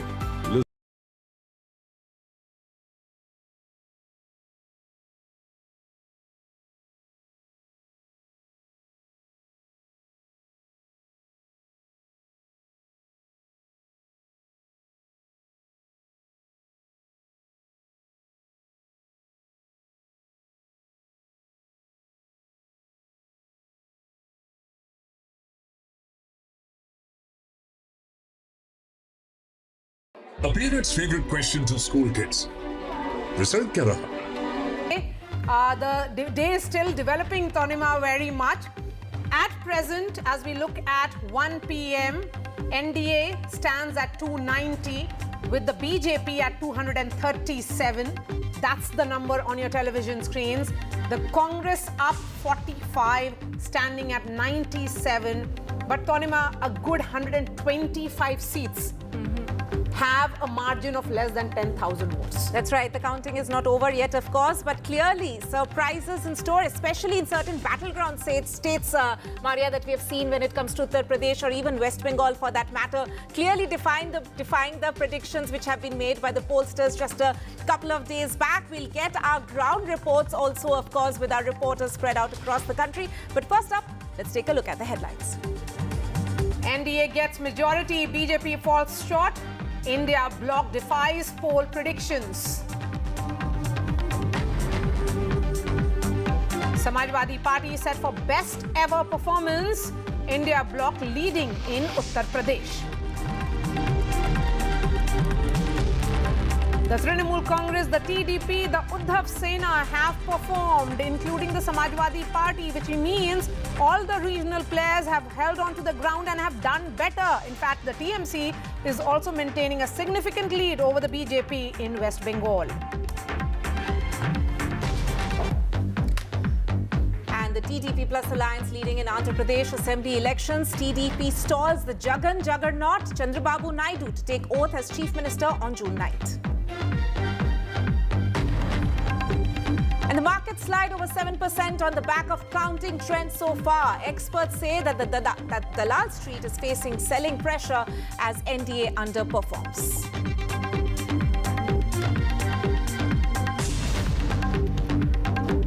And we are going straight to Karnataka because overall, the BJP hasn't really done well in Karnataka. Is that a surprise? Because it was a battle of welfarism, Tanima, which played out clearly. The welfarism of Siddaramaiah versus centre's welfarism, defying also what has been so far the trend in Karnataka of voting differently in the states, but voting for Prime Minister Modi and the BJP at the centre. Let me bring in Pratibha, who's joining us live. Pratibha, where exactly are you and what is the mood on the ground? Well, I'm right outside Mr. Yediyurappa's residence. In fact, it was his son Vijendra who was spearheading the BJP campaign here in Karnataka. Remember, the BJP had won at least around 25 of the 28 seats in 2019, and it was a sort of a prestige battle for the BJP as far as this election was concerned. Yes, like you clearly pointed out, it was a Modi guarantees versus the Siddaramaiah guarantees, and seems like Siddaramaiah guarantees have really worked in favor of the Congress, at least to the extent of being in the lead of at least 10 seats so far as the counting right now goes. And the BJP right now, in fact, the atmosphere here doesn't really seem to be as jubilant as expected as far as the BJP's performance in Karnataka is concerned. Both Yediyurappa as well as Vijendra have refused to speak to the media as yet, and they said that they would wait for the trends to go further in terms of the counting today, and only then they would be reacting to the media. Definitely a setback for the BJP in Karnataka as well as for the nation in terms of their performance. But yes, the NDA has definitely spearheaded in terms of crossing the majority there. But in terms of what Karnataka is facing right now, the mood isn't that great in the BJP camp. But yes, the Congress, we are yet to pick up reactions from the Congress headquarters there. But not so great for the BJP here as far as 2024 election goes. Back to you. Yes, so let's try and bring in the analysts who are joining us here. Shogato, how are you looking at these numbers? I mean, how much of a surprise is Karnataka for you? No, Karnataka is not exactly a surprise because Karnataka, the internal assessments of all the parties was 18 for NDA, 18 to 20, and then 8 to 10 to the Congress. So that is more or less where, I think the BJP has held on. If they had probably, done well with ticket distribution and, handling dissidents in North Karnataka especially, I think they would have done a little better. But in the case of the Congress, one expected it to be the other way around. The Congress should have got about 20 and the BJP and NDA should have got about 8. So that was what was expected, because the guarantees became a byword for the national, manifestos, and it became a very big thing across India. So there is I think from the level that they were last time. Will you then say that it was a battle of welfarism which played out there? No, welfarism, yes, but welfarism had its own issues, because the classic welfare idea of, giving money to agriculture, irrigation, education, all of that was cut. So there was a lot of pressure from the MLAs themselves. There was no funds to sort of even asphalt roads. So that problem existed. So if the Congress had sort of balanced that, perhaps they would have crossed 15 or 16. So traditionally, the BJP has done well from about, say from 2008 on, or 1999 on. Their vote share has considerably improved there. But if the Congress had probably balanced that welfare idea and not created a welfare utopia, probably they would have done better. Right. We'll of course continue with the Karnataka, discussing further on the Karnataka fallout. But for the moment, I'm also joined by my colleague Vedant, who is joining us from the national capital. Vedant, you were reporting from the BJP office. Though BJP is doing definitely well in the national capital, but what's the mood like this afternoon? I mean, it was comparatively jubilant earlier in the day. What's it like now? You're absolutely right, Tanima. In fact, earlier in the day, we saw some dhols here as well, Karyakartas coming to the party headquarters.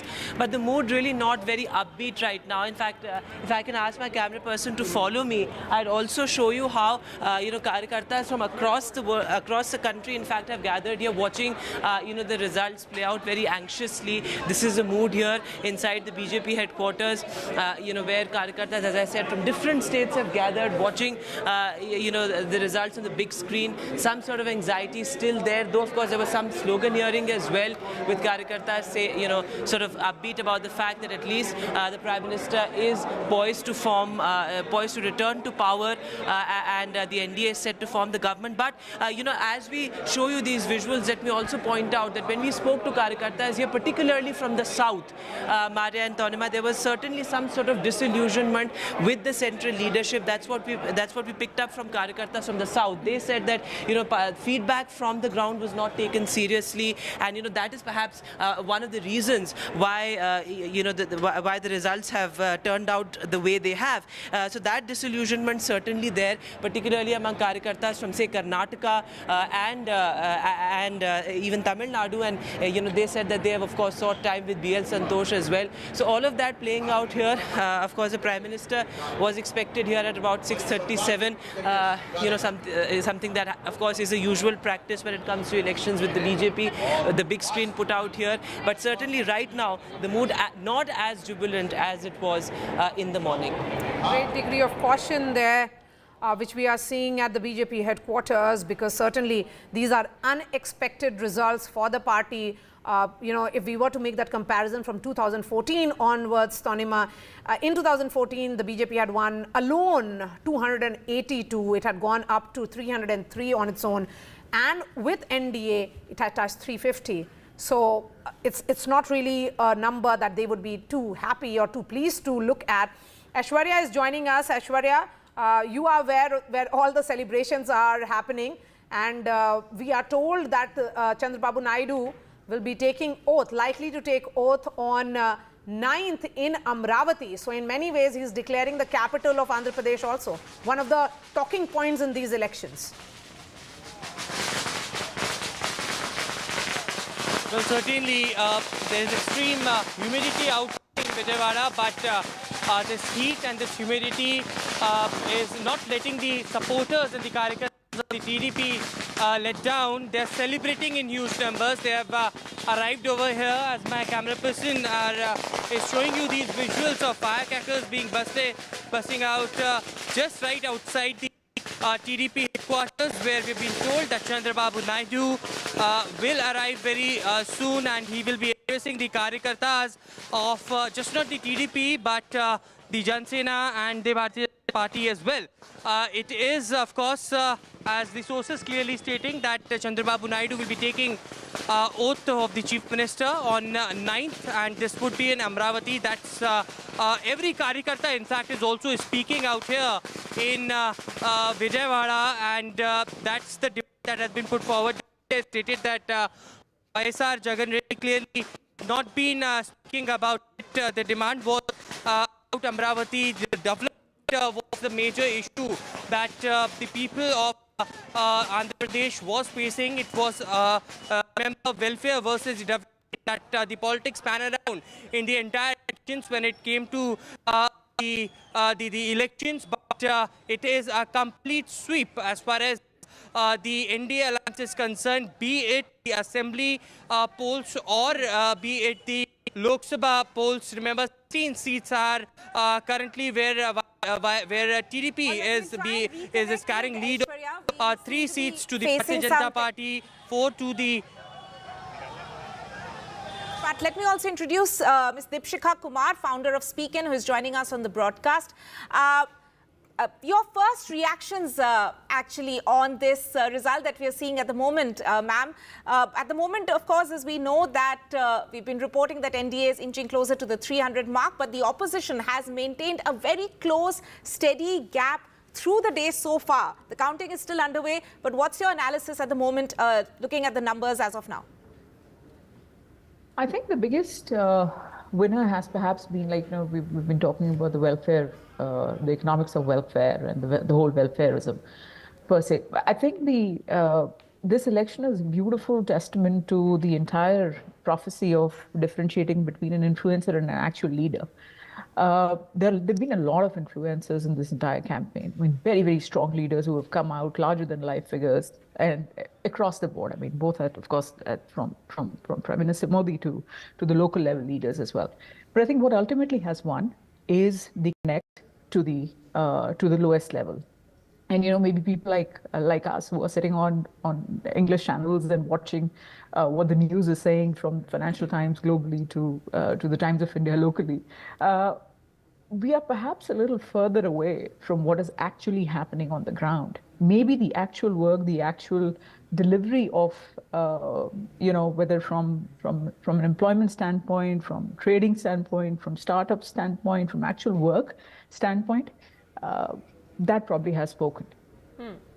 Yeah, certainly. I mean, that would be a fair assessment to make, that this is a welfareism narrative that we saw playing out in India. We also have Shama Mohammed of the Congress, Krishna Hegde of the Shiv Sena, and Ghanshyam Tiwari of the Samajwadi Party.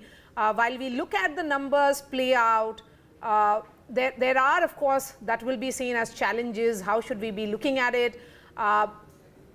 Shama, talking specifically, let's start with Kerala first. It's Congress all the way.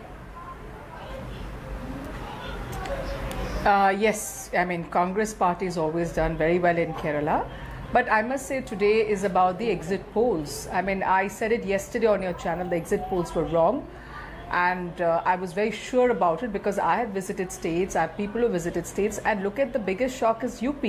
I mean, UP, I was told by the BJP they were expecting around 70 plus.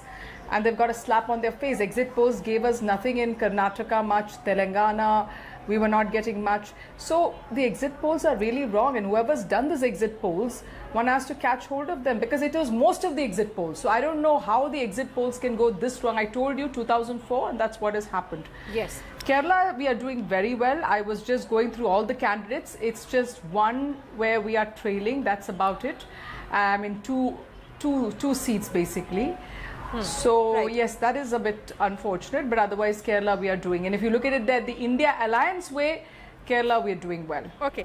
Deepshikha, coming back to you, because, if we were to look at what is going to be the impact on markets, markets certainly not showing any signs of cheer. There is a lot of jitters which are visible. It's down 6%. What are the expectations of your institution? I think it's still wait and watch. I mean, today is going to be a lot of, like you said, jitters. It's going to be up and down and up and down. But overall reaction will definitely be much more somber. I think a big correction, which everybody was looking at, has perhaps come. We'll wait at what the final tally could look like. It looks like they'll comfortably make the government. So in that sense, it should stabilize over a period of time. But in the near term, you're looking at a lot of volatility. I won't be investing today. Right. Ma'am, one more question actually before we actually let you go. But, you know, women voters have been termed as one of the X factors to look out for in these elections. In the exit polls, if we saw, a lot of pollsters actually said that they are voting largely for the BJP. Have we read the women voters wrongly? What do you think in terms of the exit polls? I think exit polls, like Shoma was mentioning, has pretty much not going to be a point of conversation today. Everybody's got it wrong. Maybe there was a lot of confirmation bias going on. But as far as women are concerned, I think there are two parts to it. I mean, I'm myself a woman entrepreneur. I would look for, particularly from an entrepreneurship standpoint, I would look for a stable environment where I can grow my business. Is this a stable environment where I can grow my business? Is it an attractive environment? Has I gotten that attitude to run a business with confidence? Absolutely yes, and full credit to the government for that. Is the environment on the ground supporting me to run it like a business that I want to? No, there's still a lot left to get there.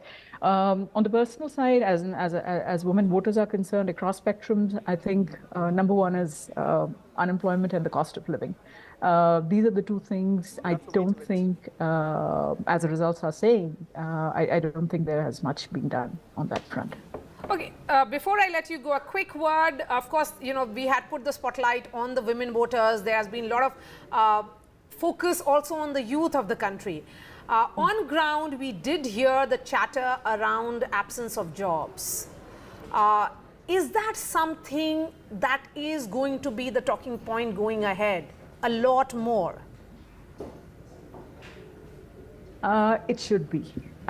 We've been hiring over the past 3 months, and there are two big problems that the job market will see. Number one, the overall sentiment is in doldrums. People are not hiring, right from the larger organizations in the IT/ITES space.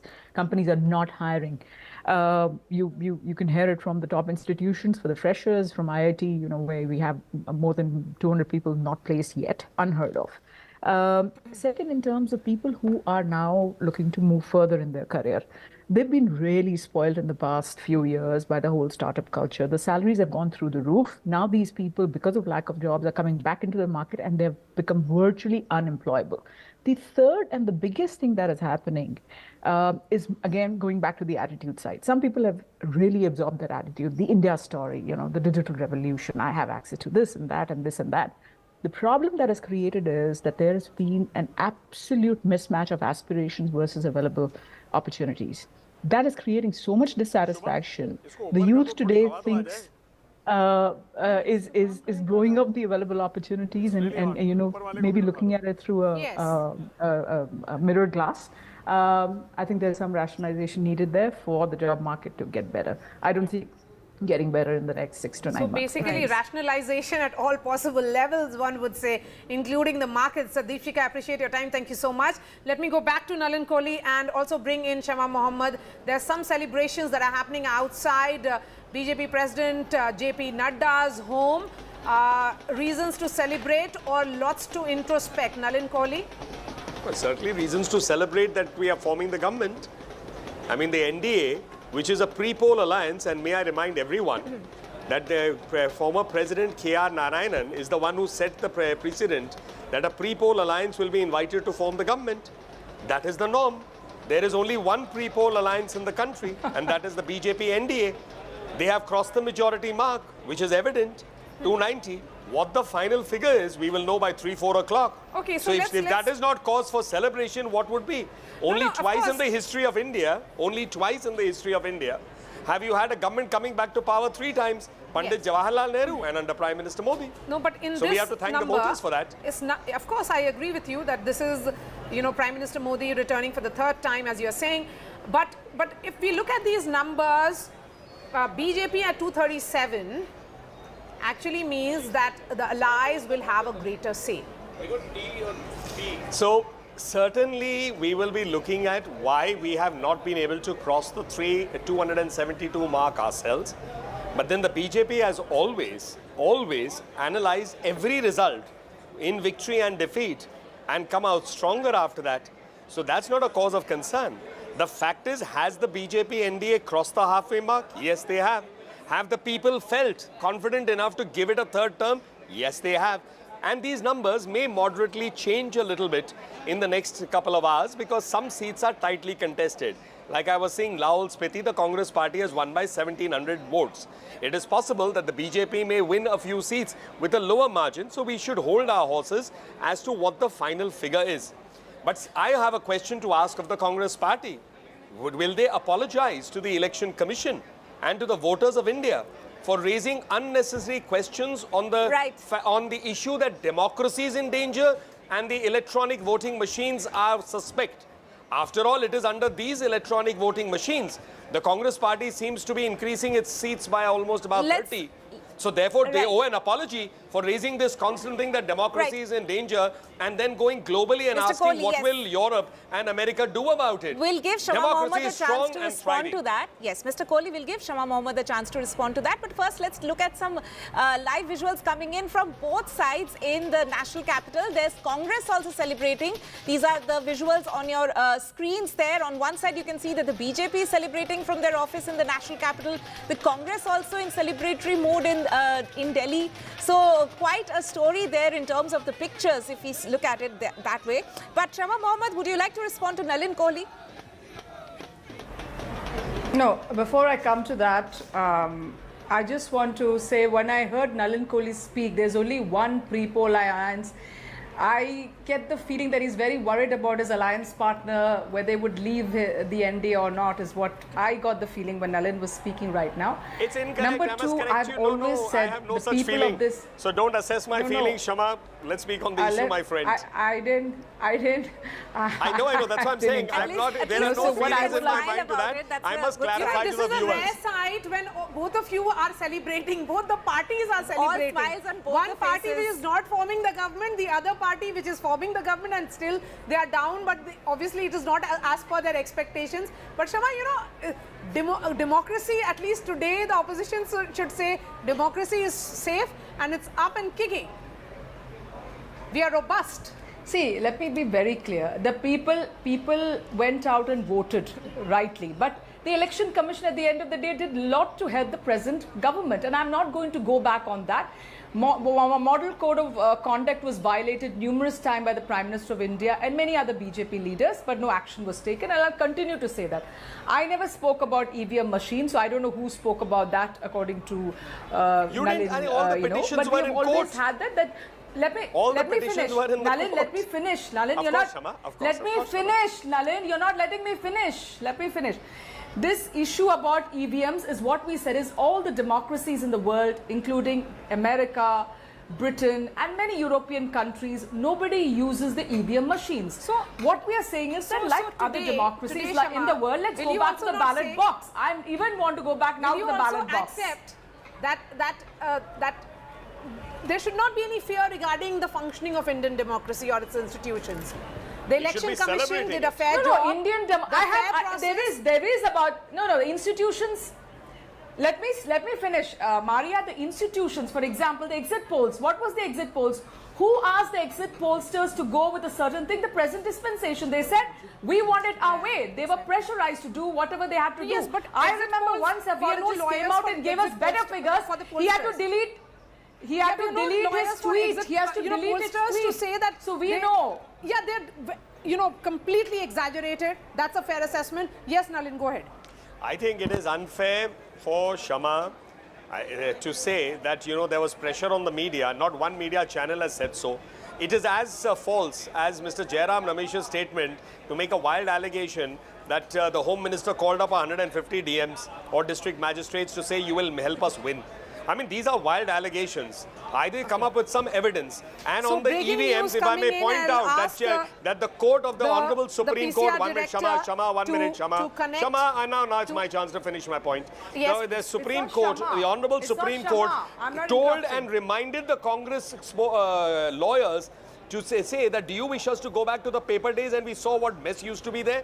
Today, when the EVMs are making all parties win whom the people want to elect, how can you say that democracy is in danger?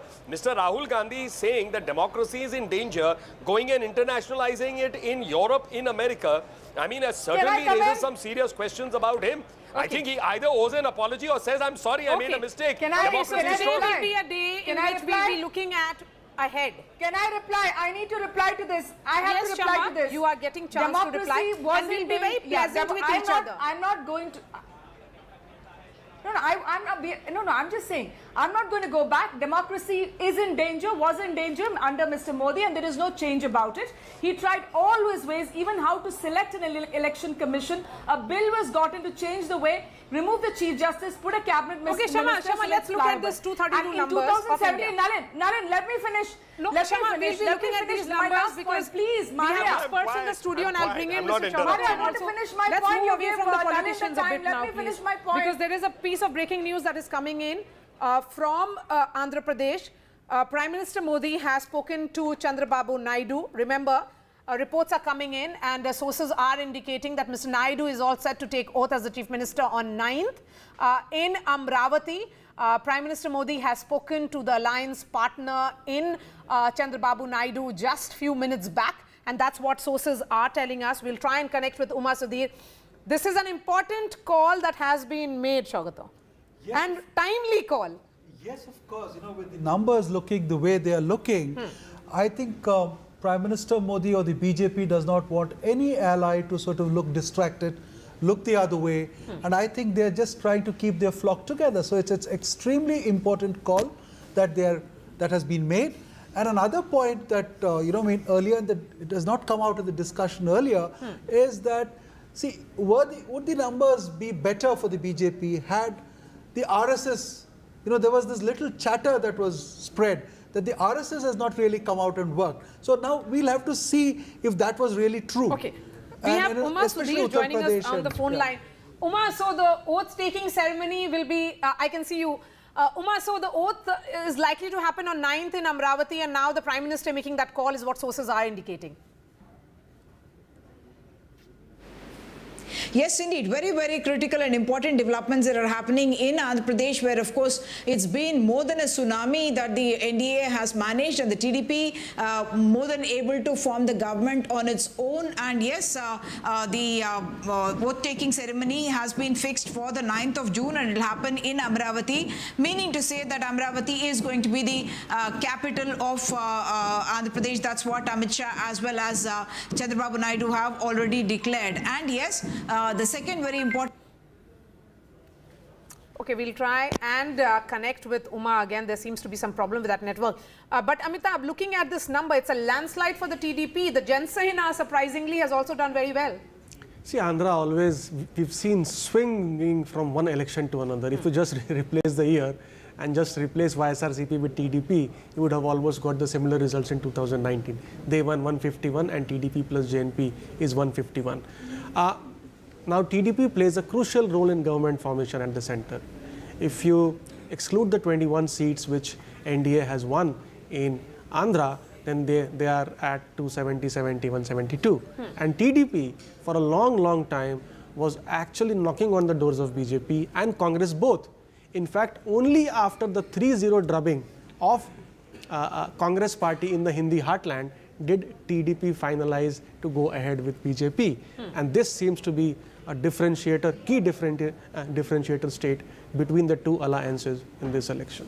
So YSRCP at 17, TDP plus, which is essentially Janasena and the BJP, they have had a massive gain of 134. In fact, sources in TDP are telling us that Mr. Naidu has put his eyes firmly on the Lok Sabha numbers. That's, of course, the Vidhan Sabha numbers, where the TDP has gained a good 108. The BJP has gained 7 seats. That is the number of seats that they contested on.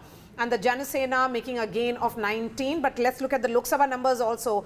And what sources are telling us is that Mr. Naidu will speak only after the Lok Sabha numbers become clear, because there are 4 seats on which YSRCP is leading. Which are these 4 seats? He's trying to really figure that out. But for the moment, NDA leading in 21 seats, in all 21. It's a clean sweep for Chandrababu Naidu. And one of the talking points, as we have been saying on ground, was certainly, you know, that how will this really pan out? Right.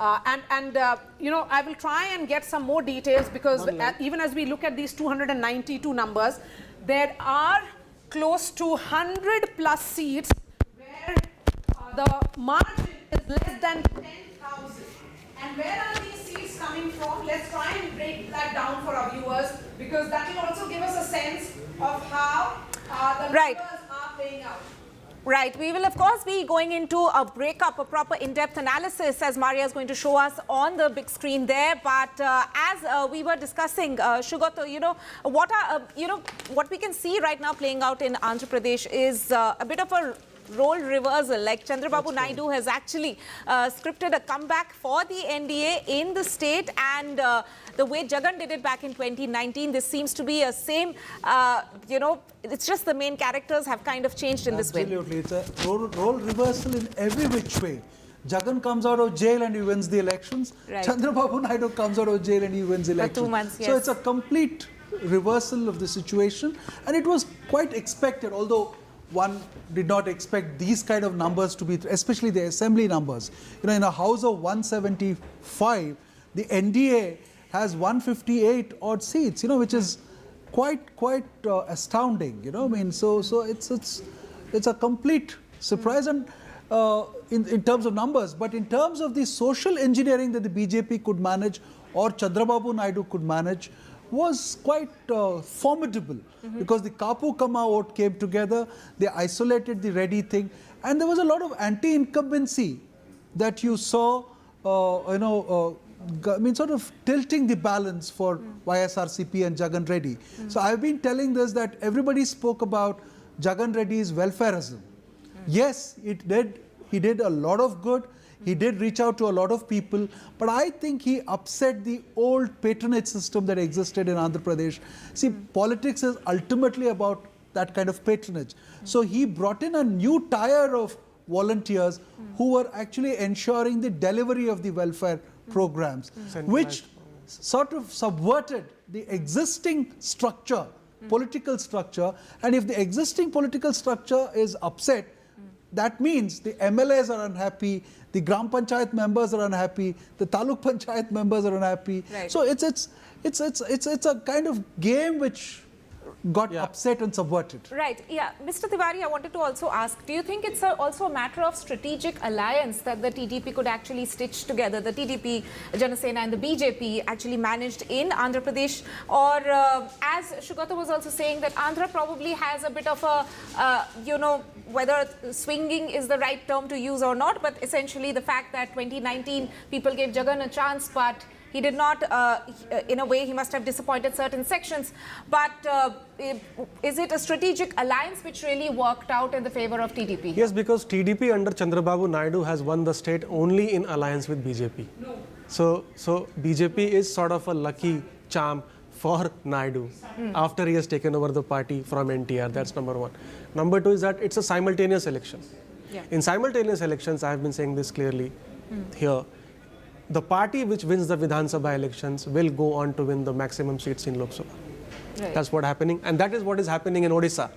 For BJP to gain this massively in Odisha, they have also won the Vidhan Sabha elections. Beyond a point, split voting in a simultaneous poll does not take place. It's a risk, it's a gamble being taken by the incumbent government probably. But for the moment, let's go across to Maria as she gives us more detailed analysis from the big screen. Yes. There.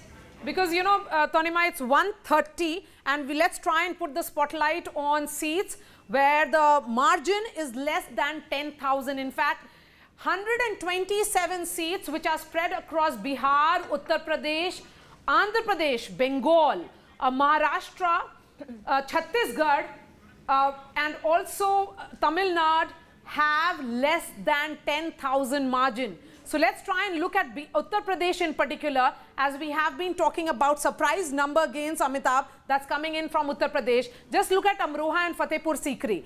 The margin between the BJP and the Congress is around 6,000 votes. Let's go further. Again, another seat, which is Allahabad. The margin between the BJP and the Congress is 5,389. Another seat, Mirzapur and Farrukhabad in Uttar Pradesh. The margin is less than 5,000 votes. And if we were to do more micro-analysis, West Bengal's Behrampur, important constituency there, the margin between the TMC and the Congress, the BJP is really not in the fray. It's party number perhaps 3, when there was perhaps that strategy of not going for alliance seemed to have worked in Bengal in particular, because if you look at the gap, it is the contest is happening between the TMC and the Congress on the seat of Behrampur. Again, in Alipurdwar, it is in West Bengal. The battle is between the TMC and the BJP. The margin is around 3,549. So, you know, again, Uttar Pradesh, if we were to look at it further, Banda, the seat where there is a contest between the BJP and the Samajwadi Party, after almost 7 to 8 rounds, the margin is less than 3,000 votes. Uttar Pradesh, Phulpur, look at this number. It is Samajwadi Party versus the BJP. The margin is 2,028 votes. Uttar Pradesh, again, Unnao, the margin between the BJP and the Samajwadi Party, 1,352. So when we look at these numbers, is this consolidation? Because by 1:30 we usually tend to come to conclusions, Amitabh.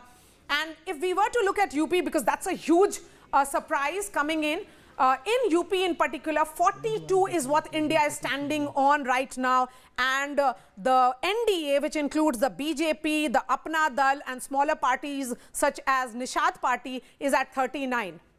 See, a 10,000 margin is nothing in a Lok Sabha election. However, one thing which we have to see here, and I think the team needs to pull that out, is how many of these 127 seats is the NDA leading on, and how many of these 127 seats is the UPA leading on, because that is the key. And normally what happens is that the close contest seats are also distributed in the same ratio or the proportion of the overall seats. So I think that's a very key number. That's a fantastic stats which you have pulled out. But I think additional information will also give insights, more insights to the viewer as to how this election is not yet over. Break it down further, there are a number of seats, but most of the seats that are coming in from West Bengal, interestingly, it is BJP TMC, because Ranaghat, for example, it is less than 10,000, 9,000 to be specific. Let's go further. Srirampur, TMC versus BJP, BJP trailing by 8,000 votes. In Damdam, interesting battle again, 8,794. If we go further, let's look at more West Bengal seats. Bangaon, between the BJP and the TMC, the margin is just 7,000 votes. Maharashtra is again a state where the India bloc is seen to be making massive gains, be it in Bid or in Bandara Gondia. The margin is just around 7,000 votes. So, you know, while we look at it, it's becoming increasingly clear that these numbers are consolidating, and NDA hovering somewhere around 290 and India around 233. Amitabh. Yeah, so we'll have to wait and see how these 127 seats, the trends and the results pan out. The margins are fairly close. It is still, I think, more than 10 to 12 rounds still left. These could be the deciders, but I think we will have to see how many of these is India leading in and how many NDA leading in, because that's a crucial number. I don't think it should be significantly in favor of anybody at this stage in these 127 close contests. And West Bengal, even in 2019, was a very close election. I mean, 22 seats were decided on a vote margin of less than 10%, and TMC and BJP both had won 11 seats each. So it's, I mean, if you give 5% to one party, they could end up winning most of those 20 seats, and that's what we are seeing in the results also. If you see, or the trends also, if you see, the TMC is gaining by 8 seats, and at the cost of BJP, which is trailing in 7. All right, Krishna Hegde of the Shiv Sena will be joining us shortly. On that note, Tanima and I are slipping into a short break. This remains our top focus here on NDTV.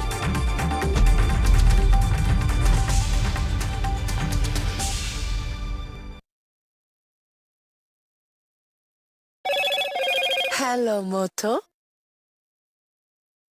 Motorola, India's best 5G smartphone brand.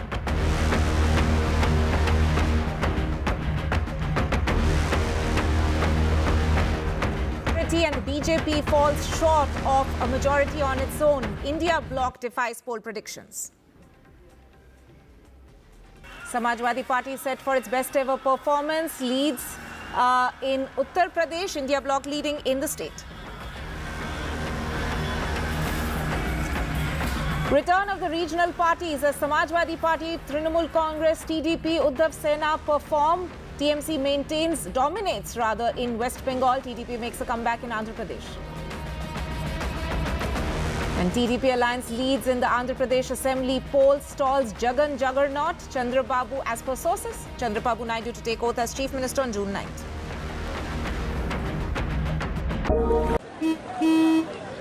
चल हो जा शुरू केसरिया से मन जोगी हुआ रे दिल झूमे देखो पतवारा हुआ रे दिल झूमे देखो पतवारा हुआ रे हर पल मनाओ केसरी त्योहार विमल बोलो जुबान Kesari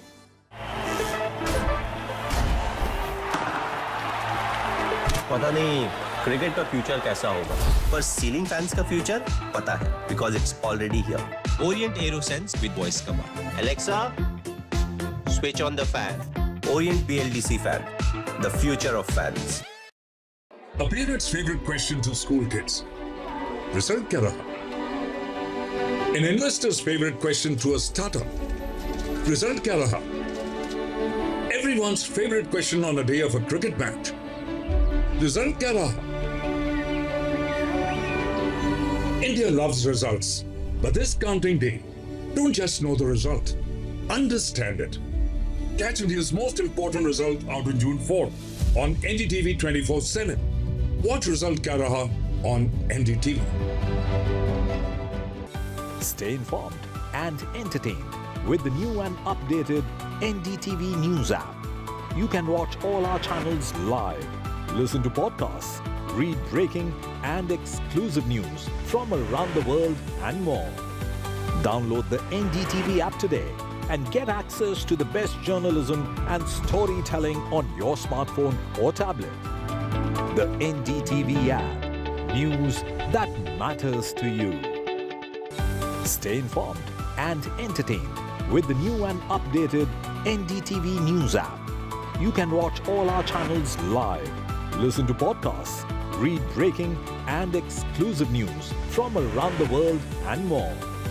Download the NDTV app today and get access to the best journalism and storytelling on your smartphone or tablet.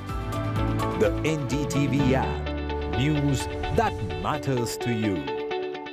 A parent's favorite question to school kids. Result क्या रहा?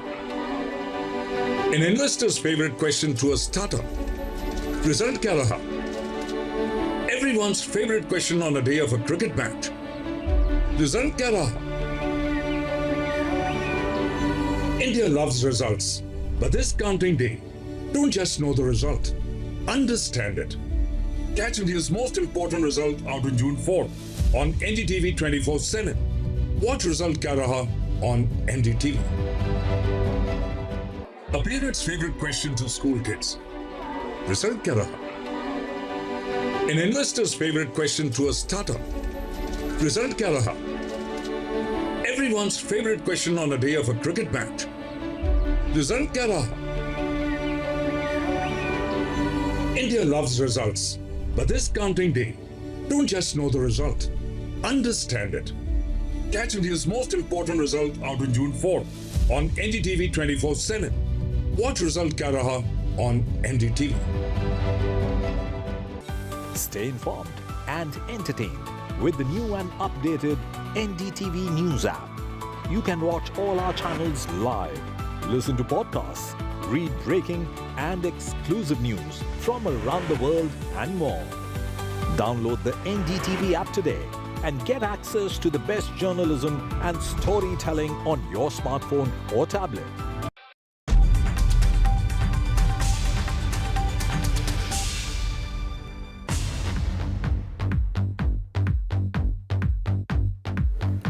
And if we were to look at these numbers that are coming in from multiple states, it's only solidifying and it's converting now into results. In fact, what we are being told is that a number of these candidates who have won have been given certificates by the Election Commission already. So which means that these numbers are going to be more or less around the same. Krishna Hegde, not much for you to celebrate. Did you get your reasoning and planning and realignment before the elections wrong? No, not exactly. See, firstly, I would like to congratulate the BJP and all of us at NDA because we are going to make the government for the third time under the leadership of Honorable Prime Minister Narendra Modi ji. And in the recent past, I don't think any Prime Minister has managed to win 3 times and become the Prime Minister. This sole credit goes to Narendra Modi ji for his achievements across the country and even outside the country where he's placed India. Will you accept that the people of Maharashtra, the Election Commission may have given you the symbol, but the people of Maharashtra have settled the debate about the real Shiv Sena. The real Shiv Sena, according to them, is Uddhav Thackeray with 11 and you are at 5. Yeah, according to the statistics I have got and the seats I have got, the Uddhav Thackeray's party is at 10 and we are at 7. They contested 21 seats and they have a winning strike rate of 50%.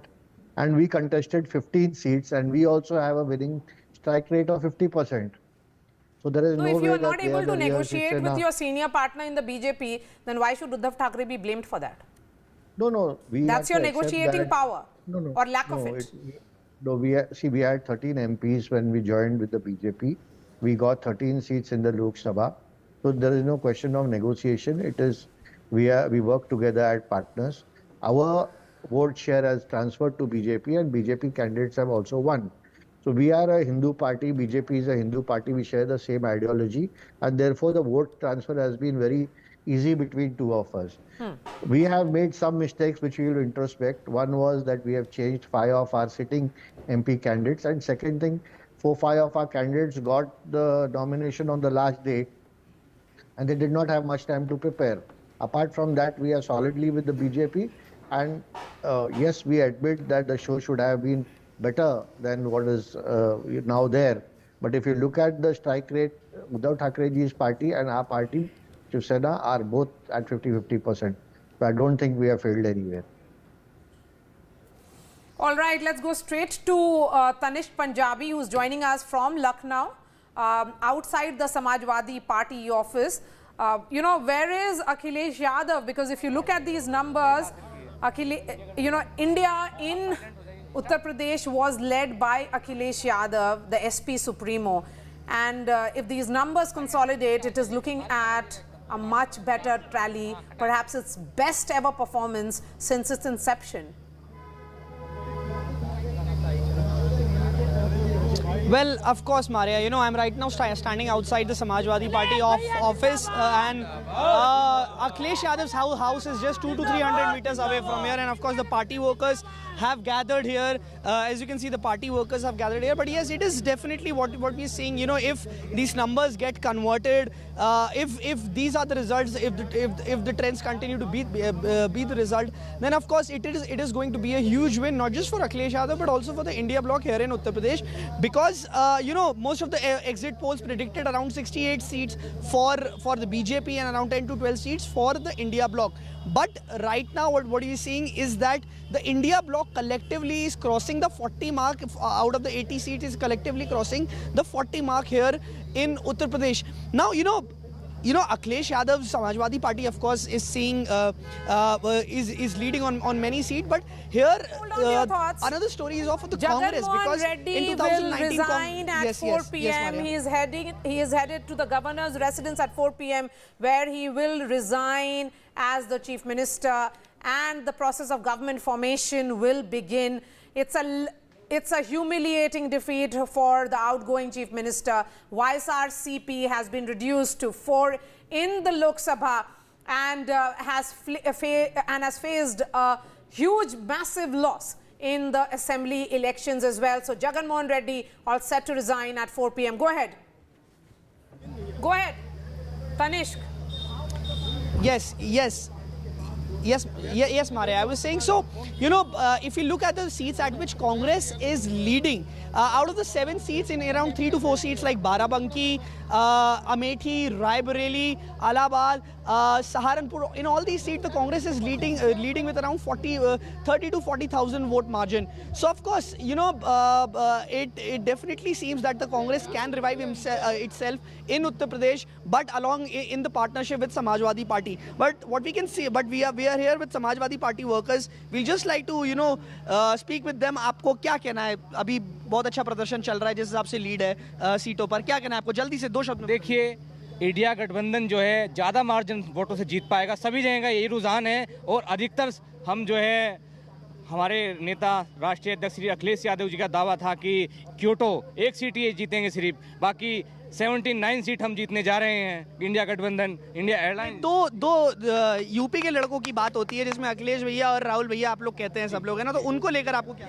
देखिए, सबसे बड़ी बात यह है कि India गठबंधन ने जिस तरीके से चुनाव लड़ा, जमीनी स्तर पे बेरोजगारी हो, महंगाई हो, हर आदमी उससे त्रस्त है. किसानों का मुद्दा हो, अग्निवीर की समस्या हो, आप बताइए, उन मुद्दों पे चुनाव लड़ा. लेकिन यहाँ मटन, मीट, मछली और हिंदू मुसलमान और मंदिर मस्जिद के नाम पर चुनाव लड़ने वालों को समर्थन हिंदुस्तान की जनता नहीं देगी.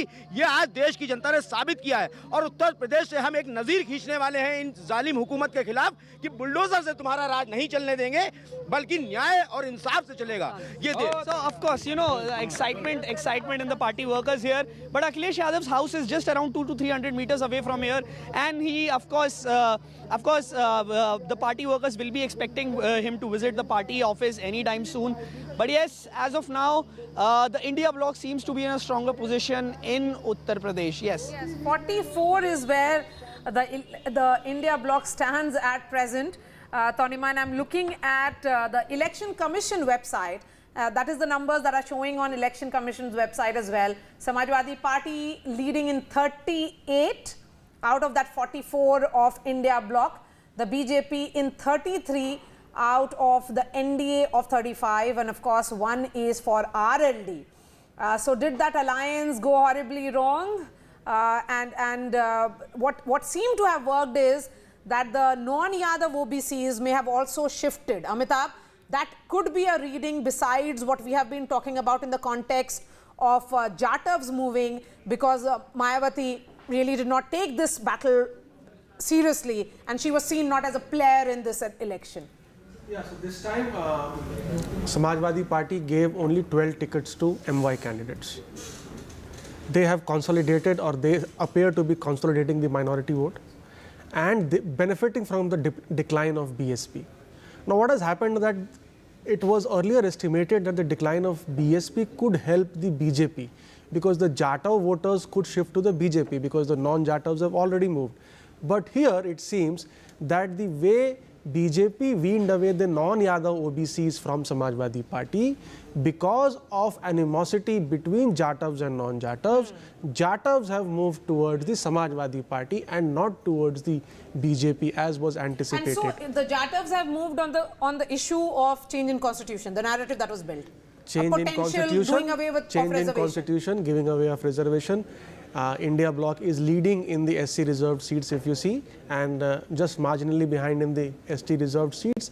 But the larger fact is that there is some level of animosity between those two communities, and they are not largely voting for the same party, and that is what has happened. Samajwadi Party has also given a high number of tickets to Kurmi Kushwaha candidates, again as you said, from the non-Yadav OBC community, and they seem to have made significant dents in the stronghold non-Yadav OBC vote of the BJP as well, as the numbers hold true. All right, we are slipping into a short break, but the process of government formation and the transition has begun in Andhra Pradesh. Jagan Mohan Reddy will be resigning, and on 4th, Chandrababu Naidu will take oath as the Chief Minister in Amravati. And what sources are also telling us is that Prime Minister Narendra Modi is likely to attend his swearing-in ceremony on 9th.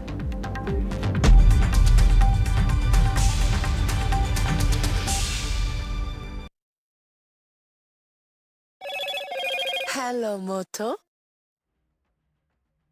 Motorola, India's best 5G smartphone brand.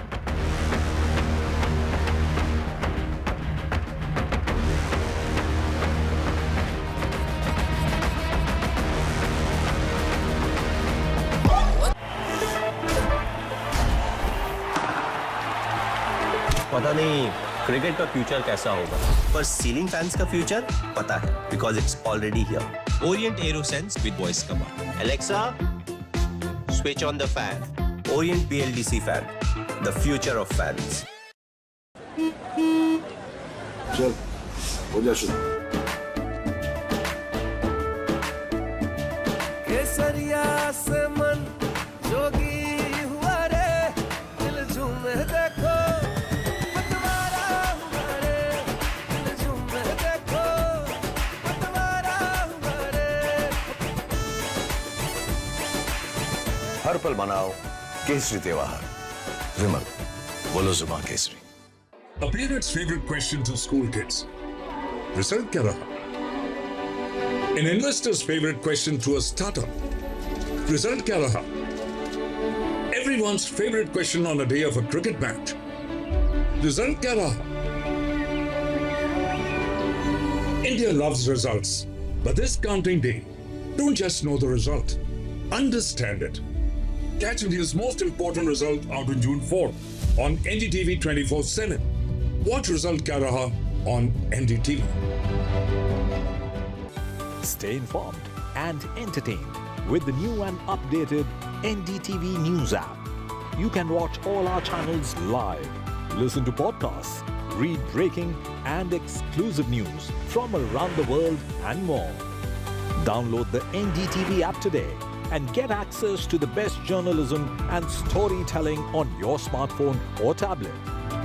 The NDTV app. News that matters to you. Election means NDTV. चुनाव मतलब NDTV. चुनाव वने Andre NDTV. निर्वाचन माने NDTV. ఎన్నికలు అంటే NDTV. Election हावेदी NDTV. निर्वाचन माने NDTV. निवडणूक म्हणजे NDTV. चुनाव मतलब NDTV. तीर्दल एनराल NDTV. ચૂંટણી એટલે NDTV.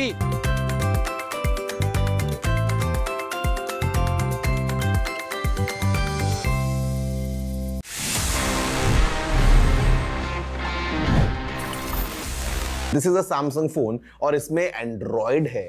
You know what happened, सबसे पहले अगर हम जाएं थोड़ा सा पीछे, अगर हम रिवाइंड करें about the history of Android. Well guys, the creators of Android जब उन्होंने बना लिया ये operating system, they went to Samsung because they wanted कि सैमसंग उस एंड्रॉयड को खरीद ले। So they all went to Seoul in South Korea. They met with the Samsung people, but Samsung was not that impressed. And Samsung said no. और उसके बाद क्या हुआ? Just weeks later, Google in fact bought Android for $50 million. Imagine करो अगर Samsung ने उस time पे Android खरीद लिया होता, would have been the case that Android would have been Samsung's own exclusive operating system. Like today we see how Samsung is the king of Android. They basically rule the Android market. But वो एक ना आज कैसे mobile history को पूरा बदल चुकी है. It's all for you. Did you know this? If yes, then amazing. If no, then please let me know by writing all your emails to tg@ndtv.com.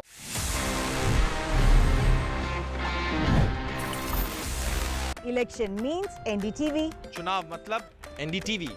चुनाव वने आंध्रे NDTV. निर्वाचन माने NDTV. ఎన్నికలు అంటే NDTV. Election हावेदी NDTV. निर्वाचन माने NDTV. निवडणूक म्हणजे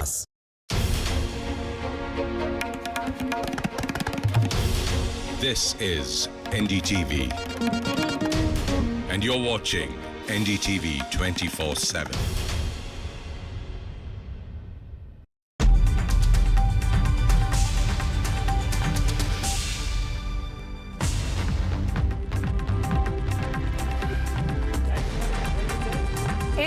Bloc crosses 200 mark, NDA crosses simple majority. That is the big breaking coming in now, even as the numbers consolidate after the 7th round. Samajwadi Party set for its best ever performance. India bloc rides Akhilesh's wave. And it is the return of the regional parties, the Samajwadi Party, the TMC, the TDP, Uddhav Sena perform well in their respective states. In fact, TMC maintains a huge lead over BJP in West Bengal. TDP makes a comeback in Andhra Pradesh. Chandrababu Naidu to take oath on 9th. Jagan concedes defeat. Prime Minister Modi and Home Minister Amit Shah speak to CBN. And markets slide over 5.5% on back of counting trends so far. Experts say that they were certainly not expecting such an underperformance by the NDA.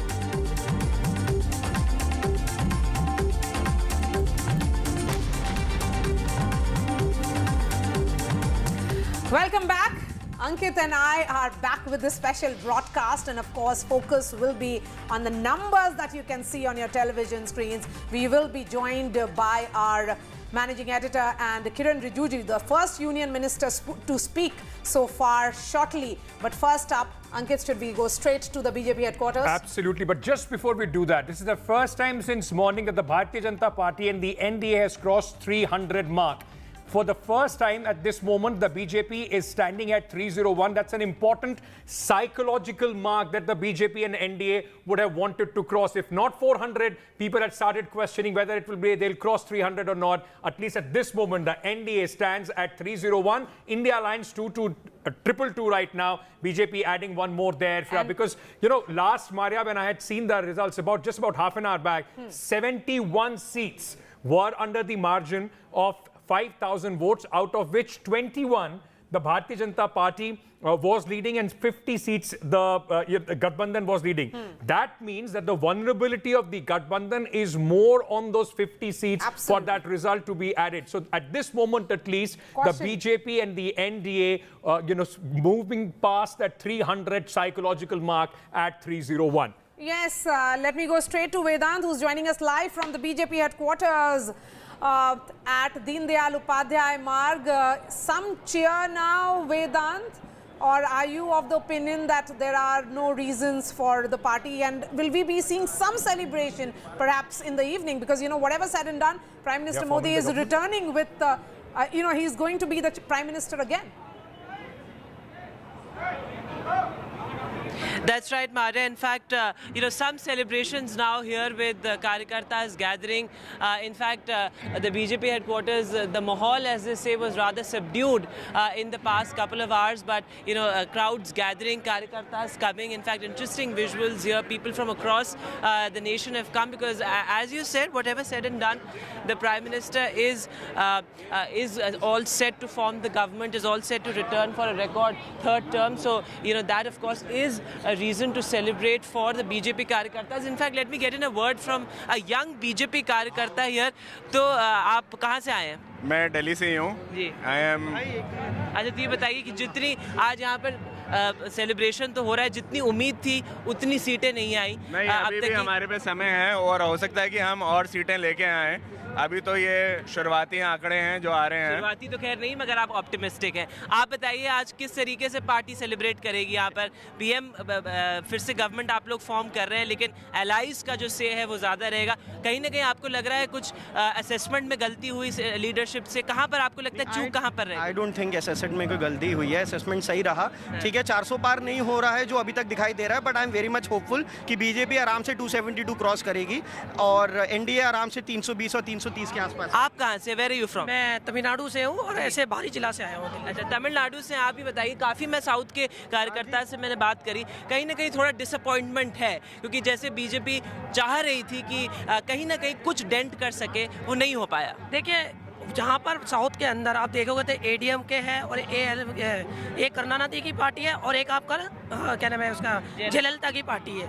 वहाँ पर उन दोनों का गढ़ होने के बाद ही BJP वहाँ पर अपना गढ़ बनाया और वहाँ पर गढ़ नहीं बना पाई ना. देखिए, जब भी एक सीट तो आपकी ला रही है, अभी तो एक सीट आ रही है. आप सोचिए, जहाँ पर पानी में एक भी मछली नहीं थी, वहाँ पर एक मछली अगर जिंदा हो रही है तो धीरे धीरे पार्टी जिंदा. All right, so Maria and Ankit, some sense of optimism here, and certainly, as I said, what seemed to be like a very dull and subdued sort of a BJP headquarters a few hours back, in fact a couple of hours back, now of course Karyakartas gathering and they're building up to the Prime Minister's victory speech in the evening. Maria. A quick word, please go ahead. The thing is that, Vedant, the fact remains, of course, the target that was set, and that is why it seems that, the 298, 299, they are not as enthusiastic, but the fact remains that it is a third consecutive victory for the NDA and for Prime Minister Narendra Modi, a third return. So it's not a mean feat by any margin, but the fact remains at this moment that the kind of celebrations that the BJP Karyakarta and even the people are used to, maybe in that comparison, the BJP headquarters seems little mellowed down this time.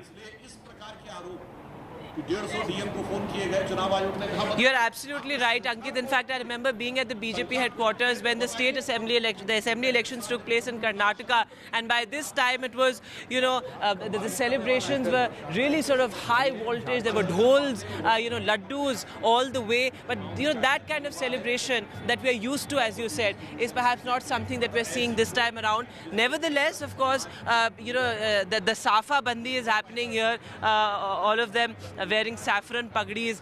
So that's interesting. Let me get in a word from the. आप लोग कहाँ से आए हैं? हम लोग दिल्ली से ही हैं, रोहिणी साइड से। दिल्ली में तो 7 सीटें लग रहा है बीजेपी जो है वो जीतेगी, पर यहाँ पर जो माहौल है, जो भाजपा के हेडक्वार्टर्स हम ज़्यादातर देखते हैं, जो आपने उम्मीद करी थी, जो उम्मीद लेकर चले थे, उतना बीजेपी नहीं कर पाई, तो क्या कहीं ना कहीं लगता है कुछ चूक रह गई? देखिए, ये देश 140 करोड़ लोगों का देश है। एक कोने से लगे दूसरे कोने पे पता नहीं लगता कहाँ से कहाँ हिंदुस्तान शुरू होता है। ये जो गिनती चल रही है, पूरा बहुत बड़ा देश है, बहुत बड़ी कॉन्स्टिट्यूंसी होती है, कई राउंड की गिनती है।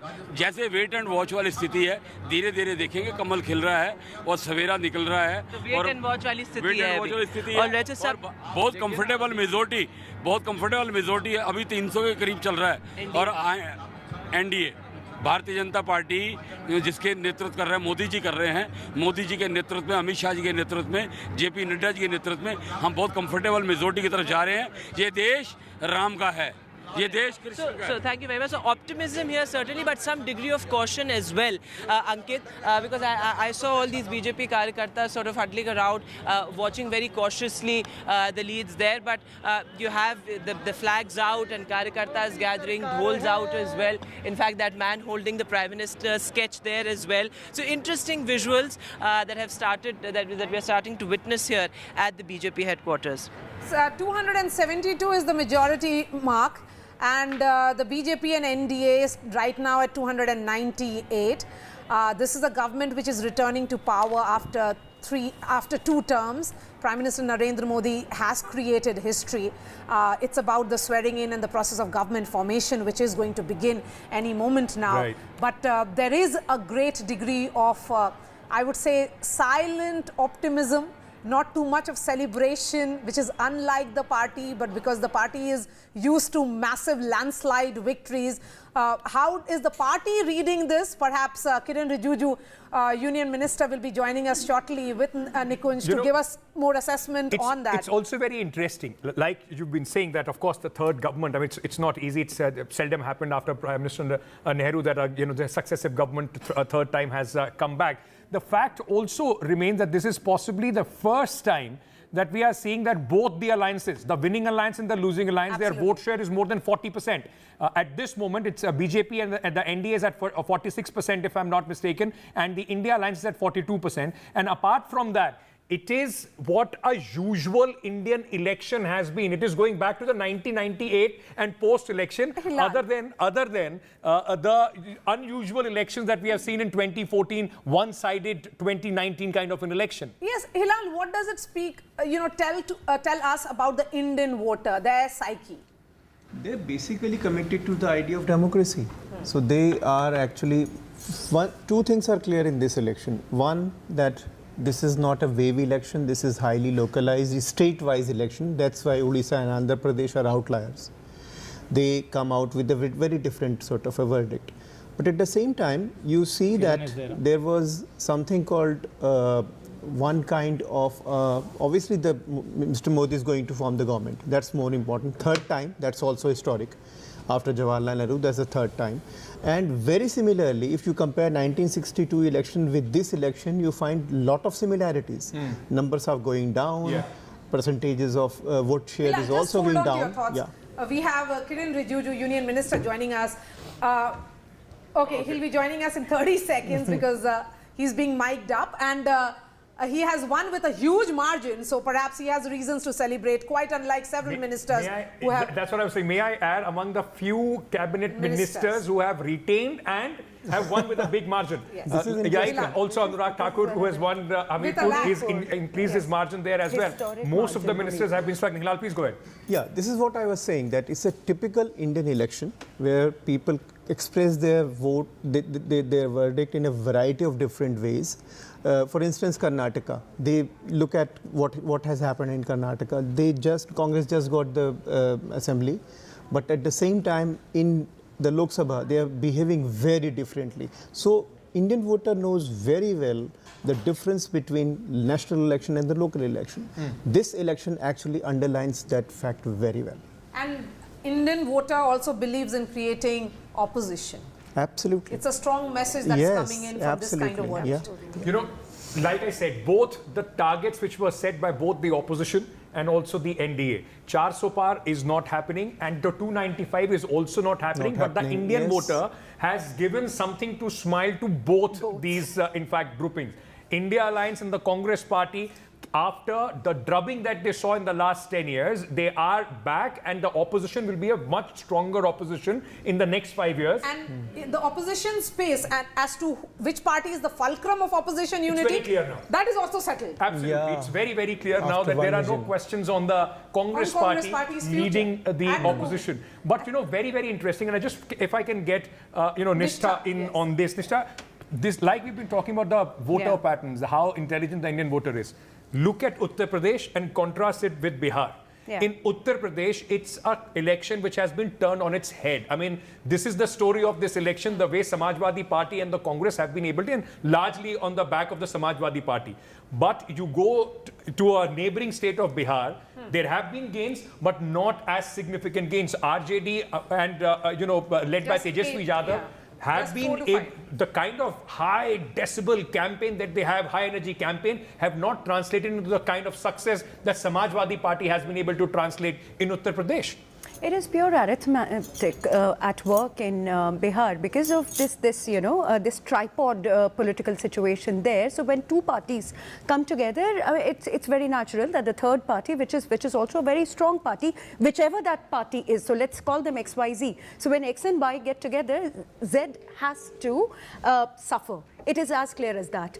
UP, the situation is very, very different. UP, the voter keeps you on your toes. The UP voter is like this diva, beloved, in the courtly love tradition. Let me get literary here, which has many suitors and it chooses and punishes, right? It chooses and it punishes. So the voter is extremely, and I've been maintaining it, that the voter is not just vulnerable, it is also very punishing because it knows how to do it. Yeah, I'm surprised. How does it change the equations within the NDA? Till yesterday, we were talking about the speculation of a change in the chief ministership, Nitish coming to the center with the kind of numbers that JDU has been able to get.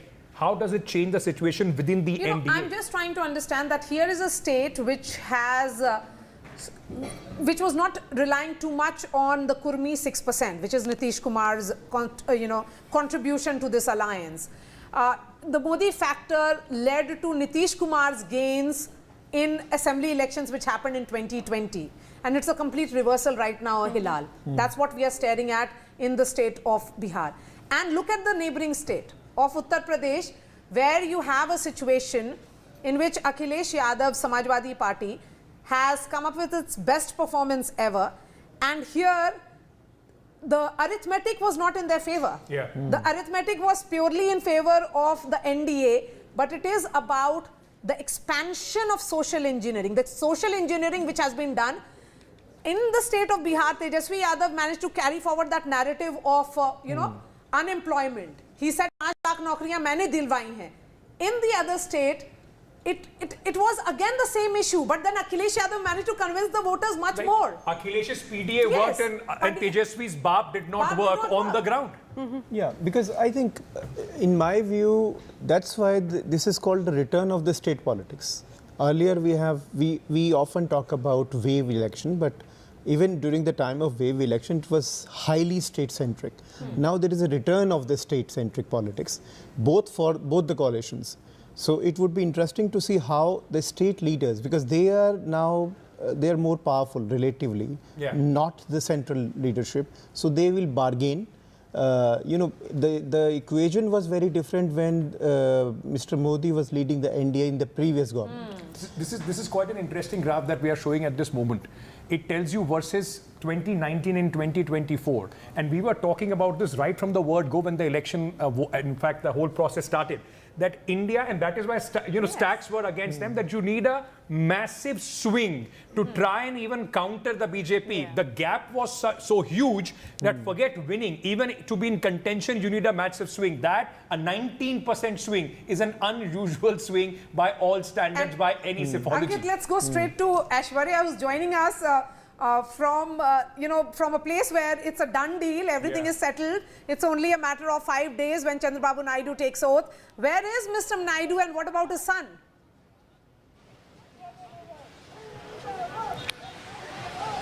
Well, right there, just across this road is the residence of Chandrababu Naidu. He is there at his residence meeting several of the leaders. There are multiple cars that are lined up to go inside Chandrababu Naidu's residence to meet him, because he is the man who had one-sided swing the entire elections, whether it is the assembly polls or the Lok Sabha polls this time in Andhra Pradesh. One-sided victory for the NDA. And certainly over here, what we saw earlier is Pawan Kalyan's convoy. Also, Chandrababu Naidu met him and congratulated him. What we know so far is that it would be 9th of June when Chandrababu Naidu will be taking oath as the Chief Minister. Prime Minister Narendra Modi to Home Minister Amit Shah already had spoken to Mr. Naidu and congratulated him. It was also Prime Minister Narendra Modi who could be in attendance on June 9th as far as the oath-taking ceremony is concerned. But on the other side, it Aishwarya, is... TDP workers have much to celebrate today. If you could just show us around what is really happening at the residence of the incoming Chief Minister. Let me show you these visuals around. As far as the workers are concerned, they are gathered outside Chandrababu Naidu's residence, and there were firecrackers that were bursting all since morning. There you can see MLC's cars and MLA's cars also now coming out from Naidu's residence. It was Pawan Kalyan who met Mr. Chandrababu Naidu a short while back and congratulated them on a victory. This is an NDA victory in the Assembly as well as the Lok Sabha polls. One-sided victory as we speak. Chandrababu Naidu is expected to go to the party headquarters. There are a lot of supporters who are waiting to see him as far as the leader is concerned, and it would be 4th time that he would be taking oath as the Chief Minister. There you can see also the supporters over here who had been waiting and been celebrating. If there are some supporters, I can go across.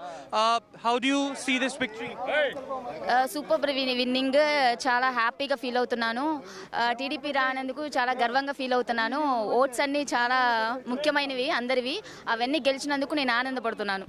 Thank you so much. Well, there are several other leaders who could be also coming in. As far as as far as YSRCP is concerned, Mr. Jagan Reddy is going to tender his resignation at 4 p.m. He had sought time from the governor itself, because as far as the Lok Sabha polls are concerned, they have been reduced to 4. On the other side, in the assembly polls as well, they have gone past the majority mark and assured their victory. Certainly, yellow is all around as far as Chandrababu Naidu's residence and the TDP headquarters are concerned. It is workers from the TDP, from the Bharatiya Janata Party, and also from the Jan Sena who had arrived and they were celebrating out together. We will also go across to some of the leaders who are coming out from Chandrababu Naidu's residence. After meeting him, we will speak to them as well as far as what they think of this victory and the numbers that they have got as far as the development politics is concerned. They assured the people people. A lot has been talked about, remember, Amravati as well, as to declare it as the capital of the state as well. So we'll go across over here to one of the leader who just met Chandrababu Naidu. Sir, a resounding victory for the TDP. This was expected. The numbers that have come, one-sided, complete landslide. Yeah, see, in 2019, the 23 is a surprise to us. Now the below 22 YCP is a surprise. The landslide victory, totally the credit goes to the public, who have suffered a lot in the hands of the YCP, now taking a decision. Secondly, the combination with the Jana Sena and the BJP is a big hit in Andhra Pradesh. Sir, you just met Chandrababu Naidu. What is his plans as far as he's coming to meet the workers at the party headquarters? What time it would be? And 9th of June is something what we are expecting him to take oath? Today, Chandrababu Naidu's arrival to party is still undecided. Okay. Because he is talking with NDA, BJP leaders and other NDA leaders regarding future course of action. And he has got some political assignment here. Okay. So he is coming to party office today. His remote chances are there. Even if he comes before 6 o'clock, he cannot come. Okay. And the 9th is the oath-taking ceremony day. That has been finalized. Prime Minister and Home Minister both have spoken to him as far as... Yes, the Prime Minister we don't know, but Amit Shah has spoken to him. The time is 11 o'clock 53 minutes. All right. So that was one of the MLC coming out from Chandrababu Naidu's residence, spoke exclusively to us. He had confirmed to us that Home Minister Amit Shah had just spoken to Mr. Naidu. Prime Minister also spoken to him a short while back. And it would be 9th of June when Chandrababu Naidu will be taking oath as the Chief Minister of Andhra Pradesh. One simple line about politics, Indian politics, never write anybody's obituary. 20 years from 2004 to 2024, what a comeback for Chandrababu Naidu, not only in the state politics, but at the national level as well. My colleague Sam Daniel is also with us at this moment. Sam, Tamil Nadu was a keenly contested state. This is the state where the Bharatiya Janata Party was hoping to make inroads. If till yesterday you would have believed the exit poll, it seemed that there was a lot of cheer for the BJP. On the ground today, the situation seems to be different. AIDMK was completely written off. They are not the story to be written off with that ease. That's right. Many questioned the exit poll results that gave around 3 to 4 seats for the BJP, Ankit. But as we speak now, it looks like the ruling DMK in Tamil Nadu is all set to repeat its 2019 sweep. The DMK and its allies are leading at least in 38 of the 39 seats in Tamil Nadu. I come to you from the DMK headquarters, where an hour ago they were bursting of crackers out of celebration here, and Chief Minister M.K. Stalin could come here around 5 o'clock. And yes, in many of the constituencies, interestingly, the BJP comes number 2 as we speak now. Contrary to expectations that the key fight is between the two Dravidian arch rivals.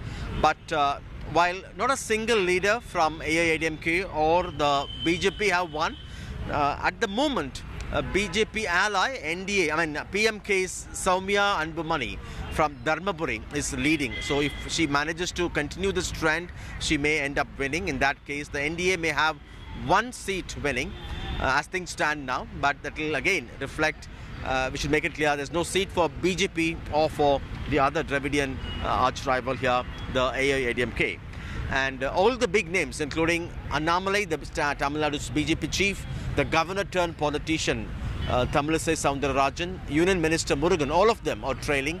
Some, of course, number 2, for instance, Tamilisai and Annamalai in Coimbatore have come number 2. Okay. And the larger picture, of course, is whether this is any cheer for the ruling DMK. Yes, for the second time, they managed to retain the formidable alliance.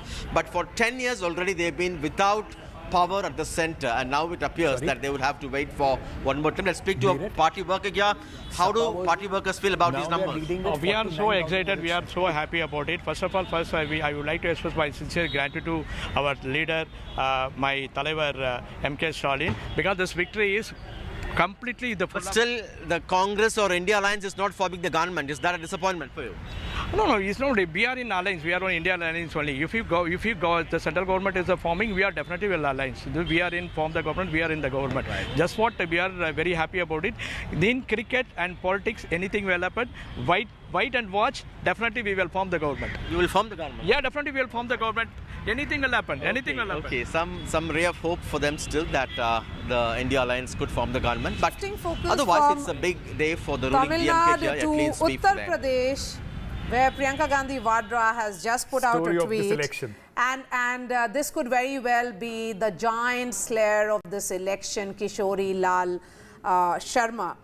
She has put out a picture with him, and I would ask the producer to put that on the... Yes, that is the picture with a message.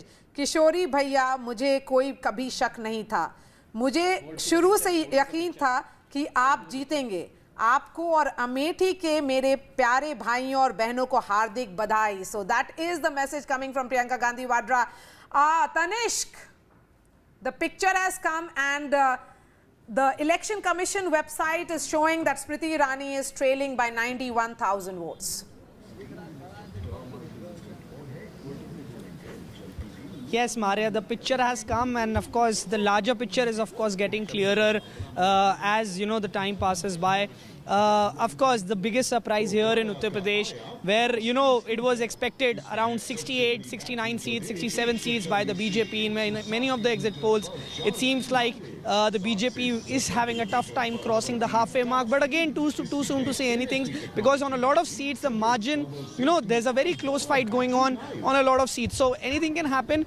But you know, yes, as you said, KL Sharma could be the giant slayer of this election. It was in 2019 when Smriti Irani defeated Rahul Gandhi from there, and then in 2024 Rahul Gandhi contesting from Raebareli, from where he is currently leading, and KL Sharma in his place. You know, if I talk about the campaign of KL Sharma, you know, there was of course a lot of confusion till the very last day of nomination that who will be fighting from Raebareli, and it was not until the morning of the last day of the morning of the last day of the nomination where KL Sharma's name came up that he will be contesting. After that,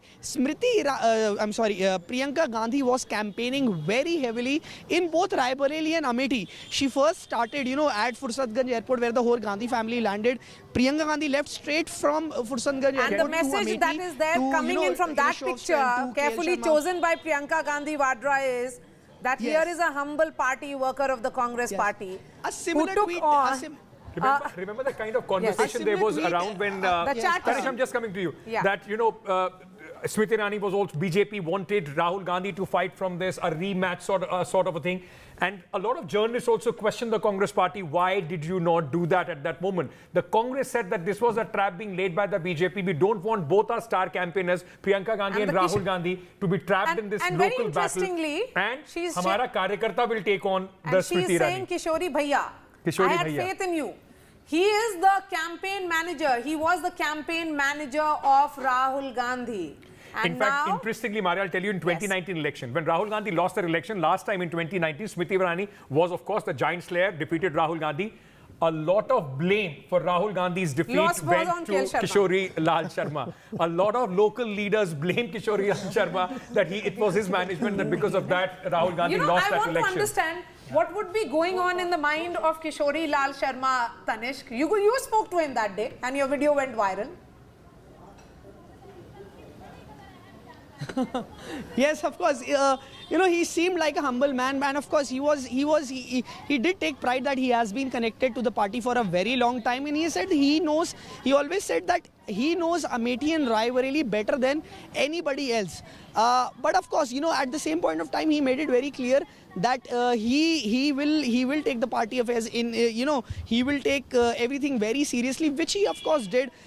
You know, the Priyanka Gandhi was campaigning very heavily in Amethi and Raebareli, and you know, if I would say, well, 60% of her campaigning was in Raebareli and the remaining was in Amethi. If we look at the whole 10 to 12 days or 15 days of campaigning that Priyanka Gandhi did before Amethi and Raebareli went to polls. So, of course, this credit should be given to KL Sharma as well for winning, if at all he, for winning the seat. But a similar sort of tweet was made by Priyanka Gandhi back then when KL Sharma's name was announced. Then also Priyanka Gandhi referred to Samajwadi Party headquarters in Lucknow. I mean, Samajwadi Party is of course the story as far as this election is concerned. Absolutely. And there are two important parallels that you see. When the Congress came back in 2009 with a thumping majority, they came, with the UPA coming back in the power. It was Andhra Pradesh and Uttar Pradesh. Congress won 21 seats in Uttar Pradesh. And this time when you look at the fortunes of the Congress party, along with Samajwadi, it's turning in Uttar Pradesh. For the Congress or the opposition to do well, the underline is Uttar Pradesh is the state where you have to turn your fortunes. And KL Sharma, just one quick anecdote about him. He's a man from Punjab. In 1984, Rajiv Gandhi, along with 150 volunteers, when he fought in one Amethi, got KL Sharma along with 150 volunteers to be stationed in Amethi for better governance when the Congress was taking over in power. Most of those people, 150 volunteers, have either left politics or have become very big leaders. Many became PCC chief and ministers. KL Sharma, for the last 40 years, man from Punjab, has made Amethi and Raebareli his home. Zameen, and today it has come to fruition. That's what we keep saying, died in the wool Congress leader. Yeah. Hilal, the message that is coming in, whatever the criticism, the Congress may have got its Amethi strategy right. And the margin is only increasing. It's now 95,000 votes with which Smriti Irani is trailing. I think it was a very interesting and strategic choice not to contest, not to field Rahul Gandhi from Amethi, rather from Raebareli. It worked. But, the larger point about the UP is that UP has got two significances. One is that UP is significant in terms of number of seats. Second is that the political narrative always gets some kind of attraction from UP. So you cannot ignore the kind of space that is provided to any narrative to succeed. If you compare 2009 and 2019 with this election, you will certainly get that the narrative that was actually nurtured in UP somehow became the national narrative. Not merely about the seat, it is about the message.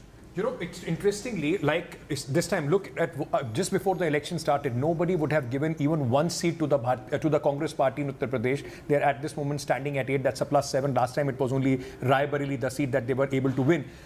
Just staying with UP, because as I said, it's a fascinating story. All right, what we'll do at this moment, I think in just a moment from now, Mr. Rijiju is going to join us. We've been waiting for him. Okay, I've just been told in 30 seconds he's going to join us. Our Senior Managing Editor Nikunj Garg, in fact, is going to speak to him. So just in those 10 seconds, Sanish, stay on with us, because when we come back, we would like to see the atmosphere at the Samajwadi Party headquarters, because that's the story. Akhilesh Yadav, though he was making a lot of claims, but yesterday he did say that there are at least 40 seats that the Samajwadi Party is winning. His number is bang on. As we build up to that big interview which is coming in shortly, we are slipping into a short break. Stay with us. The first reaction from the Modi government is coming. So stay with us. That big exclusive coming in a moment.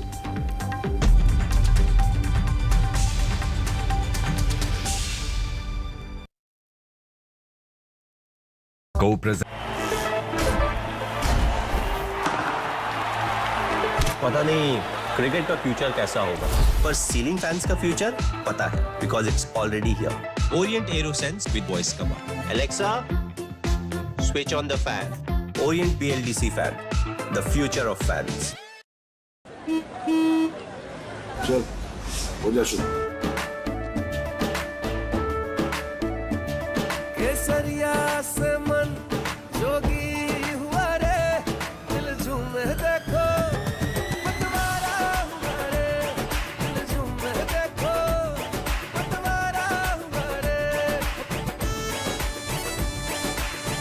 हर पल मनाओ केसरी त्योहार. विमल, बोलो जुबान Kesari. A parent's favorite question to school kids. Result क्या रहा? An investor's favorite question to a startup. Result क्या रहा? Everyone's favorite question on a day of a cricket match. Result क्या रहा? India loves results, but this counting day, don't just know the result, understand it. Catch India's most important result out on June 4th on NDTV 24/7. Watch Result Kya Raha on NDTV. Stay informed and entertained with the new and updated NDTV News app. You can watch all our channels live, listen to podcasts, read breaking and exclusive news from around the world and more. Download the NDTV app today and get access to the best journalism and storytelling on your smartphone or tablet.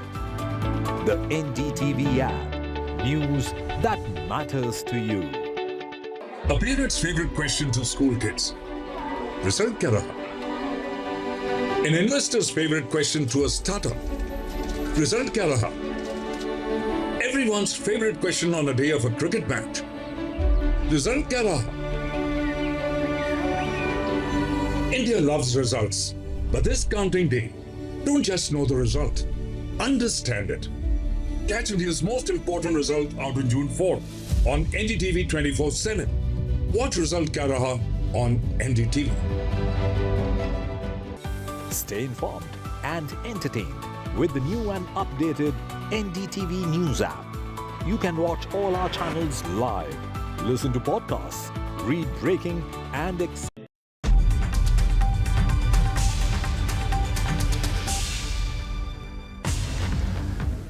On the day India counts its votes on one of the most challenging elections, at least history is being made today, I am joined by at least one union minister who's leading by a huge margin. Mr. Rijiju, welcome to NDTV.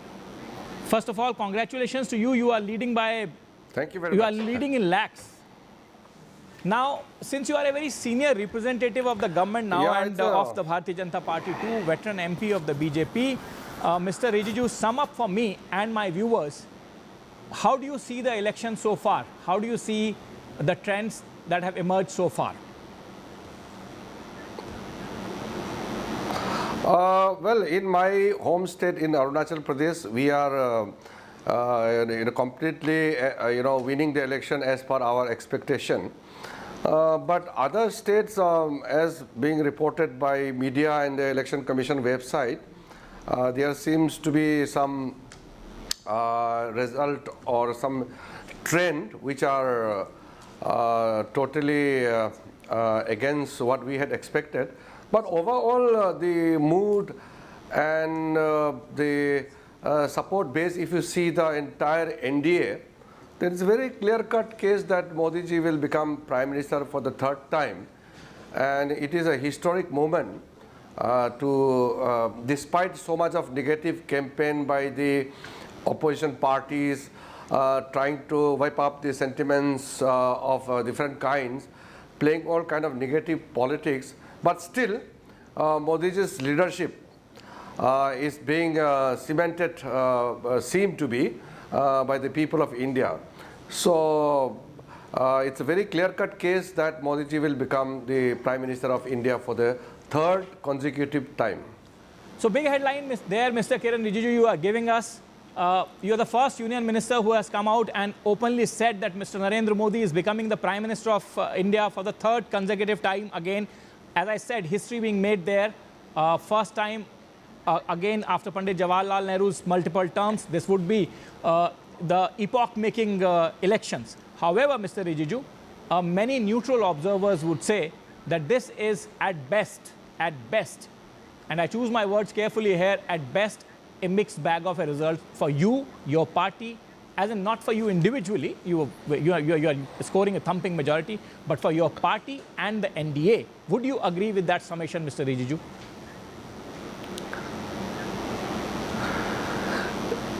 See, Nikunj, in the democratic setup, we have to follow the norms, whatever is being practiced in a democratic system. And in a democracy, the mandate of the people is the guiding principles for all of us to function. In democracy, it is said that voice of the God is same as voice of the people. So voice of the people means voice of the God. We are guided by the people's decision. So whatever result comes, we will humbly accept and then continue to serve the nation. And remember, Nikunj, we will never have a leader like Modi ji again. And from a precarious economic political condition in 2014, India has emerged as a very strong and stable nation. And today the whole global world look up to India for economic stability. And moreover, inside the country, Modi ji has ushered in an era of peace and prosperity for last 10 years. So the same trend will continue in the future. I am absolutely clear and confident that in Modi ji's third term, India will achieve many more milestones, because in the last 6 decades of Congress and their allies rule in India, they reduced India to a poor nation. India's capacity and ability is much more than what the Congress party has reduced India into. So the third term will ensure that India's growth trajectory will get further momentum, and we are looking forward to serve the nation under the leadership of Modi ji. So let us be very clear that Modi ji will serve the nation again as the Prime Minister for the third time. Mr. Rijiju, it's interesting that you say that you will continue the reforms or the progressive policies of your government in the third term. However, this will now not be a BJP government. As it stands today, as it stands at this moment at least, you are falling well short of a majority. Now, in that case, Mr. Rijiju, NDA will form the government. There's no, I mean, many will say that it will still be a BJP NDA government. But do remember that coalition politics, which will be the NDA politics, will have its own compulsions. And you, Mr. Rijiju, have been a cabinet minister of some very senior portfolios, law minister, prior to that, junior minister in the Ministry of Home Affairs, the most sensitive ministry in the government. Then, now you still hold 2 portfolios concurrently. You know the politics that goes inside a cabinet in running the government. How do you see those challenges coming to the fore and play, Mr. Rijiju? See, if you look at Modi ji's policy as well as his style of functioning, he believes in Sabka Saath, Sabka Vikas.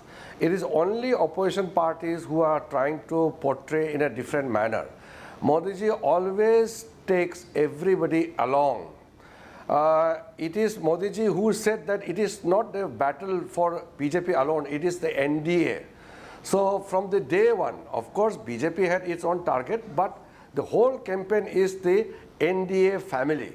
So it is Modi ji who has brought the entire NDA family together to ensure that India doesn't lose its momentum.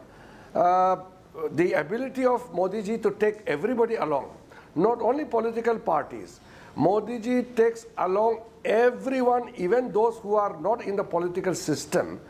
They are also widely consulted and their confidence are taken into, and then they run the administration. So Modi ji's philosophy of taking along everybody with the spirit of Sabka Saath, Sabka Vikas is the mantra with which India is going forward. So let us not make any mistake by undermining anything out of this result. And we are waiting for the final result to come. Still, the counting process is still going on. But we must always believe that the mandate of the people will be always respected, and India will continue to grow under the leadership of Modi ji. And Modi ji has the ability to make the whole country united to deal with any kind of situation. Some people may try to break the country and create divisions and fissures in the society, but Modi ji believes in Sabka Saath, Sabka Vikas. So you think, Mr. Rijiju, that's an interesting point you make. You think, that Sabka Saath, Sabka Vikas will now also apply to the political allies. Now, let me also put you a political question, Mr. Rijiju. और ये सवाल मैं आपसे हिंदी में पूछूंगा क्योंकि हमारे सहयोगी चैनल NDTV इंडिया जो है वो भी आपके साथ में आपको जोड़ना चाहता है अपने साथ में.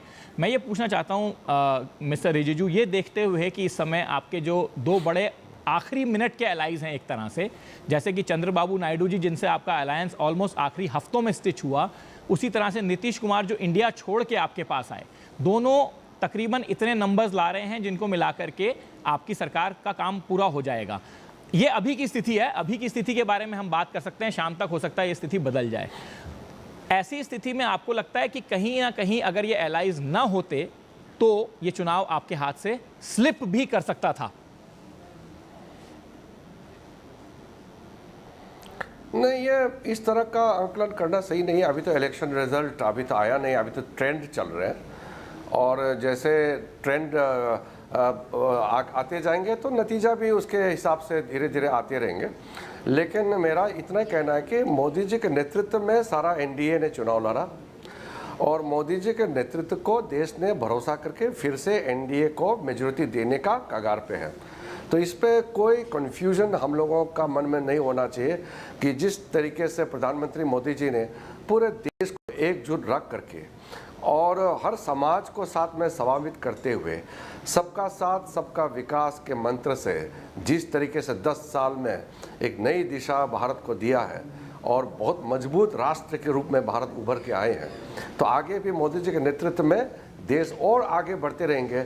सब लोग यही चाहेंगे, हम सिर्फ नहीं, हर एक भारतीय यही चाहेंगे कि मोदी जी के नेतृत्व में भारत एक ताकतवर राष्ट्र के रूप में उभर के आएंगे। कम से कम आपकी ये बात जो सब भारतीय चाहेंगे, वोट परसेंटेज में ज़रूर दिखाई दे रही है। बीजेपी और 46% के आसपास के वोट शेयर में जा रही है। हालांकि हमें ये भूलना नहीं चाहिए, पहला चुनाव है जिसमें शायद दोनों बड़े धड़े जो हैं वो 40% से ऊपर वोट लेकर के बैठे हैं इस समय तक। मिस्टर रिजिजू, ये एक this is very interesting that you से कि एनडीए के एकजुट होने और एनडीए के मिस्टर मोदी के नेतृत्व में चुनाव लड़ने पे किसी को शक नहीं होना चाहिए, क्योंकि सारे एनडीए ने मिस्टर मोदी के नेतृत्व में चुनाव लड़ा। लेकिन ये बात आपके एलाइज भी मानते हैं क्या मिस्टर रिजिजू? अरे सब इसमें मानने नहीं मानने का बात ही नहीं है ना, इसमें तो मोदी जी के नेतृत्व में ही हम चुनाव लड़े हैं, और मोदी जी हर एक कॉन्स्टिट्यूंसी में जाते हैं तो वो सिर्फ वो बीजेपी कैंडिडेट के लिए नहीं, वो एनडीए कैंडिडेट्स के लिए भी उतना ही मोदी जी प्रचार किया है जितना एक बीजेपी का कैंडिडेट के लिए किया है। इसलिए इसमें कोई कन्फ्यूजन नहीं होना चाहिए, और इसमें कुछ लोग तरह तरह का बातें करने का कोशिश करेंगे, इसमें कोई दम नहीं है, क्योंकि एकजुट होकर के एनडीए ने मोदी जी के नेतृत्व में चुनाव लड़ा है। तो मोदी जी के नेतृत्व का तो कोई मुकाबला तो है नहीं देश में। जो आपका जो इंडी गठबंधन है वो तो अभी से लड़ने लग गया है। वो चुनाव में तो आप देखा है, कोई ना पश्चिम बंगाल में साथ है, ना पंजाब में साथ है, ना केरला में साथ है। उनका तो एक कॉन्ट्राडिक्टरी गठबंधन है। अब आप केरला में जाके देखिए, वो कांग्रेस और कम्युनिस्ट के बीच में कितना मारकाट है। अब बंगाल में जाइए, कांग्रेस और तृणमूल के बीच में क्या हालत है। पंजाब में जाके देखिए, आम आदमी और कांग्रेस के बीच में कितना गाला गाली चलते हैं। तो उसमें तो कोई अलायंस तो था नहीं, वो तो एक अपॉर्चुनिस्टिक अलायंस बनाया चुनाव के लिए, सिर्फ कुर्सी के लिए। लेकिन एनडीए तो कुर्सी के लिए नहीं, देश बनाने के लिए चुनाव लड़ा है। इसलिए एनडीए में तो आपने देखा नहीं होगा कहीं भी एनडीए के दलों के बीच में कोई कटास हो, कोई मिसअंडरस्टैंडिंग, कोई आपस में तालमेल का कोई कमी तो दिखाई नहीं दिया। लेकिन जो इंडिया गठबंधन जो आप लोग कहते हैं, उसमें तो पूरा विरोधाभास है। इसमें तो चुनाव लड़ने से पहले ही वो एक साथ नहीं थे, और आगे तो टूट फूट होकर तो वो तो साथ में काम नहीं कर सकते। वो तो जो परिवारवाद को मानने वाले डायनेस्टिक पॉलिटिकल पार्टीज लोग मिलकर के मोदी जी को गिराने का जो कोशिश किया है, देश तो मानेगा नहीं ना। ऐसा परिस्थिति में देश और मजबूत से मोदी जी के साथ खड़ा होंगे। आप आगे देखते रहिए, मोदी जी किसी भी हालत से भारत का तीसरी बार प्रधानमंत्री बन के देश को बहुत आगे ले जाएंगे। और ये इंटरेस्टिंग है mister Rijiju that you bring me to this point of dynasties in Uttar Pradesh, in the state where it is said that decides the political future of India. Heir of Mr. Mulayam Singh and Samajwadi Party's young leader Akhilesh Yadav has certainly stunned BJP. And you have a state government there. BJP was banking on Ram Temple as well to put wind in its sails. What has gone wrong, Mr. Rijiju? Many people will say that, you know, the Uttar Pradesh results are completely diametrically opposite to what you people were expecting all along. No, it is difficult to analyze the result right now because it is only the election trend which are coming. Let the result come and party leadership will look into all the things because election is not one time. Election is a continuous process. We have municipal election, panchayat elections, then Lok Sabha, Vidhan Sabha. So in India, we have a vibrant democracy which keeps on having different kind of elections and it gives different result at different time. But what I'm saying is the fundamental point where NDA has gone to this election with a complete, understanding as a team, whereas the India alliance they just formed